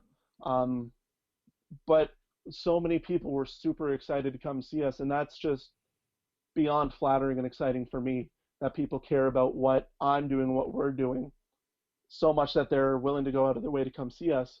So I think that when this is over and we're able to actually like put together a show again, I'm really excited to see all those people who were stoked to see us. And I think that their excitement is going to be just amplified by 10 because it's been so long. And like it's not even that like they just haven't come to see us, it's that they haven't been able to come see us. Or anything for that matter. Right. And so I think that's going to be great. And then I think it's going to really boom. In terms of like those big tours and stuff, though, like they're going to be fine. You know what I mean? Like, no, I don't think that it's a matter that they'll. I mean, obviously there's going to be some financial loss, but they're going to. I mean, they're multimillionaires at this point. They're going to be able to weather that. It was just more so. It takes a little bit more time to get a show like that mounted and rescheduled and find the venue and the logistics and transportation, and hospitality, and all that kind of stuff again, than it is for you and I to have our bands go and set up and play a gig. Right? It's a little different undertaking. It's interesting that you say that you're of the opinion that people are going to really want to go gangbusters back into this, because I was of the same opinion. I thought first thing is like as soon as the thing gets lifted, people are going to rush out in droves back to, they're going to go play pool, they're going to play darts, they're going to go see live music, they're going to go, hang out with drinking buddies, they're going to play cards, they're going to, whatever the social activity they used to do, they're going to do very quickly and probably in greater numbers, because we're so sick of being stuck inside. And then somebody came on and said, what about the social apprehension? Now, is there going to be a period of time where we're all kind of freaked out about collecting together in crowds? And just because we get the okay, I mean, there are so many people that are distrusting of scientists right now saying, stay away from each other. What's going to convince us the other way around, that it's okay to be shoulder to shoulder with somebody in a club again? That's a great question. And that's a really good point that they brought up. I think, again, and even with the show that we had booked in March, until the venue shut down, we were still going to play the show. And we were fully aware that like people might not feel comfortable coming out and people might feel unsafe doing that. And that will still be the case when this is over. And to that degree, like I encourage you, please, if you don't feel comfortable leaving and going out and socializing, like go at your own pace, take care of yourself, be comfortable with what you're doing. But the people that are okay with going out, like I think that they're going to go nuts. They're going to have a blast doing the things that they have been deprived of doing for so long. So I think there will definitely be some degree of what you mentioned, that social apprehension, but I think a bigger percentage of the population will be very eager to go out and do things again. It'll be interesting, though, to see psychologically how that shakes out as well, because right now you're seeing things like what I want to call distance shaming. When you see people at the grocery store that are going to the grocery store and taking maybe two carts with them, unbeknownst to those people, they're shopping for two families, let's say, or you get two people that are kind of standing outside, and all of us are kind of socially judging them or social distance judging them. So I wonder if we're going to see any kind of real psychological backlash from folks that, are going to consider that it's too soon to go back, even though we've been technically given the all clear. You know what I mean? Like, I think it's going to be really interesting to see that divide. I think that no matter what the situation is, no matter what you're talking about, what you're doing, there's always going to be some sort of dissent and some sort of person being like, you shouldn't be doing this thing. And so again, it just reverts to like, if you're not comfortable doing it and you don't want to do it, don't do it. Don't let that infringe upon like everybody else having a good time. Like it's the same as anything. It's just that this happens to be a pandemic. Like it's just amplified our judginess so much more because we're literally on the inside staring out. Yeah. So I don't know, man. I think there might be some of that, but it won't be anything new. Like I'm sure somebody's arguing somewhere on the internet right now over nothing, and that's how it's always going to be. I can hear it right now, flying over my head. There are arguments. There are arguments happening that I must attend. I can hear the tapping of the keys. Yes, furious tapping. I just want to read out a couple more comments here. Candy Chauvin says her family says the same thing. Going back to the real job component of being a working musician, she says that her family says the same thing. She's been ridiculed so much they call it partying, and I've had to find that I've changed my phrasing in terms of I used to say all the time, oh, what are you doing tonight? Well, I'm going out to play with the band, and I'm trying not to say that anymore. I'm trying to say I'm going out to perform with the band, because it's a duty, it's an obligation, it's a hell of a lot of fun, but it's a job. It's something that I'm being compensated for, that I have to have a certain level of professionalism when I go there. So is it a heck of a lot of fun? 100%. But it's a job that I get to have fun at, which is cool. And I think it's really important too that, like, again, no matter what you do, somebody's not going to be stoked that you're doing it. So you might as well find the thing that you enjoy. And whether that's performing, whether it is like an office job, whatever you want to do, as long as you're happy doing it and it's like bringing you some sort of comfort and joy, it's nobody else's business whether you should be doing it or not. If you're not hurting anybody, including yourself, then do it and just have fun. And like with our shows, it's really interesting that a lot of people consider it to be like partying or something like that, because for us, yeah, it's definitely fun, but I feel much more safe at a lot of shows that I go to than I would at an actual party or at like a nightclub or something, you know what I mean? So I think there is like an inherent responsibility and sense of community in a room when you're all gathered there for the same purpose. Yeah. And that's a really big differentiator from like going to shows versus like going to the clubs in downtown Windsor. Like if you're going to a show, everybody is going to see a band. They're all going to consume music and enjoy it. Whereas if you're going to a club, some people are just going to drink, some people are going to try to meet people. You know what I mean? There's all these different like intentions, and that's what creates like a lot of issues. Whereas at a show, like it's communal. There's a sense of power in people in large groups gathering for a common purpose. And so I think if you want to play shows, play shows. Fuck the haters. Yeah. But the other thing too, and it's important to remember that a lot of times people don't understand that you can enjoy what you do. A lot of people just get trapped into the debt to live kind of philosophy, and they think, well, the formula is I am born, I go to school, I have a shitty job, I pay taxes, I pay off my house, and I die of cancer. That's the reason that people exist to some people, and they can't fathom that you can enjoy something that you're doing. So if you're deriving pleasure from it, it must not be a job somehow. And I think that's really sad. Stephanie Drazik says, kudos, Josh. Really nice to hear someone speak about wanting to make music for music's sake and not have fame as the goal. I mean, I think ultimately having fame is nice, but definitely, like we were talking about, approaching it from merely getting my face on a CD is it's the genuine thing. Yeah. I mean, just to touch on that real quick, like obviously in a perfect world, like we could do this as our careers and this would be our sole income, and we could tour and put out music that people enjoy enough to support us into being able to just do this and only this. That would be ideal and that would rock. But at the same time, like there's no expectation here. And like, it's funny because we keep hitting these stages where I almost feel like it can't get any bigger. Like when we released EWR last year, a bunch of people liked it and a lot of people were sharing it. And I was like, well, this is it. We made it. Like 10 people listened to the song in 5 minutes. That's amazing. And then we played a show with a band called Rarity last year. We opened for them, and there were people in the room, and I was like, haha, this is it. People haven't heard of us. Like we're meeting new people, you know? Yeah. And then this past February, it was our first show in almost a year, and we stuffed like 120 people into Meteor, that venue downtown. Yep.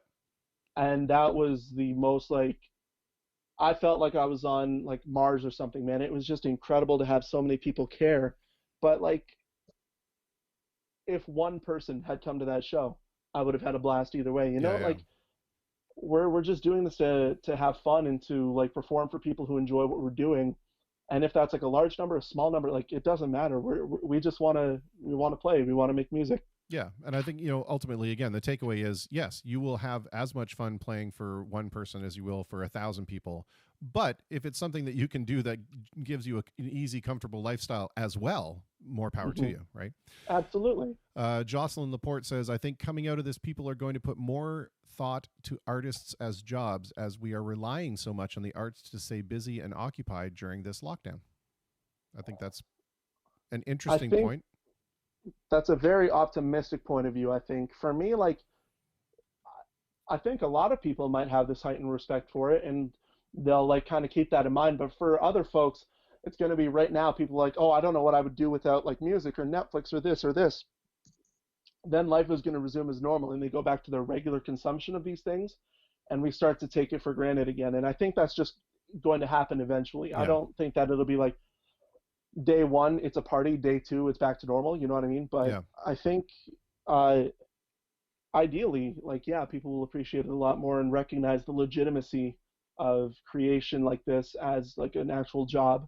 Yeah. But at the same time, like, again, no expectations, man. Like, we'll see what happens. Yeah, and it's different too. We live in a time of such an overabundance of choice of what we consume that it's not like really in the older days, when I was coming up, where we had choice, but it was the choice was pretty limited. Now there's like 4 million channels of this, and there's Netflix and YouTube and Crackle and Disney Plus and all these different services that are ramming their content down our throat 24 hours a day. That it makes it a little more, we're a little more spoiled for choice, I think. Yeah, and I mean that's a big obstacle that we're facing as a band, and that any artist faces too, is that there are literally like millions of people vying for other people's attention at the same time as you. And so with this band and like with everything I've done throughout my adolescence, like a lot of it has been making connections with people and kind of like getting around and getting to know people, getting some feet in some doors, so that in the event that like any sort of opportunity comes up, at least we're a part of the conversation. For sure. Like we don't have to be the number one choice, but if somebody mentions our name like at a table full of 10 people, that's 10 new people who have heard this thing, and whether they go with it or not, we still exist at that point. Do you know what I mean? Yep, absolutely. And so I mean, I don't know. I this band has me feeling much more optimistic about music as a career than I felt in a long time. So I'm hoping for the best with this. Yeah. Well, I'm sure we all wish you nothing but the best, and I want to really thank you for wanting to participate in the conversation and come on the show. I mean, it's great. Dude, it's been great. And I know, like, I was watching all day today. I was really nervous to talk to you because everybody else was doing a really good job. And I thought I was going to get on here and start bumbling like a nerd. And it's been great, man. I just have a question for you before we hop off. Yeah, absolutely. What was, like, the moment for you that you recognized that you wanted to create and perform music forever? Do you have, like, a specific time for you that, like, changed the game? Yep, I sure do. There were a couple. They kind of incrementally built on top of each other, if that makes sense. The very first time was when I watched my uncle sit down at a piano, and it was the 70s, so he was bejeweled, right? He had like there was like the gold bracelets and the rings and everything. and he sat down at the piano and he played it was an Elton John song. And he played it, and I just remember the sound of the rings on his fingers hitting the ivory of the keys, very, very much so. And I thought that was just super flashy. Like that's pretty neat that you can do this. That's pretty neat. The second time was when I made the first two notes of a C major triad. So I did this. I sat down at the piano and I was probably, I don't know, I was younger than 5, I'm going to assume. And I did this. I went, and for some reason, it was like Lego, or like a language, and the tonal quality that came out of that was just so filled with possibility that I couldn't believe that I could sit down at this thing that was, this board that was black and white, and I could make it express emotions that I couldn't articulate at the time simply by going. That was it. Mm-hmm. Yeah. After that, I was hooked. Yeah, 100% hooked. With me, man, like I remember being really young, riding in the back seat of my mom's Dodge Neon, and she used to have like the Disney classic CDs. Like there was a purple one and a blue one, and it had like songs from Tarzan, Beauty and the Beast, like all of those the animated films, and all the songs. And I just remember singing along to them, and like it was just so much fun. And that's the earliest I remember doing it. But like for me, like when I was learning guitar, I was initially just trying to play like all my favorite songs. Like my favorite band since a very, very young age is the band AFI, and their guitarist is so intricate and he's just brilliant. And so I was like, oh, well, if I can play his songs, that's it. That's all I want to do. And then in like 2015, there was this band that came to Windsor, and they were called Survey Says, and they broke up, but there's a new band in their place called Keep Flying, and they're really great people. But when they came here, they had this song that I really, really liked, and I had spent a bit of time kind of just learning it by ear, and I kind of just like took a shot in the dark, and I was like, hey, listen, like I know this isn't really appropriate because I'm just like a guy at your show, but would I be able to play this song with you? Like it's one of my favorites, and we put it together, and that was the first time I'd ever played with a band, and it just from like the start of it and hearing everybody come together and like that cohesion, yeah, it was incredible. And I was like, wow, this is what I want to do. Yeah. And I'm going to tell the story that like all of my friends know, but I mean, people who don't know me might not know. There have been 2 occasions to which I was treated to like stardom. And like both were when I was able to play with Rise Against on stage a couple of times. They were at this festival in London, and like the first time I made a sign and asked to come up and play with them, and they just brought me up out of the crowd. And so like I went up and I played the song, and even though it wasn't me playing my music, it was still playing a song I loved, and just like this sea of people, like it seemed like it never ended, just how many people were at this festival. And that was when I was like, this is what I would love to attain, is to play for as many people as possible, to see people enjoying what I'm doing and like screaming these words back at us. You know what I mean? Like that's just, it's incredible. And that's all I want for myself, for my bandmates, for anybody who wants to create music. I hope that everybody gets to experience something like that, because it's phenomenal. I agree. It's there's a situation very similar to that again, I'm going to go back to forgive me, I'm an old guy, but I'm going to go back to the Springsteen reference. There's a song he plays, Hungry Heart, and whenever he plays that anywhere in the world, he does not sing the first verse. The entire audience sings it back to him in English, regardless of where he's playing. And that must be such a phenomenally powerful feeling, knowing that this poetry that you've created, you've put out there, and people in Japan are singing it. But maybe it's even phonetic. They don't even know what it means. They're just singing it back to you in your language, right? It's crazy, man. Like we, like I said, we've only put out 2 full band songs, and we had put out Quiet Nights like maybe a week or 2 before the show back in February, and like EWR had been out for about a year. But we were playing those songs, and we saved them for the last 2 because they were the ones that people know. And like people were singing the words back, but not just singing, like giving it all. You know what I mean? Just like going out for it and like yelling those words back to us. And I remember sometimes I cheat when I'm on stage. Like if I need to catch a breath, I will just do it when I feel like it and not sing a line or something. You know what I mean? Yeah. And there's this line right before our pre-chorus where it's like, I hope you think of me too. And I didn't do it, but I heard them do it, and it got me like so hyped. Right. And it was like I yelled, like I couldn't sing like the first line of the chorus because I was too busy shouting about what I had just experienced. Yeah, So, it's fantastic. yeah, man, it's just, I love it. And it's just what I want to do forever. Yeah. Well, I wish you nothing but the best, and judging from the comments that are coming in here, so does everyone else. Likewise, my friend, let me know if you do end up organizing some sort of event. Riverside would love to be a part of it. 100%. Absolutely. You will be number 2 on my list. Pete offered first earlier in the program, so he's That's true, he's that's the true. first one, but you will definitely be number 2. What is the name of this song that you sent me on Spotify? Because I can't actually download it. I'm going to try to play it right off Spotify. Okay, What's it called?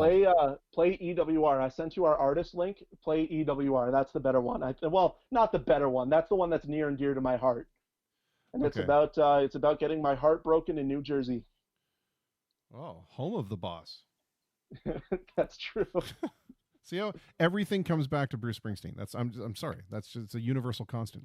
All right, You got so me there. Like, I can't argue with that. I'm opening it up, and I'm not a Spotify user, so it's going to take me a second. How do I actually navigate this nonsense? I don't know. I can't see what you're doing. Oh, You might okay, I not see even it. be I on see my- it. Okay, yeah, we're good. Okay, I got Excellent. it. Josh, thank you so much for bearing with my technical ineptitude and for my inane questions, but mostly thank you very much for making the time to make yourself available and being a part of the conversation. Chris, thank you so much for having me. On behalf of like all the guys too, thank you for giving us a shot on this, and like thank you to anybody who's watching.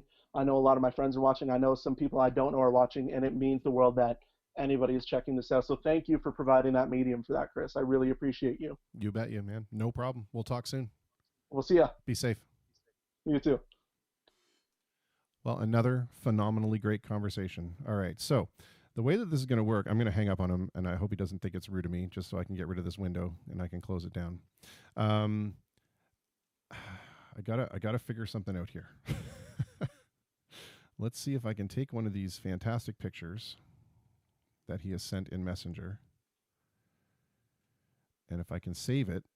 Let's see. Save to downloads. Sure, let's do that. And then we'll go over here.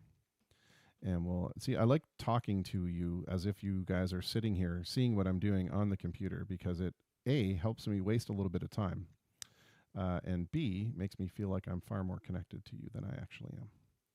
All right, so now I've got it in there. I need to rename it. See, what we're going to try to do, folks, is instead of having an MP3 on hand, I'm going to try to play this right through Spotify and then have the artist picture show up as it should. So I'm hoping that's what takes over. Oh my God, Jocelyn, sorry. Yes, the wood block. I'm hoping that's what happens, but I'm not entirely sure. So you're in on the experimental side right now. So let's see. All things being equal, this should be Riverside Drive with EWR, but let's see what happens.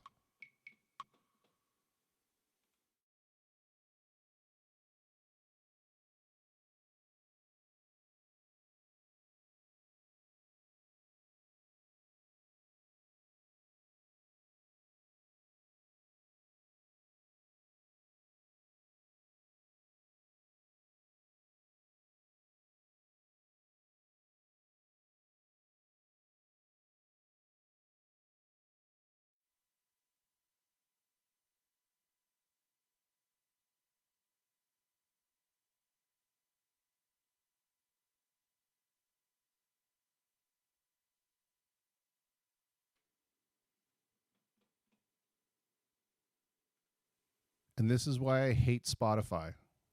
I can't even listen to the song without signing up for an account. So let me figure out how we're going to do this now.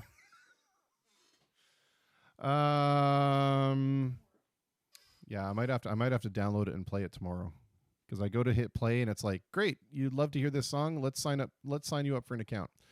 Maybe what we'll do is we'll take a really quick break here, and I'll try to sign it. Zoe says use mine. Great. You'll need to private message me your sign-in information, and we'll get that going in a second.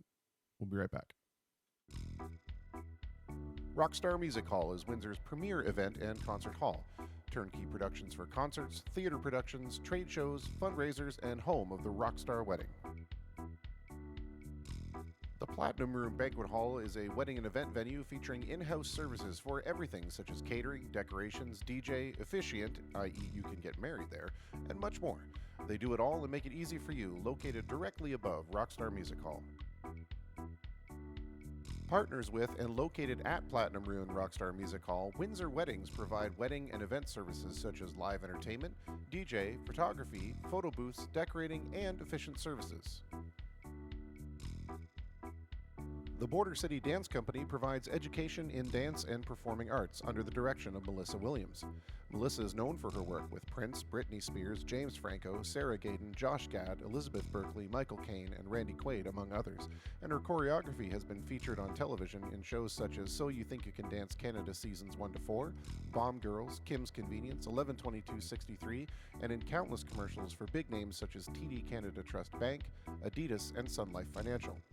Also the main stage for the 2015 Para-Pan Am opening ceremonies and the 2016 FINA opening ceremonies and gala.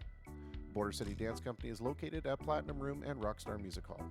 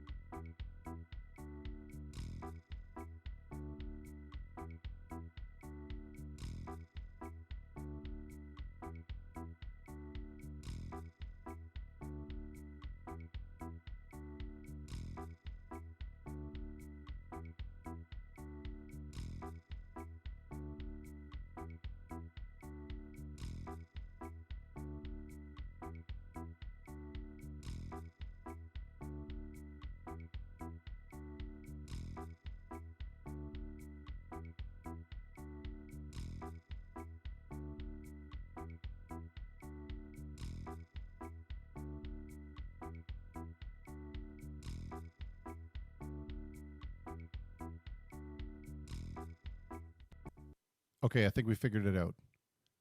He totally sent me the YouTube version while I was trying to figure out how to create a Spotify account, while I'm trying to figure out how to stream, while I'm trying to figure out how to get the picture working. So let's try this again. This should be EWR by Riverside Drive.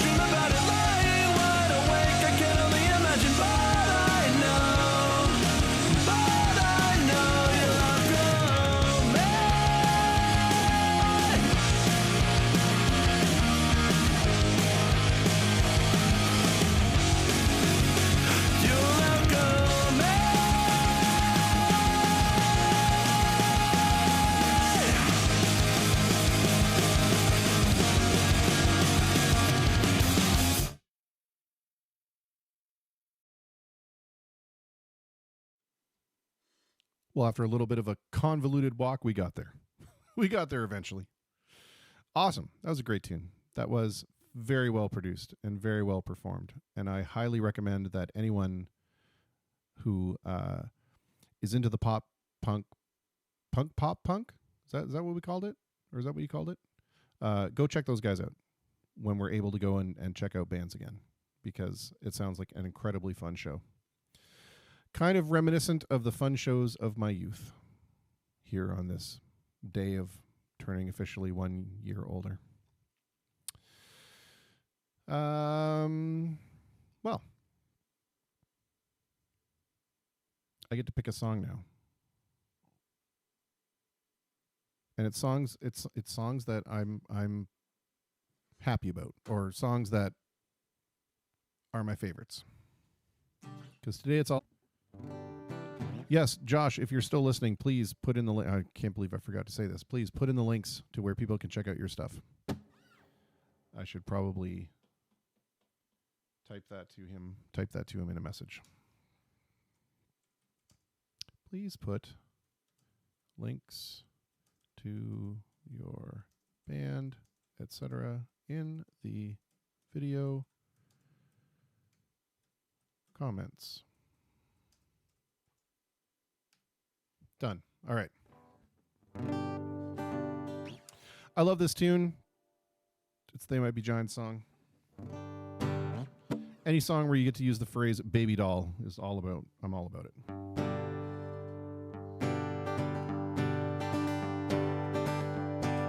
Lost my lucky ball and chain.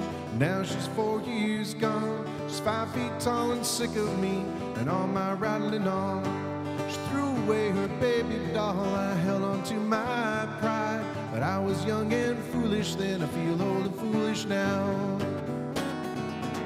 Well, confidentially, she never called me baby doll. Confidentially, I never had much pride. But now I rock a bar stool and I drink for two, just pondering this time bomb in my mind. Lost my lucky ball and chain, now she's 4 years gone. 5 feet tall and sick of me and all my rattling on. She walked away from a happy man, I thought I was so cool. Well, I just stood there whistling, there goes the bride as she walked out the door. There goes the bride as she walked out the door.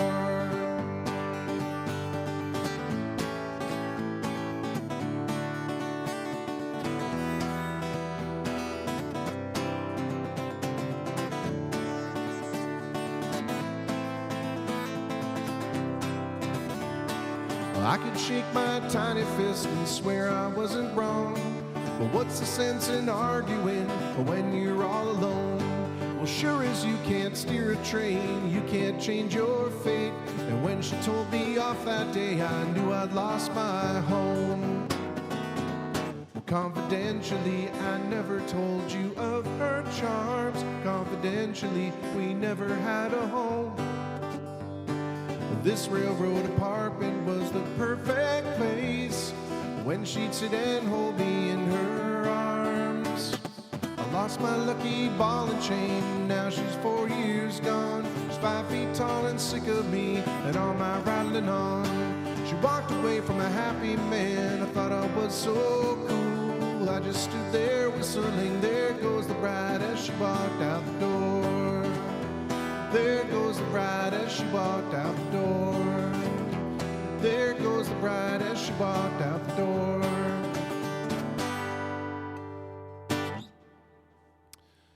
You know, the only problem with doing this format is that when you get a really high energy song that just comes on like that, how do you combat that, or how do you follow that with just an acoustic guitar or piano? I sort of feel like everything I'm doing right now is going to be a downer. I don't know how not to be a downer. That's my natural mode of operation is to be a downer. God, do you not know me? Yeah, I don't know. Oh, good. He is posting them in there. Awesome.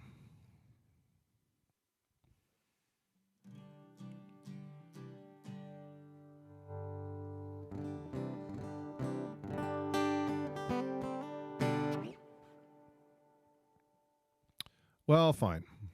I'm just going to be a downer. I don't care. There's room for downers in the world. Downers of the world glumly unite.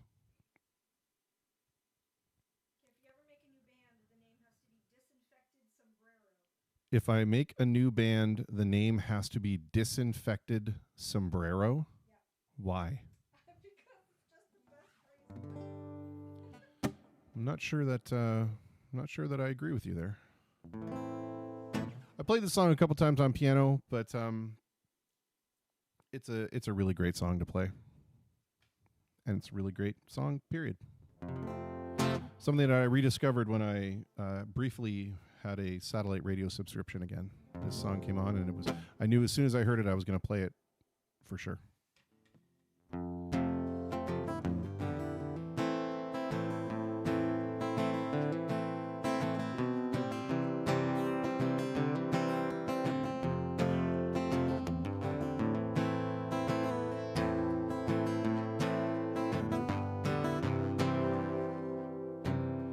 Honey, when you doubt my love for you, look into my eyes, what I'm going through. 'Cause even if we change and we fall out of, you hold my hand and it's better than love. You saved me from myself. You got my back when I need help. No one else in the world. You will always be my girl. You will always be. You will always be. You will always be my girl.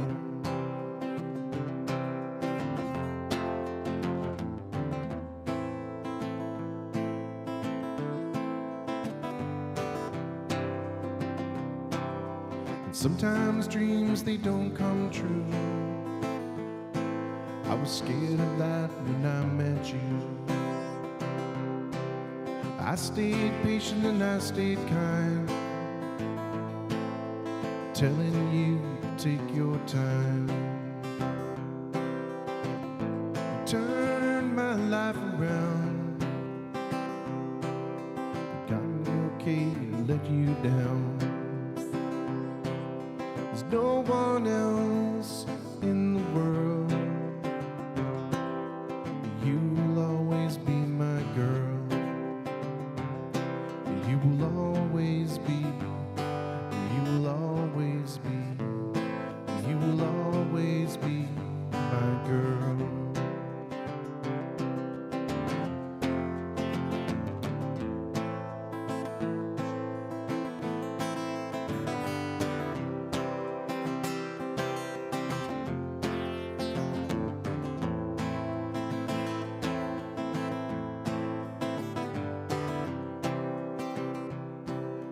Walking down the road and I'm feeling bad. I can't understand the things you do, and nothing turns out the way we planned. You're still my woman and I'm still your man. You saved me from myself. You got my back when I need help. No one else in the world. You will always be my girl. You will always be.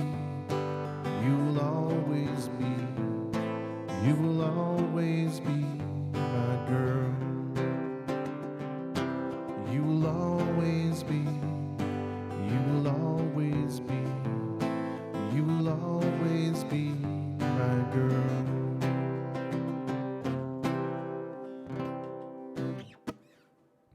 All right. See? Letdown City. All righty. Well.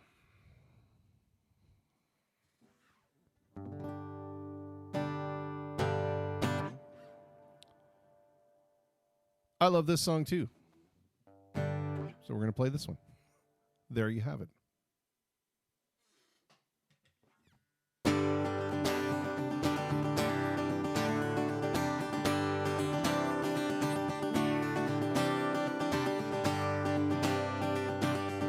In the early morning rain, with $1 in my hand, with an aching in my heart, and my pockets full of sand. And I'm a long way from home, and I miss my loved ones so. In the early morning rain, with no place to go, out on runway number 9, big 707 set to go. But I'm stuck here in the graves, where the cold wind blows. Now the liquor tasted good, and the women all were fast. Well, now there she goes, my friend. She's rolling down at last.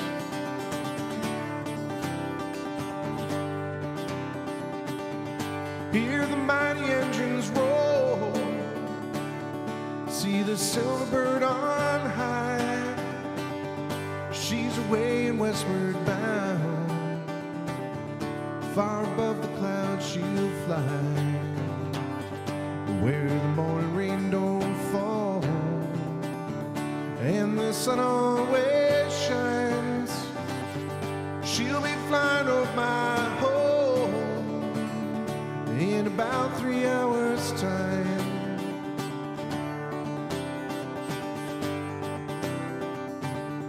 This old airport's got me down, it's no earthly good to me, because I'm stuck here on the ground, as cold and drunk as I can be. You can't jump a jet plane like you can a freight train, so I best be on my way in the early morning rain. You can't jump a jet plane like you can a freight train, so I best be on my way in the early morning rain.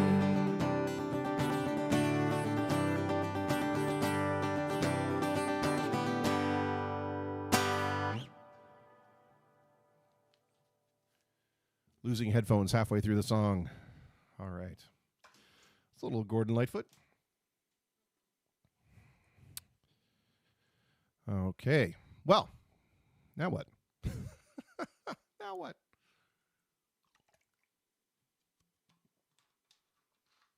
Mr. Rob Shepley, thank you. How about Champagne Supernova? Who put you up to that? My least favorite song of all time. But let's see.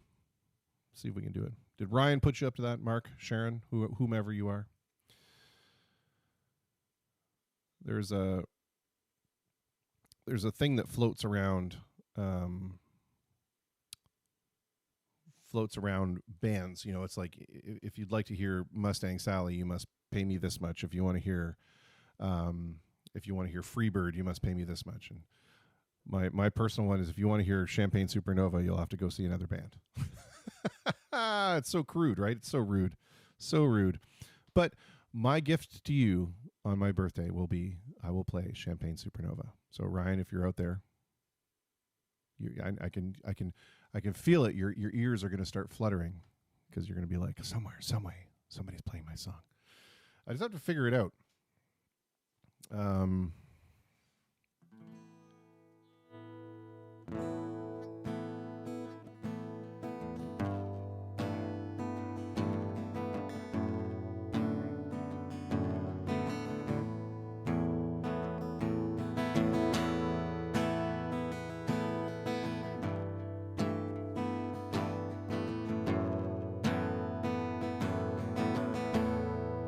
It's also partly because I'm a terrible guitar player, and it's difficult for me to play this song on guitar because it's got real guitar chords in it, and I don't know them. So, if you're willing to bear with it, we're gonna try it. We're gonna try it.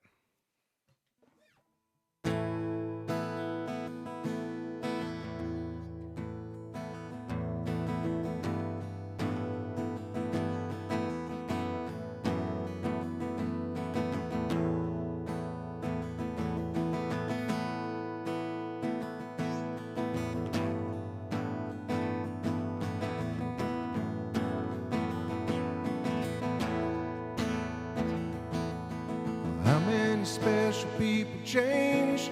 How many lives are living strange? Where were you while we were getting high? Slowly walking down the hall, faster than a cannonball. Where were you while we were getting high?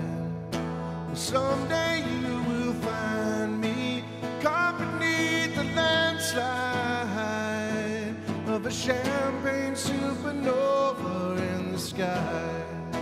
Someday you will find me caught beneath the landslide in a champagne supernova in the sky.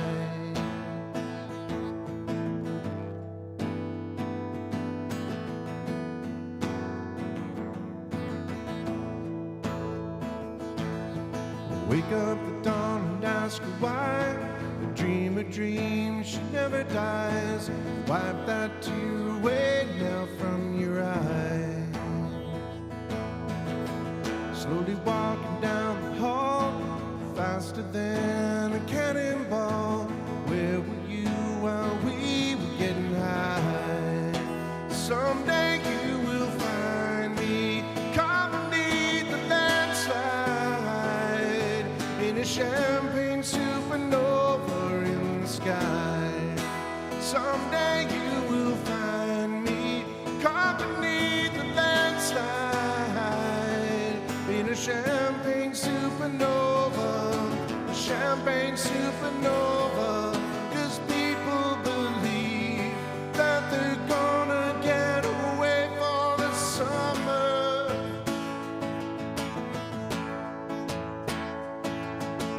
You and I, we live and die. The world's still spinning round. We don't know why.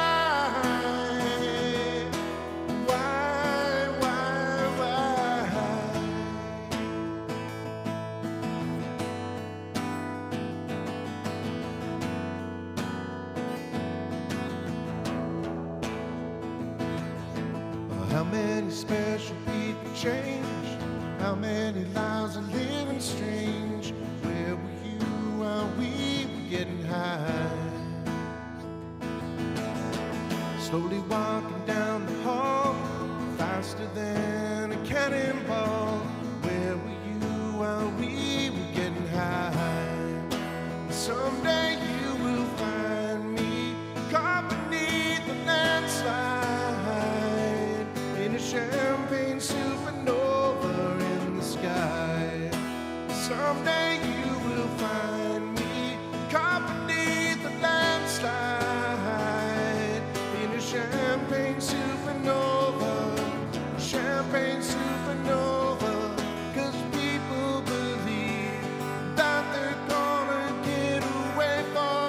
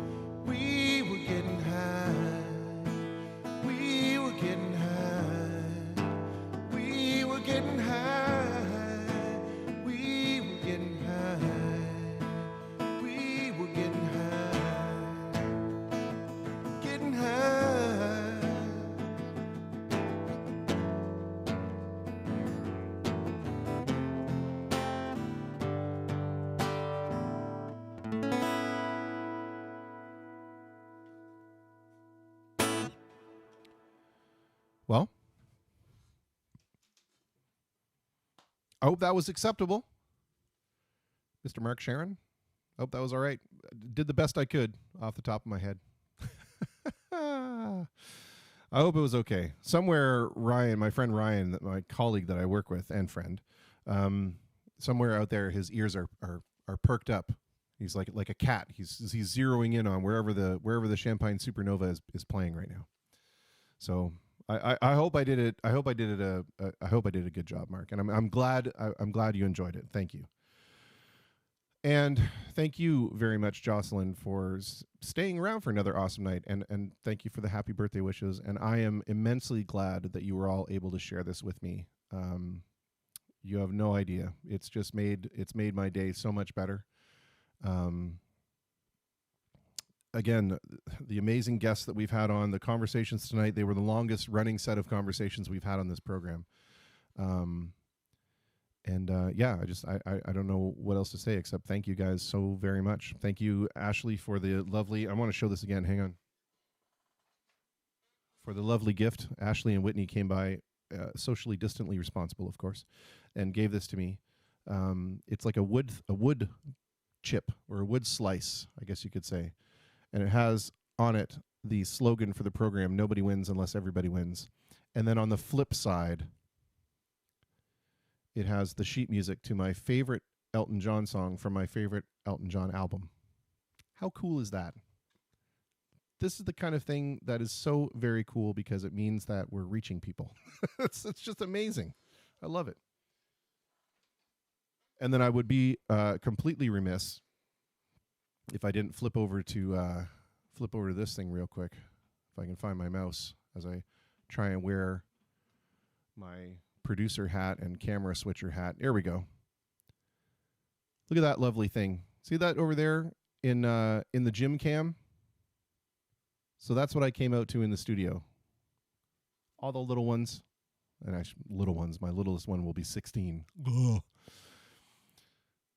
All of them put this little thing together, and you can't see the floor in here, but the floor is covered in balloons, and there's this wonderful sign. It's just this day. Yeah. It's just been amazing, and I'm so lucky I got to share it with you. Anyway, I just want to thank everybody. that's it, and I'll stop now. I'm rapidly becoming incoherent. So I want to thank all the guests that were able to make it and make the conversation so great tonight and previously and going forward. We have more craziness coming tomorrow. Thank you guys very much for sticking around, and we will see you on the flip side. We'll end this the same way we end everything else. We'll echo Josh's sentiments, which were, be kind. And it's the path of least resistance. So just take the path of least resistance and be human and gentle and kind to each other, because that's the only way going forward. And in the words of the wood block, nobody wins unless everybody wins. So thank you, everybody, for your wishes. It's now no longer my birthday, so I will no longer accept felicitations. We will see you later on today in about another God knows how many hours where we can do this all over again. Thank you, folks. Be well.